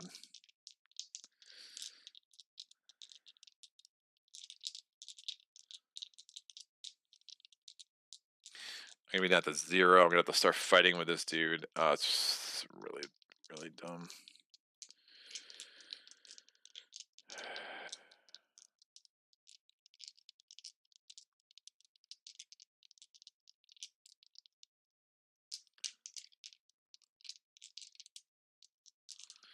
I think I try to elude with 2 and try to get lucky. I'm going to spend the spark. I'm going to elude with 2 because of hypnotism. Add 1. I just don't want my secrecy to go down to 0. I got a 1, 2, and a 3, so I failed everything. So now I lose my secrecy. It's down to a 0. So at least I spent the spark to get there. Woof. God. Yikes. Now it's an elude, so I don't have to lose a grace as I would with Fool's Courage normally. But I am in very big trouble with the monk.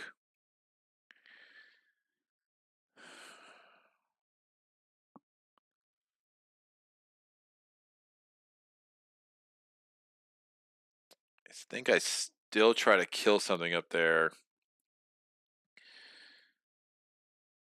Bastion is going to be a thing. Or I try to get the monk back to attack the base. I mean, killing something up there just doesn't make all that much sense. It's a really bad roll.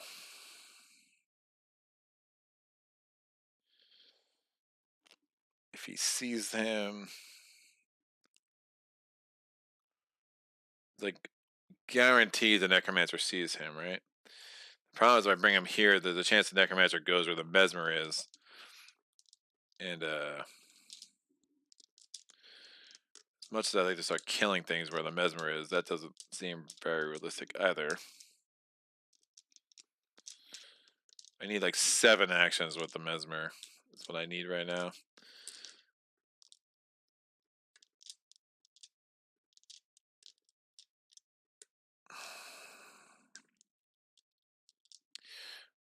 I mean, I put myself in a place to get that Holy Relic.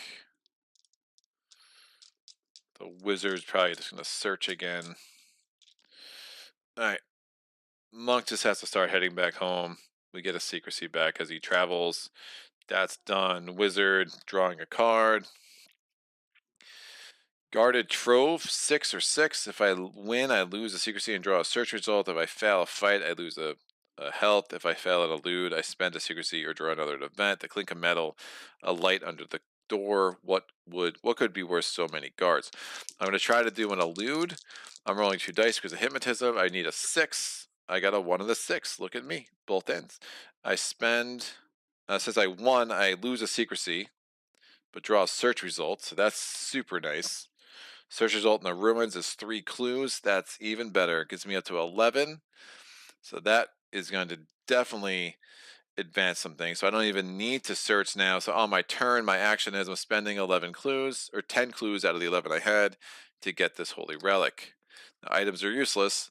Now, even if items are useless with decay, they still can have an effect on winning the game. If you have 3 Holy Relics in the monastery, it doesn't matter if decay's in play. It just means that you don't get the +1 in attacking. If it's supposed to be otherwise, it should definitely say that. But everywhere it talks about monasteries and winning the game with 3 relics there, it's just like, yeah, 3 relics there, you immediately win. So presumably the extra relics together can overcome the decay and help you win the game. All right. Jester, what's up, man? I have to run. Take care. Enjoyed the game. Thank you, sir. Thank you for all the help in the chat, as always. We are going to go to the Necromancer's turn. Necromancer makes a darkness go up. We have our first darkness card. I'm moving this over here. Darkness card, Thunderhead. If the Necromancer's move roll is a 2 or a 3, all heroes lose a grace. Woof. I mean, come the... Really? That's absurd. Like, that's many levels of absurd. I've never seen this one. I don't like it. That's really doesn't seem balanced. But what do I know? All right. Well, that's a thing. I'm gonna roll a 2 or a 3 now. There's a 2. That's about right.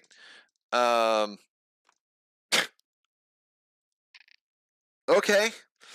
Well, that kills the tamer. That's a really bad card, dude. Like that's not even. That's a stupid bad. It's not even fun. That's really gross. So Tamer's dead. She loses all of this stuff. I have to read the rules for that now. I mean, it affects her. I mean, I assume it says all heroes. I don't know why it would exclude the Tamer. But the move of a 2, he does spot the monk. There's 2 paths to get to the monk, so we'll deal with that in a second. The monk was down to 1. That's a bad card, man. All right, well, I mean, the darkness cards can be pretty bananas. I've never seen that, and that just is like, that's not very fun at all. I don't really get that. But what do I know? Tenelly's dead. On this player turn, you get a new hero. Remove the hero and all their powers from play. Give their items to other heroes in the same location. There are no other heroes in the same location. Otherwise, they're just left there. And I have no items. So I think 15-1, I think it just goes on the location, if I'm not mistaken. Items, managing items. If a hero dies, those items must be given to the hero. If there are no heroes at the location, the items go to the next hero to arrive at the location. So this artifact goes here in the monastery, which is very crowded right now. These powers go away. These can come here with this. Thanks for playing, kids. That was something else. Done.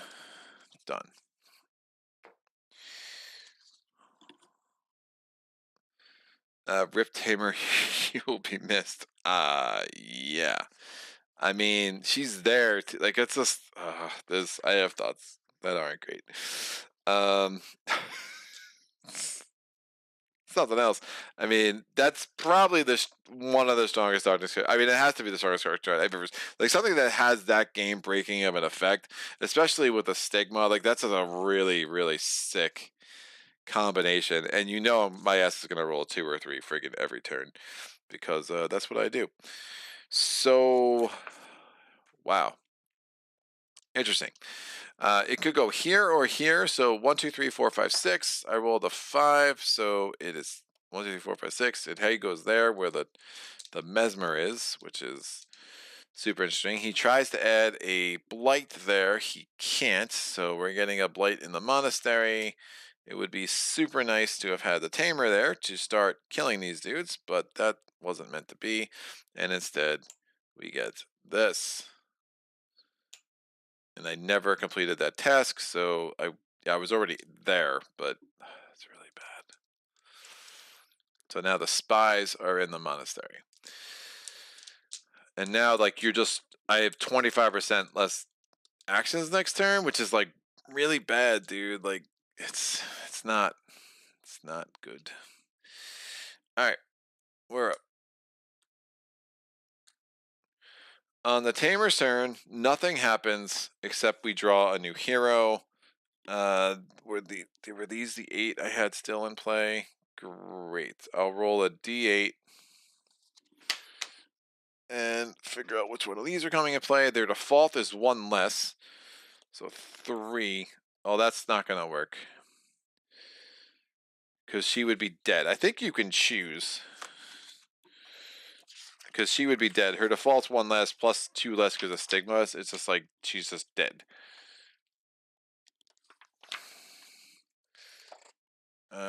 Next player's turn. The new hero does. Their default are both reduced by 1. The new hero does not do anything during the turn in which they appear and may start acting normally the following round. Yeah, so we selected new hero. I can't select the enchanter. Anybody else have 3? I mean, I can't select the exorcist. The rest of these are fine. So there are 6 left. I rolled a 2. We get the druid. So the druid comes in with 2 health because that's their default. You start with your default health. And stigma. And the fact that he's replacing the tamer means that is only a 2. So 2 health, 5 secrecy. They come into play in the monastery.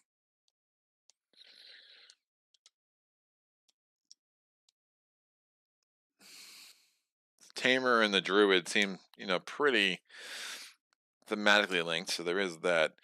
I gotta get the rest of these. God, that's such a bad card, man. I mean, I had her in the monastery, ready to heal. Like that's just really, it's a very unfortunate. It's a very unfortunate card, and again, I do question the balance of something like that in a game where health is so hard to come by. But we only start 2 starting powers instead of 5. Instead of 3, I mean. So 2 of the 5 starting powers. So I rolled a 3. Visions. Interesting. And 3 elude. Elude with 2 dice. I already elude with 2 dice, so that's kind of garbage. That would go. We'll shuffle these 3 into here. The druid has a special connection to the natural world and can call upon allies there to aid in his tasks. As nature has many faces, so too the druid can adopt a variety of shapes suited to varying purposes, allowing it to tailor his advantages to the task at hand. However, adopting one form loses the advantage of another, and thus the druid can be weak if caught unprepared. Bam! So, gonna look at the compendium for the druid.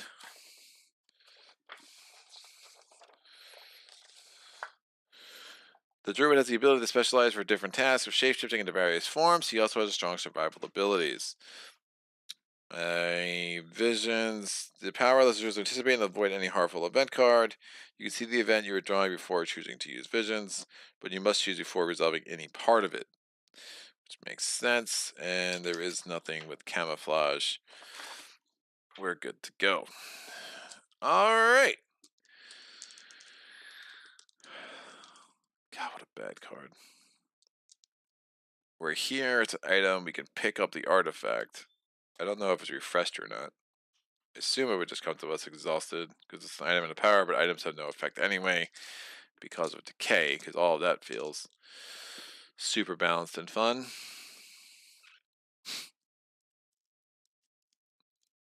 I think I have to kill decay.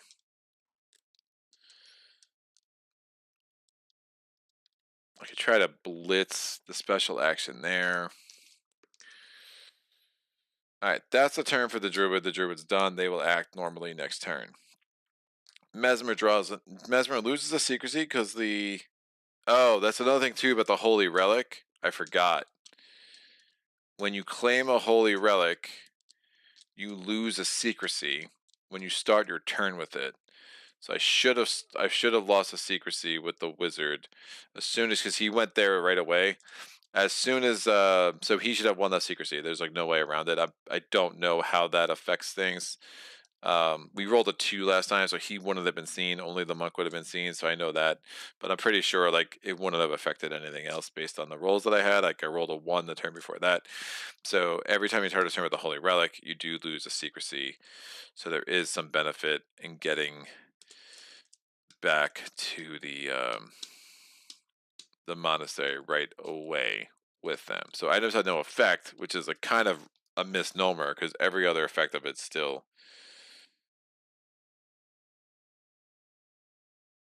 Wait.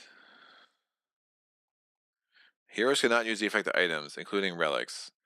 They can be carried and traded, but not used for anything. Notice this makes winning... Oh, so I guess decay does make winning impossible, even if you have 3 relics there. That should be a lot freaking clearer, dude. Okay, so yeah, I need to kill decay. That's just straight up a thing that needs to be done. Woof. Okay. So the wizard needs to go to the swamp while he's out here, kill decay. He probably rests then, because Omen's going to make life really hard there. And he only has 1 grace. And if I roll a 2 or a 3, everyone's going to die, like every time. Awesome. Alright, Mesmer has not gone yet. Yeah, I haven't drawn an event yet. Woof. I did lose the secrecy, though, already because of that. Great. We're drawing this. Renewal. Oh, come on, man.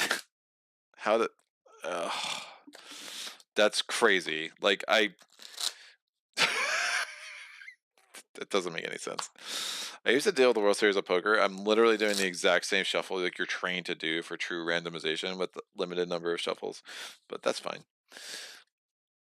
Hello, how's it going? I just heard the monastery burn it. What's up, Marty? Well, he lost one of the characters already, so you know there's that. Yeah, unlike kind of a pretty epically bad card draw. Like that's really bad, dude. Yeah, it's just so game breaking that I literally like I don't expect. I went from like, oh, this is going to be interesting to like, oh, this is going to be a really painstaking, drawn into the mud defeat, and like that's just not fun. Like me having to create 3 more characters and adding that much more time to play is not exactly what I'm looking for here. But we draw another card. Hey, Dark Discharge. At first you thought it was just ambient power, but no, there's something wrong here. This is the Mesmer. -1 there, but add a blight. We can't add a blight there, so we have to add a blight into the monastery. The monastery gets webs. Again, webs still have no effect.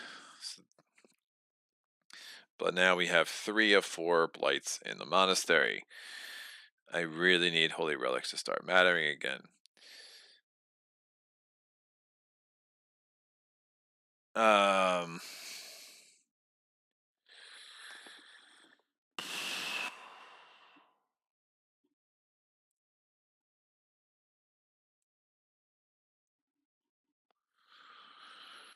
Alright, we're going to use our action, spend a grace, get 2 clues. I just have to blitz this. I don't think there's a better way. It's a permanent action. I mean, I could fight blight, but like I literally am not fighting with much here. Because this with items not mattering, I don't have much of a choice. Yeah, it is what it is. I mean, even if I kill the Mesmer off, I'll get a couple turns out of this. At the end of my turn, I have to deal with the crows. I'm rolling 2 dice for a loot. I need a 4+. I rolled a 1 and a 3 because of course I did. So my secrecy goes down to a 1, which means I'm going to have to fight with the Necromancer next turn, which means I'm not going to be able to do the permanent action again, which means I'm not going to draw an event. So I'm rolling really well. And at the end of the turn, the spies also make me lose a secrecy. But I really needed to pass that roll there for sure. But we got 2 clues by spending a grace, so exciting. The monk is going to draw 2 events, discard the lowest one because we are up there.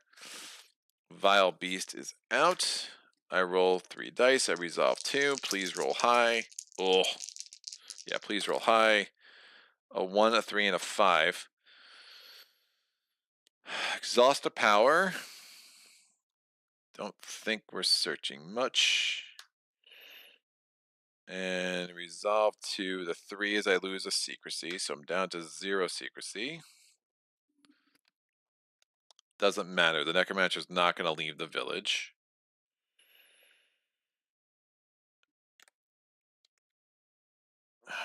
Maybe I do search.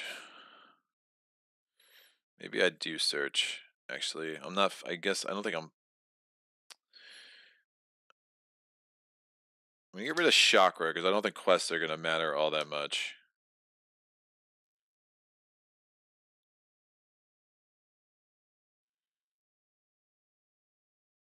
Oh, I can make all those blights not. I could redirect to make the omen not matter here, but I don't think that makes any sense. So I exhaust the power. I lose a secrecy. I'm out of secrecy. Ho hum. I'm going to search. Add 1 to my highest die. The mountain. I still need a 4 in the mountain. Woof. I have no things. So 2/3 of the time I'm going to win this. Yeah, +1 to my highest die. I just need a 3 or higher. I rolled a 4. Excellent. I draw a map card for the mountain. Mountains, I would get a Forgotten Shrine to get 2 health back. Or I could take anything else on this location by exhausting this, but literally none of this stuff gives me clues. Oh, what awful this is that. The swamp. Nope. Castle. This is what a really bad card. Discard has to make a die roll. Castle doesn't make any sense. I can get a skull and move the Necromancer. But items have no effect, and the skull is an item. So I can get a whole bunch of items that I can't use.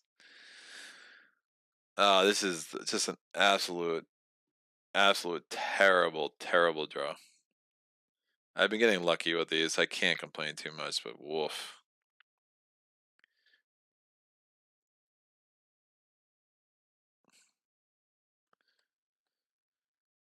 I guess I take the 2 grace. And keep the chi burst.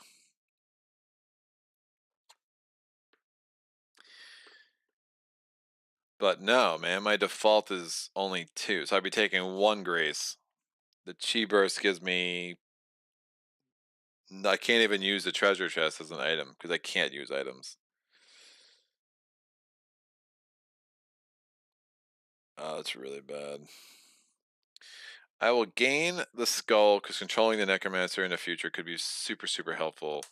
But again, I need to be able to use items before it matters. And you get the skull, I have to exhaust the chi burst. That's not worth it, dude.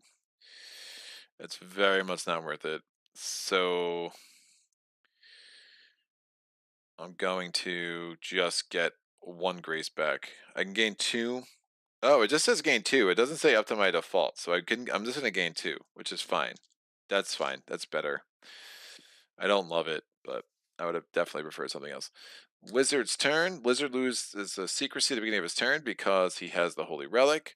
So sorry I forgot that before. We grab this. The Vile Messenger. I can do a fight test.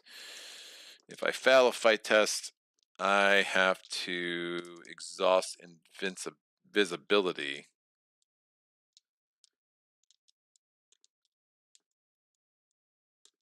I don't understand. Thematically, it's weird because then I could just activate it again. It's not an action to activate, so it's very strange. The Necromancer keeps his servants busy. I'm doing a fight test. I need a 4+. I rolled a 3, +1 darkness, and now invisibility goes away. But the next time I want to elude, I can just activate it. Yeah, it's really kind of it's a strange card. I'm going to exhaust this, get a secrecy back, and travel here because I need to kill Decay. And I will need to roll. I can roll 2 dice, and I will need to roll a 5 with one of them, and that's pretty much going to be the game over if I don't. We go to the Necromancer's turn. Darkness goes up. There are no quests to add things to. We're doing a roll. He is absolutely going to see the Mesmer. Well, he sees the Mesmer, the Monk. He does not see the Wizard. He will go to the closest hero, so he will stay here where the Mesmer is. And Mesmer is going to get his butt kicked a little bit next turn. We're, 7 clues away? Oh, the joys. We try to add a blight. We can't. The map comes off. We add a unholy aura to the monastery. So we're going to need the druid to come right in. Wolf. -1 die when fighting, but the minimum number of dice you can roll is always 1. And if I can use the Holy Relic, that will be a lot easier. So the game's really going to rest on whether or not the Wizard can defeat the Decay. If it can't, this is game over. The Wizard's in a place with an omen, so he has to draw 2. Warm fire, decent food for once a quiet night. Nope, respite goes away because of that. So again, just getting very, very unlucky compared to secrecy. With like how the events have come out. And secrecy, my secrecy is 3. I have to elude against a large horde. If I fail, I lose a grace. Oh, I lose another. My bad. Beginning of my turn, I lost another secrecy because of the Holy Relic. It's still against a large horde. I'm going to elude against a 4. I rolled a 6 and a 2, so I do not lose the grace. But now we're fighting against Decay. Again, my item does not help. But I'm spending a spark, and I need a 5 or a 6, or the game is going to be over. I rolled a 4 and a 3.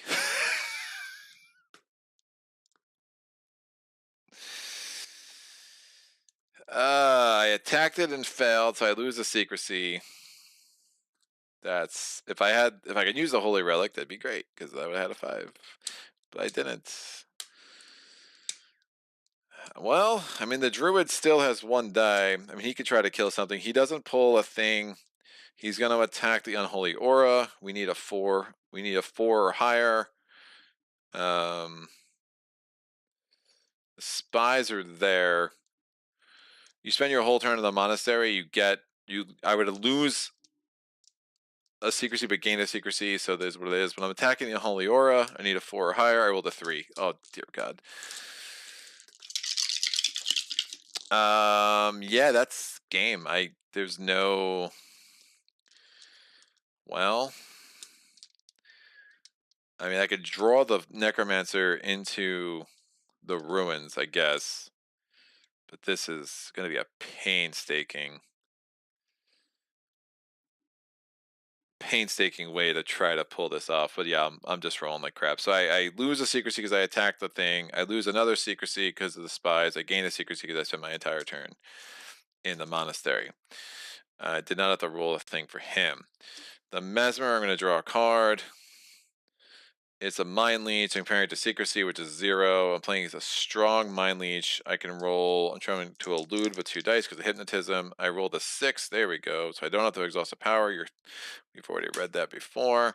I actually have to get out there, so the Necromancer will go somewhere else. Leave, Necromancer, leave. I do not want to go to the... I guess I go to the monastery.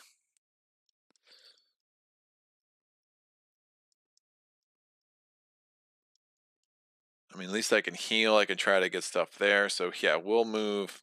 Oh, my bad. That was dumb. I didn't pull that. But I'm sure as heck gonna count that 6 when I roll with the... Well, it's 1 of 2, so whatever. That was my roll. I rolled 2 dice. A 6 and a whatever. I rolled a 6. I lose a secrecy because the Necromancer says I have 0 secrecy. He fights me. Oh, and then I elude against him. And then I rolled a 6, so I actually succeeded against that. So I don't take a damage from there. And now it's my turn. So that roll still counted. But again, since I had no secrecy, I have to deal with the Necromancer, is essentially what happened there. I have to get out of the village, otherwise we're going to get... The monastery is going to be overrun, and that's going to make everybody super sad. Oh, the Tamer is very out, so this is not active.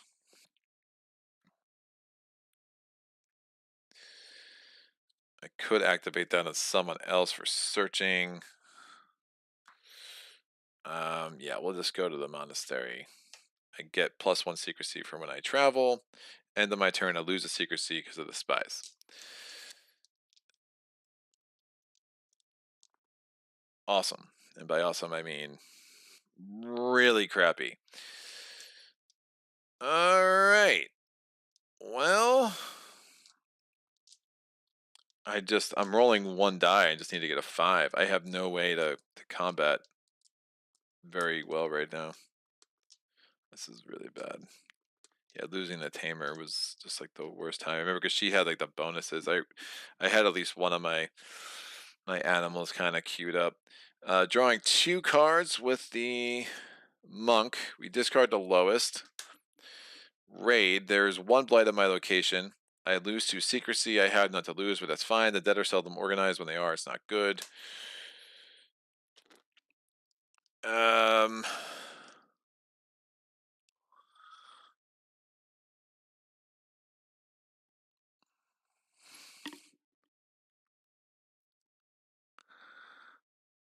One would move him there anyway.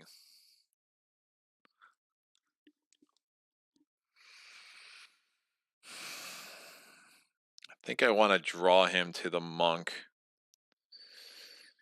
I'm going to search. I need a 4, 5, or 6. I have no more sparks, so it is what it is. I rolled a 6. We draw a map card. Mountains gives us a mystery card. Mystery card gives us absolutely 0 clues. And a crumbling tower. The rickety tower holds many secrets, but it could fall at any moment. How long will you be brave? How long will you brave its heights? So this gives us a chance to get a lot of clues next turn, actually. So action, roll dice 1 at a time until you roll a 1. Once you roll a 1, you stop. Other than that, you get a clue for each die rolled, including the 1 that makes you stop. But however, each 1 or 2 you roll, you lose a grace. So, it's funny because like you just basically are trying to roll 3, 4, 5s, and 6s before you roll a 1. If you roll a 2, that's still not horrible, but you will start losing grace as you go. Those are all of our turns. The Mesmer didn't have to do an event, did move into there. That's all right. The Necromancer, this goes up to 12. The Necromancer is going to... There are no quests in play. The Necromancer rolls a die. It rolls a 6. It sees both the monk and the wizard. They're both equal distant. So 1, 2, 3, 4, 5, 6. It goes over to the wizard. Not great, but it will have to do. We obviously need to kill Decay. End of the turn. We get these back. We go to the next round. Omen means we draw 2...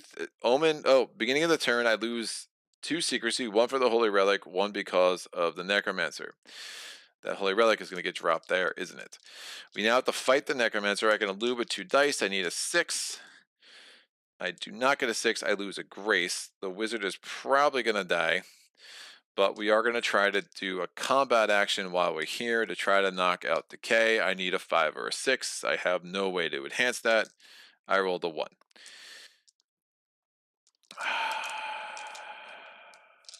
That's great. That's super awesome. The druid does not draw an event. The druid is rolling a die against the unholy aura. We need a 4, 5, or a 6. I rolled a 6. The monk was at 0 and 3. No, monk was at 0 and 3. So that's right. Rolls a 6. We actually killed this. We lose a thing because of that, because we attacked the unholy aura. We get one back because he spent our whole turn in the monastery, but we lose one because of the spies. So his turn is done. The mesmer is going to pray and hope we roll a 6. That could be one way to get the wizard back to the monastery, and then we'll have to figure it out from there. So we're going to pray. We roll 2 dice. We gain a grace for every 3+. He still had 1 health. I rolled a 3 and a 4 and a 5, so we get 2 grace, but my max is only 2. I can only get to 2 because of the stigma. I spent my whole turn in the monastery, so I gain a secrecy. I lose a secrecy, though, because of the spies. I did not roll a 6, so I did not trigger salvation. But that's done. I do refresh all my powers. All my powers are refreshed. And again, I can't use the massive indignation to try to kill anything because of whatever, and I can't get the Holy Relic to be useful again because, items have no effect, and my efforts to kill that have failed. We go to the monk's turn. The monk is drawing 2 things because of the omen. We discard the least midnight +1 darkness. The dead do not rest. That goes up to there. That's fine. I'm going to do this action here for sure. So I roll dice one at a time and hope I don't roll a 1 for at least, 7 dice. How's 7 dice work for you? So, yeah, this is done. We're flipping this over. And this gets discarded as soon as this is over. So I rolled a 4. So let me keep track of this. This is 1 clue. We go again. 6, 2 clues. 2, it's 1 damage, but 3 clues. We go again. 3, 4 clues. We go again. 4, 5 clues. We go again. 1. Or 1 short. So 2 damage. So I would take 2 lost hits to my grace, but I get 5 clues. I go from, that does count, so that would have been 6. So I mean that's statistically right, but I get up to there. So I literally rolled exactly statistics. I rolled 6 dice. I rolled a 1 and a 2, so it's 2 damage. I was just fortunate the 1 came near the end of that. I'm 1 clue away. If I can roll a 6 for salvation, that will be the clue I need. Obviously, I also have some opportunities to get some clues in the village. The big problem, though, again, well, we're down to 3 things there now instead of 4. So, discard is now discarded. Mystery is over. We go to the Necromancer's turn. This goes up.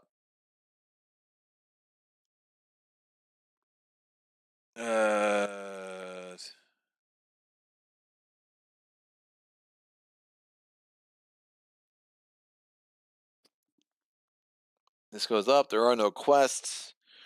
Roll and move. Yeah, he's definitely going to detect the wizard, and he's going to stay there. So there's really no reason to roll that at all. That's a 2. It is what it is. I could search again with the monk to get that last clue while I'm there. We have 1 health left. That might be a lot easier than trying the salvation crap, because I still have this chi burst.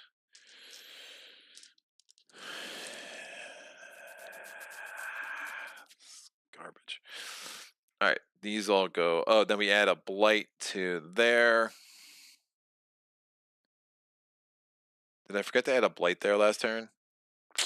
I think I did.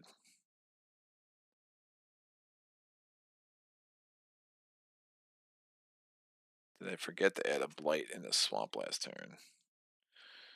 Nexus, unholy aura. Yeah, I definitely did.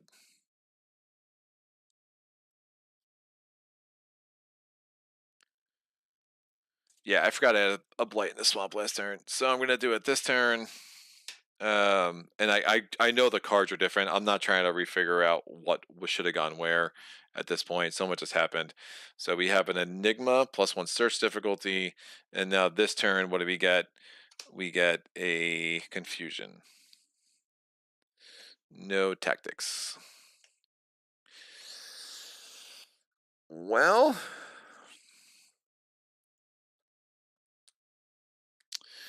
we'll try to save our friend, I think. So, can I roll a 6 with 4 dice and 2 people? We're going to do a prey action with Mesmer. I need a 6, because then at that point, permanent, once that's complete, heroes can move to the monastery instead of taking a damage. And otherwise, the wizard's probably going to die, which would be super bad because I would lose that Holy Relic, which he has, and that would make me super sad. So rolling 2 dice with a Mesmer, please give me a 6. I need to complete this task. I rolled a 5 and a 2. That's garbage. Nothing's refreshed. This goes up. This goes down because of the spies. I'm going for the druid's turn. I'm really just trying to get a 6.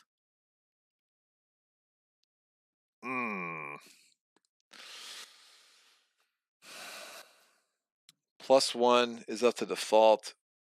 Yep. Grace is up to default. I can refresh this artifact, but I can't use it anyway. So I didn't roll a 6, so I just can't. The wizard is just going to die. We go to the wizard's turn. We draw 2. I'm rolling really well, guys, and I'm so happy about it. All right, blink. This is not bad. Oh, I don't draw these because the Necromancer was there. So no, I didn't draw an event with him last time, right? That'd have been dumb. Pretty sure I would have remembered.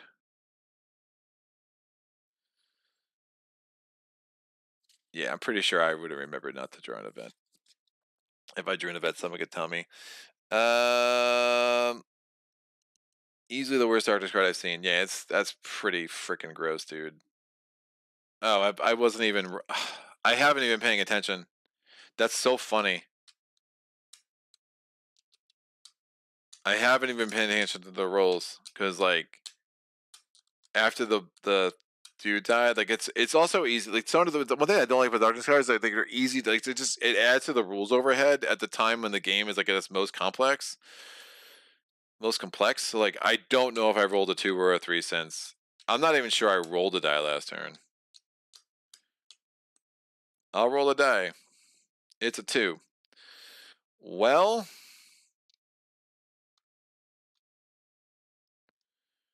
but does that be? That's game over. Like I'm not even gonna play this out because like that's not even worth it, right? Because like I don't remember what the die roll was. If it was a 2 or a 3, the question is, does he die before or after movement? I'm assuming he would. Does that all the heroes? Do you do this? I'm assuming this is immediate, right? There's like so many questions about this card. If that's immediate, then this dude dies immediately, right? So then you have to worry about the movement and where's the movement. Either way, the movement's going to add a blight here instead of over here. So the monastery should have another set of spies. I just stopped paying attention to that roll because it just totally put me in such a bind. Yeah, this is bad. That's a bad card. Like it's so bad because like this playthrough was like really fun, and that's like it's putting such a bad taste in my mouth, and I'm like, yep, this is why I was happy to get rid of this game, and like I hate like feeling like that because like I liked my last time I played this game so much better. Like that I'm not thrilled to be back here. Um, so that's a thing, but and I'm one freaking clue away. Yeah, I mean 2 or 3. I'm assuming that applies immediately. I don't remember what the roll was unless somebody wants to tell me. I'm assuming I had a roll of 2 or 3 last turn. 1, 2, 3, 4, 5, 6. We'll figure out where he's moving.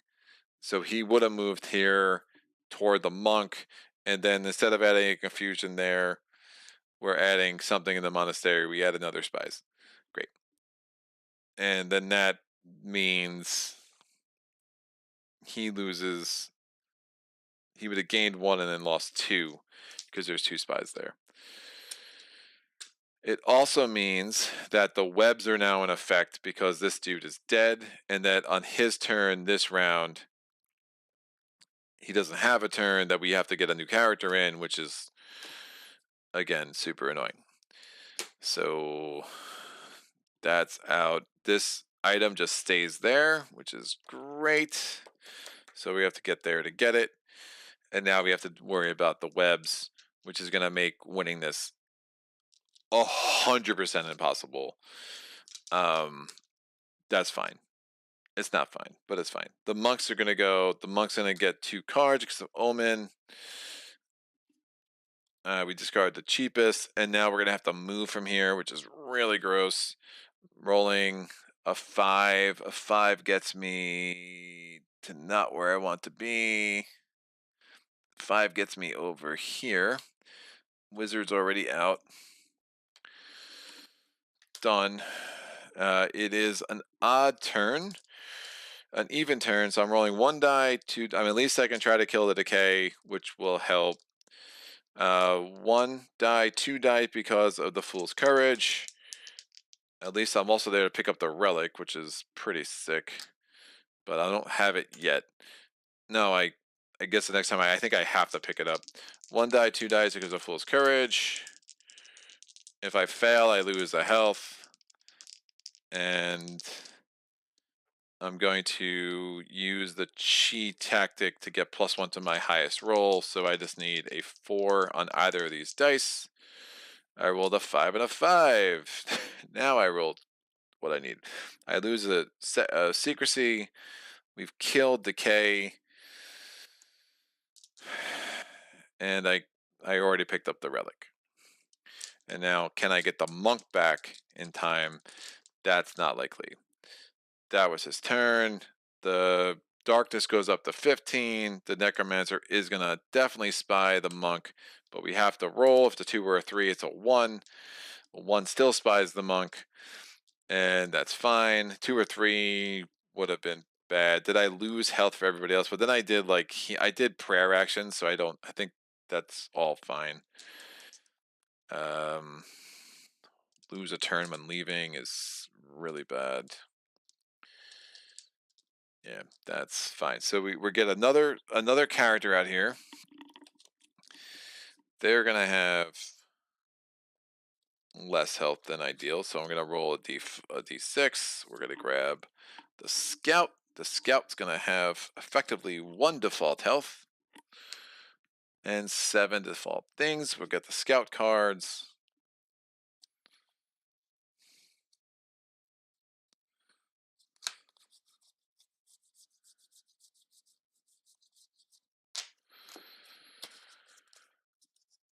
Uh, 2, 3, 4, 5.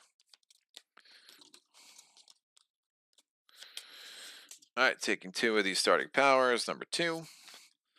Cross country action, exhausted, move twice and gain 2 up to 7. That's super nice. And we have the 3.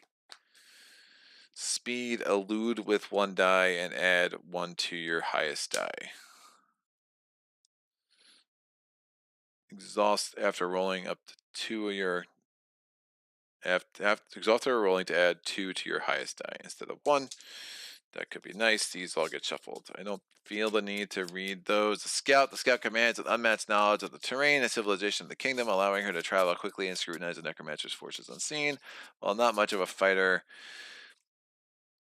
the information the scout gleans of the kingdom's enemies can multiply the efforts of her allies while allowing her to stay 1 step ahead of the undead. We're basically gonna the scout's a 7. Woof. So she's not going to be easily seen. So I can't use her as like a as I was thinking about I could just use her like a little like put her here and then have the Necromancer come to her, but the Necromancer is never going to see her because she's a 7. I still need one. I still need to roll a 6 on that thing to get that last freaking clue, by the way. So, but I also need to start killing some of these things. Who's got the best fight? Nobody. Items now matter, so that's a thing. So he's going to pick up the Holy Relic on his turn, and when he gains the Holy Relic in trade, not when you pick it up from the monastery, when you gain the Holy Relic in trade is when you lose the secrecy. So if it just at this point it would still just technically be in the monastery because we just dropped it there. So we are going to do the Mesmer's turn first. He's picking up the Holy Relic, and we're going to try to kill some of these corruptions. So he's attacking one of the spies. We need a 5. We're fighting. I can lose a health to fight with 3 dice because of the massive intimidation, because now items count again. And did I forget to add? I did forget to add a blight again because I'm getting ahead of myself because I'm getting frustrated. Stop being frustrated, Greg. All right, excellent. We'll add a desecration, so +1 darkness every round.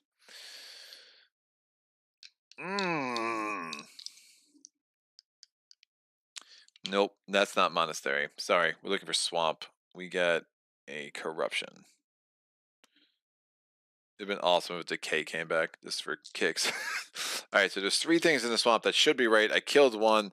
The Necromancer came here because it saw the monk, and I just forgot to add another thing. So sorry, I keep forgetting to do that. I'm very much getting tired.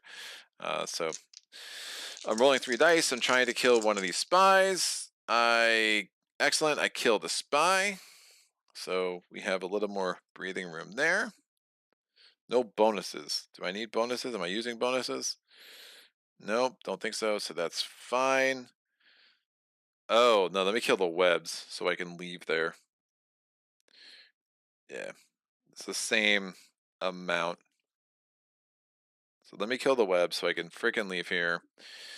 And that's just my whole turn. It is what it is. And we'll try to pray so I can finally get that 6. All right, the druid is not going to roll. The druid is not going to pull an event because, again, we're starting in the monastery. The druid wants to get this 6+ if I can, so we're praying again. Please give me a 6. Yay! We got a 6, kids. So since I got a 6, we get +1 clue, so that gets us up to 10. And now once it has to complete, heroes may move to the monastery instead of taking a death or damage, and you need to spend grace, which is awesome because I want to be in the monastery anyway. So now that that's done, that was super big. We're gonna do this, and then we spent our whole turn there, so we get a thing. We lose 2, so we're down to 2 secrecy here. On the salvation roll again, my limit is still only a 2. The scout's gonna move. She doesn't pull an event because she starts in the monastery, so she's gonna go up there. So hopefully she can grab that relic and bring it back to the monastery. And now we go to the monk's turn. The monk loses all of his secrecy. We have to fight the necromancer. We're gonna elude with 2 dice because of hypnotism. I rolled a 6. I don't take a damage, which is super interesting because I was kind of looking forward to just teleporting to the monastery because of salvation. But of course, now I'm rolling all the 6s I want. I want to draw the Necromancer here. It's just, but that's going to take for freaking ever. Lose a turn while leaving is also bad.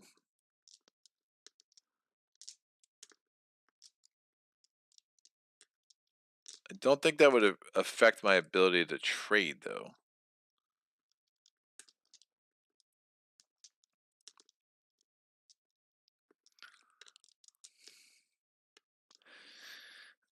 Don't think that would affect my ability to trade. I am going to move down here anyway. It's going to take a couple of turns to get done what we need to get done. We go to the Necromancer's turn, so +1, 2, because it's 1, and then +1 because of, for desecration. We're rolling. Is it a 2 or a 3? It is a 4. He sees me. He comes here. We add a blight in the ruins. So now I've got the tempo a little bit down better. So again, sorry for all the rules mistakes. There was just a lot going on. Slobodin says, hi, I'm late. No, you're just on time. Skipped the last hour. It's been frustrating to say the least. All right. Bam. Oh, these webs are now everywhere.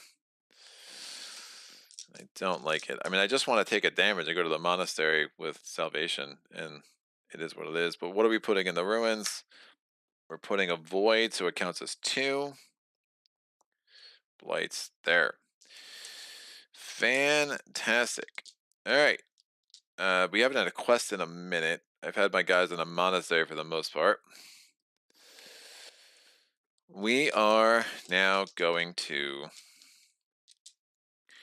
go to the next round. The scout's going to draw 2 because she's in a place with an omen. We get rid of the 2, draw a quest, and roll 1 die to the circulation. Add a urgency marker to it. Tear stream down her face as she tells the thing. We're adding a quest to 3. 3 is the forest. And that's going to have 1 thing there. We're going to spend 5 clues. We're going to pick this up. Finally, rolling that 6 finally was super helpful. The druid is going to do nothing. And he's going to spend his whole turn here. He's going to roll exhaust during your turn to swap locations with another hero. Oh, that's super interesting.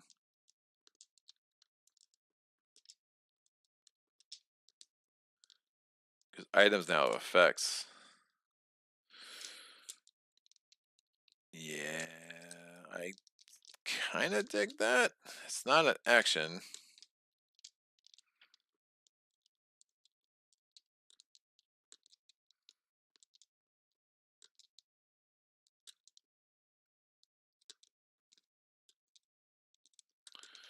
Yeah, I think we just can win.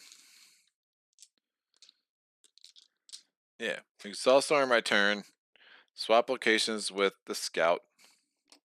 Scout immediately drops the relic. So now there's 1 here, 2 here. Because the Mesmer has 1.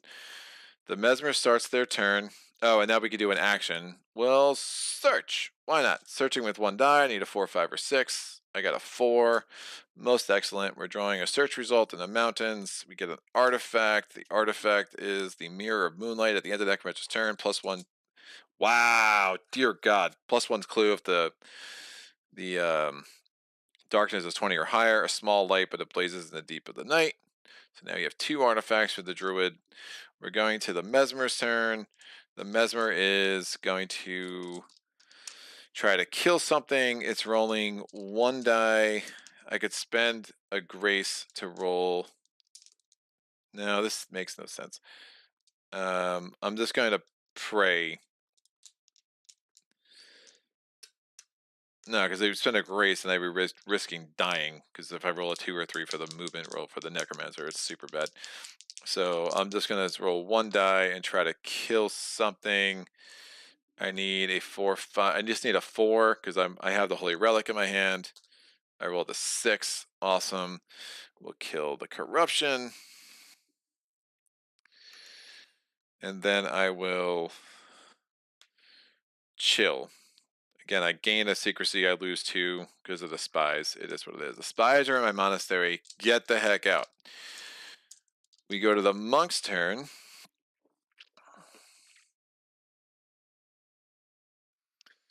The monk is going to stay where he is.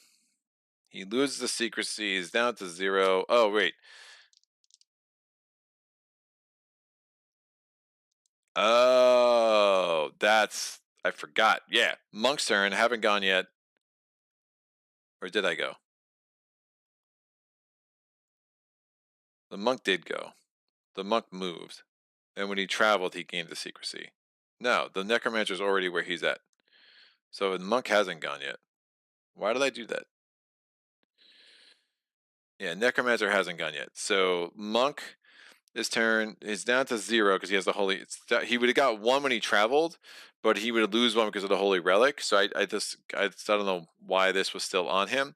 So the necromancer is attacking him. I rolled 2 dice to try to elude. I rolled a 5 and a 3. I fail. Because I fail that, I take a damage. However, because this is in play over here, I can move to the monastery and intend on taking the damage because we have salvation. When I arrive there, I have a 3rd holy relic. That's 3 holy relics in the monastery. That is the game. Woof. We'll pray. I get a salvation and refresh my powers. I was very close to giving up. I was like, this is not gonna work. Woo! All right. Well, it's a win. Super ugly win.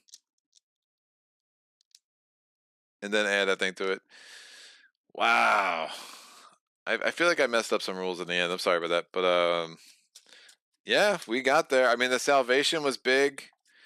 The card that turned everything was the one event card that had him move from the mountains to the swamp. Was super clutch. And I'm pretty sure because it was weird because he was we still drew a thing at that point, even though, yeah, this is the one. And I just happened to roll a 5 and it moved me right to the swamp, which is right where I needed to be. And then I still had some secrecy there. It wasn't much. I think it was like 1. And then when I finally attacked and finally to kill the decay, that just kind of turned everything. The necromancer, the necromancer was here. That's right, because the necromancer wasn't there. The necromancer was here, and then he came back, got me there. I finally hit that salvation roll, my 4th attempt, so 8 dice. I finally got 1/6. The other thing that really changed things was obviously that the crumbling tower, where I was able to get 6 clues out of that. I got the 7th clue by finally hitting the salvation roll, so it was like ding, right on top of it. But that darkness card was not fun. Like I don't. That's so game breaking. Like you're just everybody. I mean, it's like, look, if one hero loses a grace, fine. Everybody like loses a grace. Like that's crazy. That's crazy. Smother at the end of the necromancer's turn. If there are more heroes and blights in his location, he creates an extra blight. That makes sense to me. If the hero fails a combat roll against a necromancer without rolling a 5 or higher, they do not suffer a damage, but create a new blight at the necromancer's location. That's fine. Like these are usually like minor tweaks. I mean, even if it was like just a 1, if he rolls a 1, everyone loses a damage. All right, you're probably not going to see anybody. It happens 1/6 of a time, but 1/3 of and it's not even, it's a 2 or a 3. Like that's even crazier to me. If it was a 1 or a 2, I'd almost understand it more than a 2 or a 3. You're like, wait, the 3, there's a good chance he sees you and you're knocking out a grace from everybody. That's a bananas card. Like that is not. That's just, it's just one of those cards that just absolutely would change how you feel about how a game went. Like I don't mind losing. I lose games all the time in this channel, but you can tell when losing kind of tilts me a little bit, and it does, unfortunately, as much as I absolutely love Zeds, it does. The other 2 victory point games, they do things that are just feel so out of whack and swingy. When any hero destroys a blight, they roll 2 dice. Unless there are 4 or higher is rolled, create a new blight of the same type. Oh, that's wild. Undying. Yeah, some of these are fun. That one was not fun. Immediately create a new blight of the hero's location. Locations with multiple heroes receive 1 new blight per hero. Wow. This is actually, I don't mind this either. You'd immediately create a new blight at each hero's location. So it's a one-time thing. You don't have to remember the rules overhead. Absolutely changes the game. Could absolutely cause a loss, but it still feels like within the realm of what's going on. Inactive. At the end of the necromancer's turn, activate on a random hero in its location with 0 secrecy. While active, the hero's powers have no effect. The activated this hero prays. Oh, interesting. You can only pray in the monastery. Activated the Necromancer's movement as rolls of 1, 2, or 3. Active all plates of +1 might. Deactivated the start of the These are fun, dude. That was a bad. That card. No fun. That was a really. Well, we won. It is what it is. Well played, Slobodin. Never seen a ritual win. Yeah. It was crazy. Bought the game after watching it first time here and getting obsessed about it. Nah, it's a good game. Like I feel I'm very mixed. I have a very mixed view of this game because it does something so well and it's just an amazing game. I just don't love how it can just get sucked into the mud. And when you're going for 30 clues, you do need a bunch of things to go your way. I mean, we had that gave me 6 clues.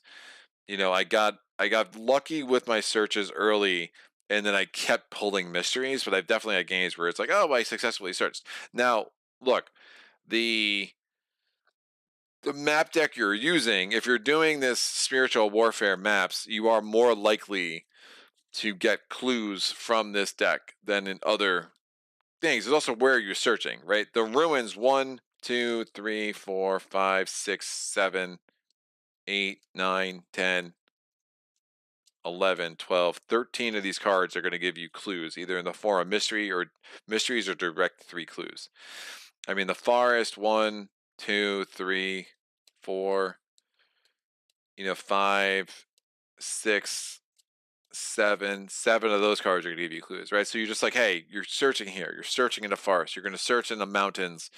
I tried to search in the castle early to try to beef up the wizard. That unfortunately didn't work out. The ability with the tamer to manipulate where the blights were and then kind of swap heroes is really, really good. So they were just like finding the things that work. The monk was super interesting because I kind of had him be a jack of all trades, and you kind of saw that play out.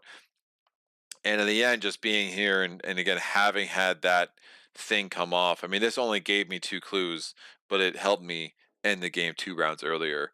When you had as many blights in the monastery as I had, and you have 4 blights here, and you have the effectively 4 blights here because that counts as 2, and you have 3 blights here. It really does add up. Being able to negate the webs from the first round with, and then obviously it came back when the wizard died, was super wild. But yeah, what a like twist and turns to those last few rounds.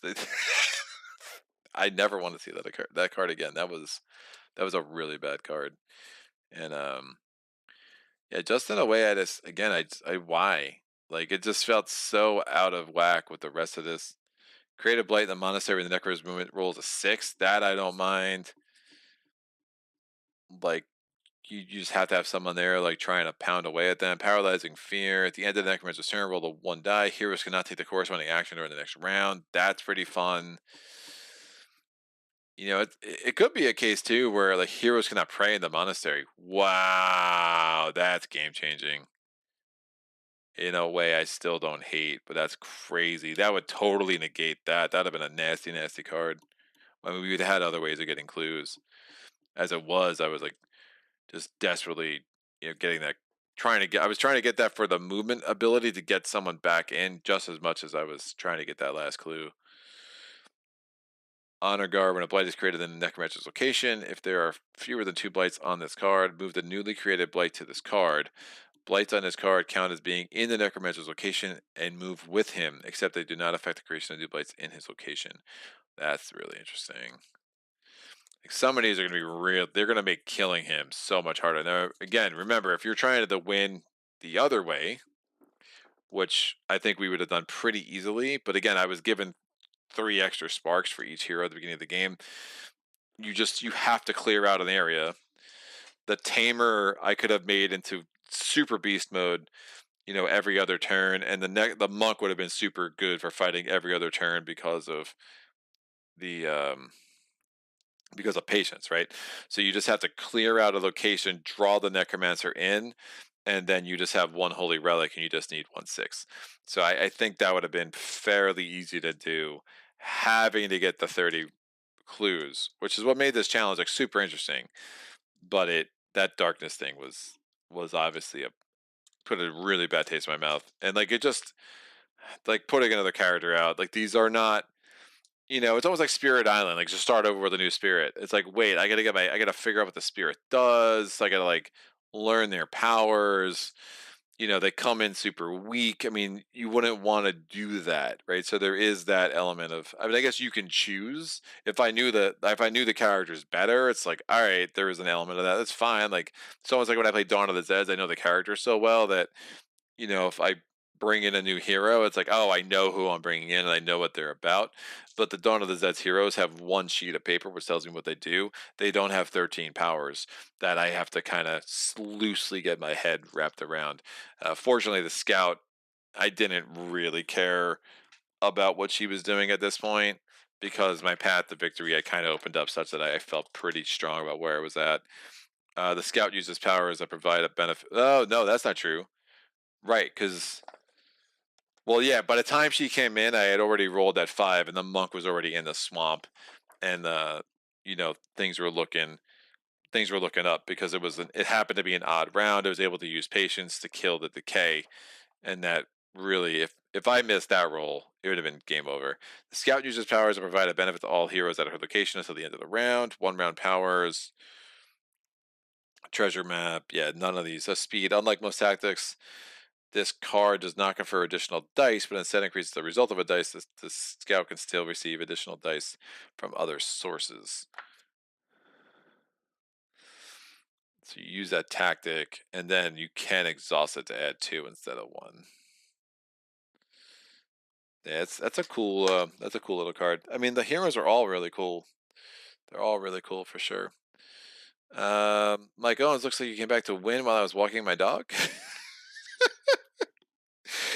Yeah, I got an event card. I mean, an event card moved the monk from here to here. It happened to be an odd round. He was able to kill Decay. He picked up the relic that the wizard had dropped, and then basically the druid finally did this. The necromancer started chasing the monk around over here. The necromancer would have killed the monk.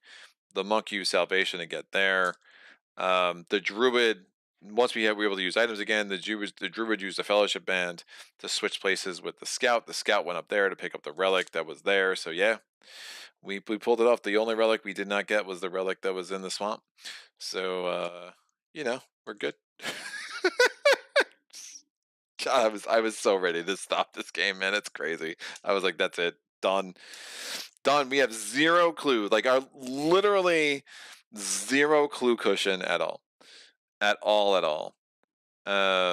This should have been discarded.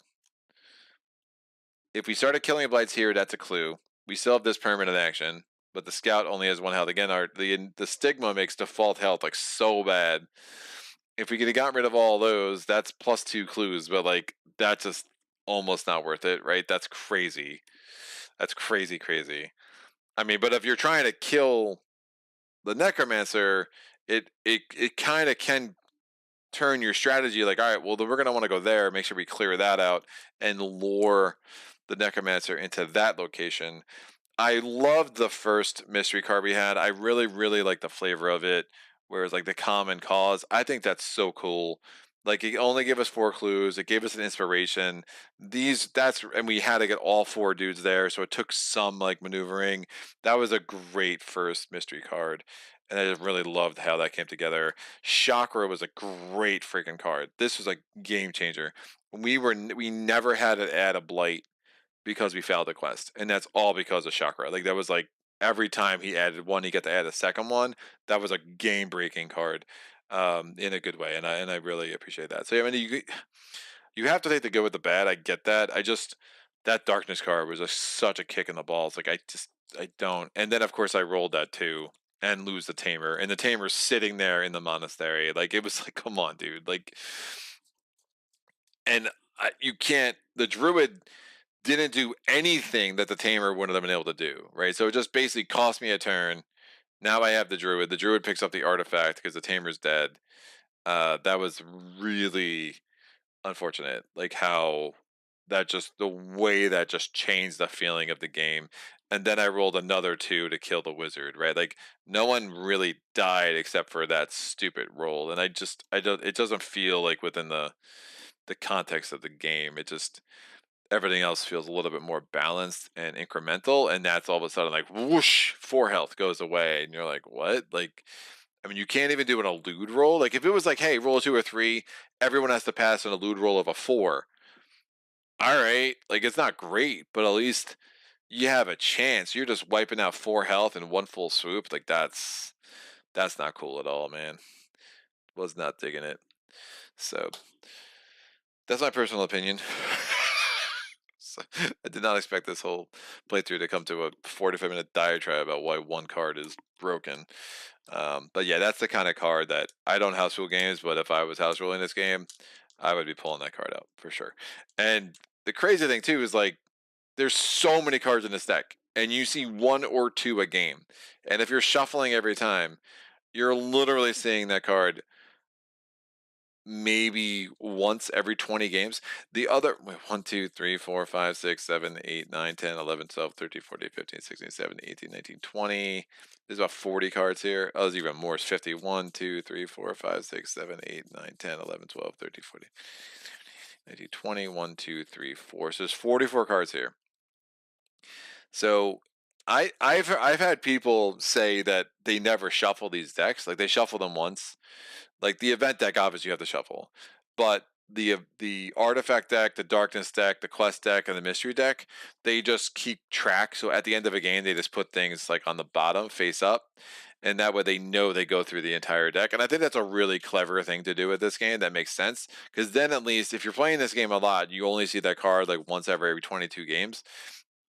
Fine, but again, seeing a card like that 2-3 hours into a game is never fun, man. Like, and I don't know. It's just a weird design choice for me, and again, it's my problem with both this and Nemo's War. Like, I love so much what the games do, and then there's like these choices. Like, I think the one thing that would really keep this game around in my collection is that if there was a default where like you could take the search action or you could take one clue. Like it's only one clue, but sometimes like that would really prevent the game from getting stuck in the mud so hard. I think it was my first playthrough that I recorded and edited that the whole game just like came to a crashing like halt where I couldn't do anything because I couldn't get to 10 clues. It was like so stupid. And I kept pulling cards that weren't clues, weren't clues. I had like 5, 6, 7 searches that just were not giving me clues. And then I finally got a clue and finally was able to get the Holy Relic and finally able to beat the Necromancer. Um, but it's just like so much freaking build up that it's at some point you're just like, oh, can we finally get there? Please. Where's darkness at? I never even used my turn with the monk, man. He could like we got this, we got the chi burst, we can like try to kill one of these dudes. Heck yeah. He's dead. Now we win. Nah, it's crazy. But woo! Looks like reasons why greatly sound this game. Laugh out loud, yeah. Nah, it's good though, man. It's so good, but it's good unfortunately with time for me right now, it's not enough to keep. But it's. I mean, other any other patrons that love it though, man. It's as long as it's in my collection. If you assign me a patron challenge, I have so many outstanding patron challenges. Like if if you assign me a patron challenge with this game, I assure you, I will not sell this game until after it's done. So and like it's not what if somebody assigned me another patron challenge, I would be like, cool. Like I wouldn't like be like, oh, that game. Like I like this game. If you assign me a patron challenge with like Imperium, I would be like, oh, but fortunately I sold that game, so it's out. But I genuinely like this game. I can't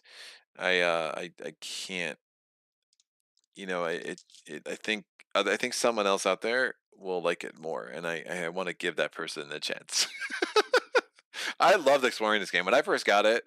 I I did the thing. I had all the heroes stacked, and I played I played 7, 8 games until I got through all the heroes as a starting character, right? Because when heroes die, you bring in new ones, and it was super cool. It's super cool to see how different they are and how much care and love went into them, and I really do love the art. I think the art's super cool. There's like so many strong thematic tie-ins, and the fact that you came up with 13 cards for each of these heroes to give them that little bit extra flavor is so impressive to me from a design. I marvel at all of that. It's very, very cool. Um, it would be interesting if you could take this. Like, I don't know what a third edition looks like, right? I don't. I think there's room to streamline the gameplay and prevent some of the drag, but you probably would be making the game easier, and maybe that would be inappropriate. Like, maybe it's this game can already be cheesed a little bit. Like, when you know what you're doing, you probably will win more than you lose. So maybe it's good that it just has to be an utter grind. I just don't like the challenge of this game is intrinsically linked to grind, is going to be something that makes this game, hard for me to want to come back to again and again and again. And for a while, I was coming back to it every 3 4 months, and it was great. And then I was like, you know what? Every 3 4 months was becoming every 6 months, and at that point, it's like, well, why am I still owning this game when it's big and takes up a lot of shelf space? So, but it's really good. I think it was Josh. I think it was my patron down in Australia, down under. It was the first to tell me about this game, and I found it on BGG, used copy of BGG, and was super glad to have picked it up. It's definitely one of those games like very much worth exploring, and obviously such a fixture in the solo community. Like, I don't think that's like ever going to change. To some level, there's going to be some people in the community that this is like their game, and they're going to always come back to it, and that's awesome. I think if I could spend the time with these characters and play as many games as I have played, like Spirit Island or something, it would gain new levels of depth for me and appreciation, but probably also get a lot easier too, in a way that's probably not great. Playing a game where you're not dealing with the skeletons and the specters and the shades and the revenants and the vampires and the wraiths and the zombies is like also interesting. So I think the spiritual warfare map again does lend yourself to, because I mean in those games you're just fighting, fighting, fighting, fighting, fighting.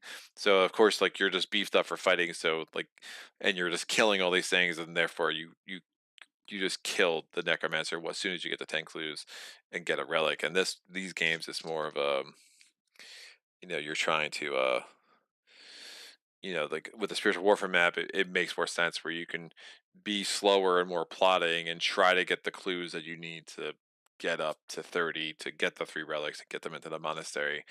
But had I the 30 and the 10, like, I don't see there ever being a world outside of a patron challenge where I'm like, I'm going to choose to take the gamble that I'm going to be able to find 20 more clues to win the game instead of just trying to kill the necromancer. Right? If I have a holy relic, I'm going to try to kill the necromancer. Right? So I'm not going to go for 30 unless you're forcing me down that path. And I think there's a weird balance there where I just don't think it's going to be a choice for most players, and that it would be a little bit more interesting. Yeah, I don't know how you do a clue path, right? Unless you're just like maybe 25 clues. Just 30 clues is so many damn clues in this game, because again, you could go an hour and a half in between clues at some point, and then you'll get a whole bunch at once.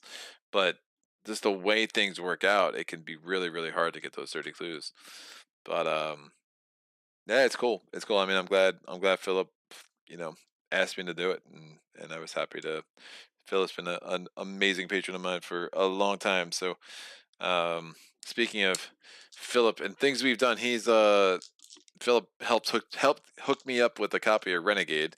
So I am he found it on BGG, and he wanted the expansions, and it worked out great. So I now own Renegade. I'm excited about that.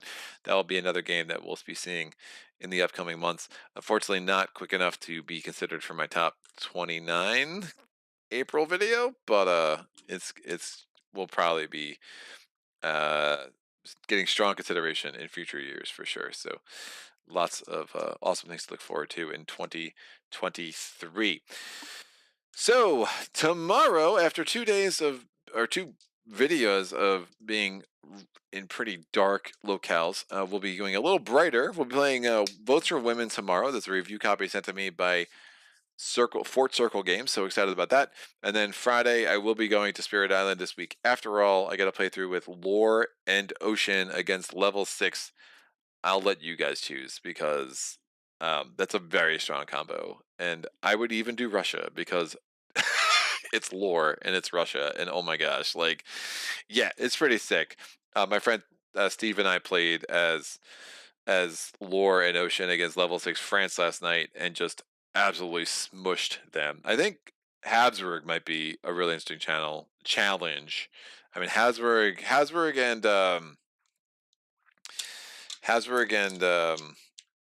and England are probably the two biggest challenges there. Is my guess off the top of my head. Yeah, it's absolutely bananas.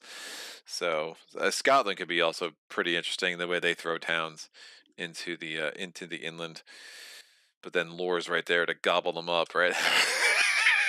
It's absolutely bananas. So, looking forward to the next 2 days for sure. Next week, I'm going to try to stream Monday, Tuesday, Wednesday, and Thursday. Have some ideas, some plans. I'm going to do a Mage Night for sure. And then some other things I'm trying to get featured. I think we are going to head back to Nemo's War. I want to get that done before the rules of that game get too far away from me. So, look forward to that. And yeah, some cool things. And upcoming weeks, I got a couple more button shy games that I want to get to. One Deck Dungeon, Onirim. I don't know how you say it. That game too is definitely on the list of things to be seeing soon. Reckland Run. I want to get into the expansion of that.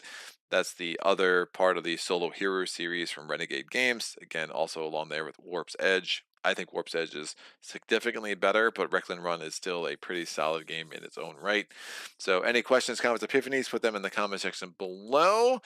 Other than that, thanks for an awesome chat, Mike and Madi and Jester and Jean-Pierre. I'm assuming it's Jean-Pierre. You can tell me how to pronounce that if I'm butchering that. Sajid, it was good to see him for a little cameo. Private Vendetta, just a really, really fun a chat, which always makes coming back to a game like this super, just that much better, right? It's just because people really, you don't see it that much anymore, and it's cool to kind of engage about this game in the chat for sure. So thank you for joining me, and until next time, happy gaming. Solo.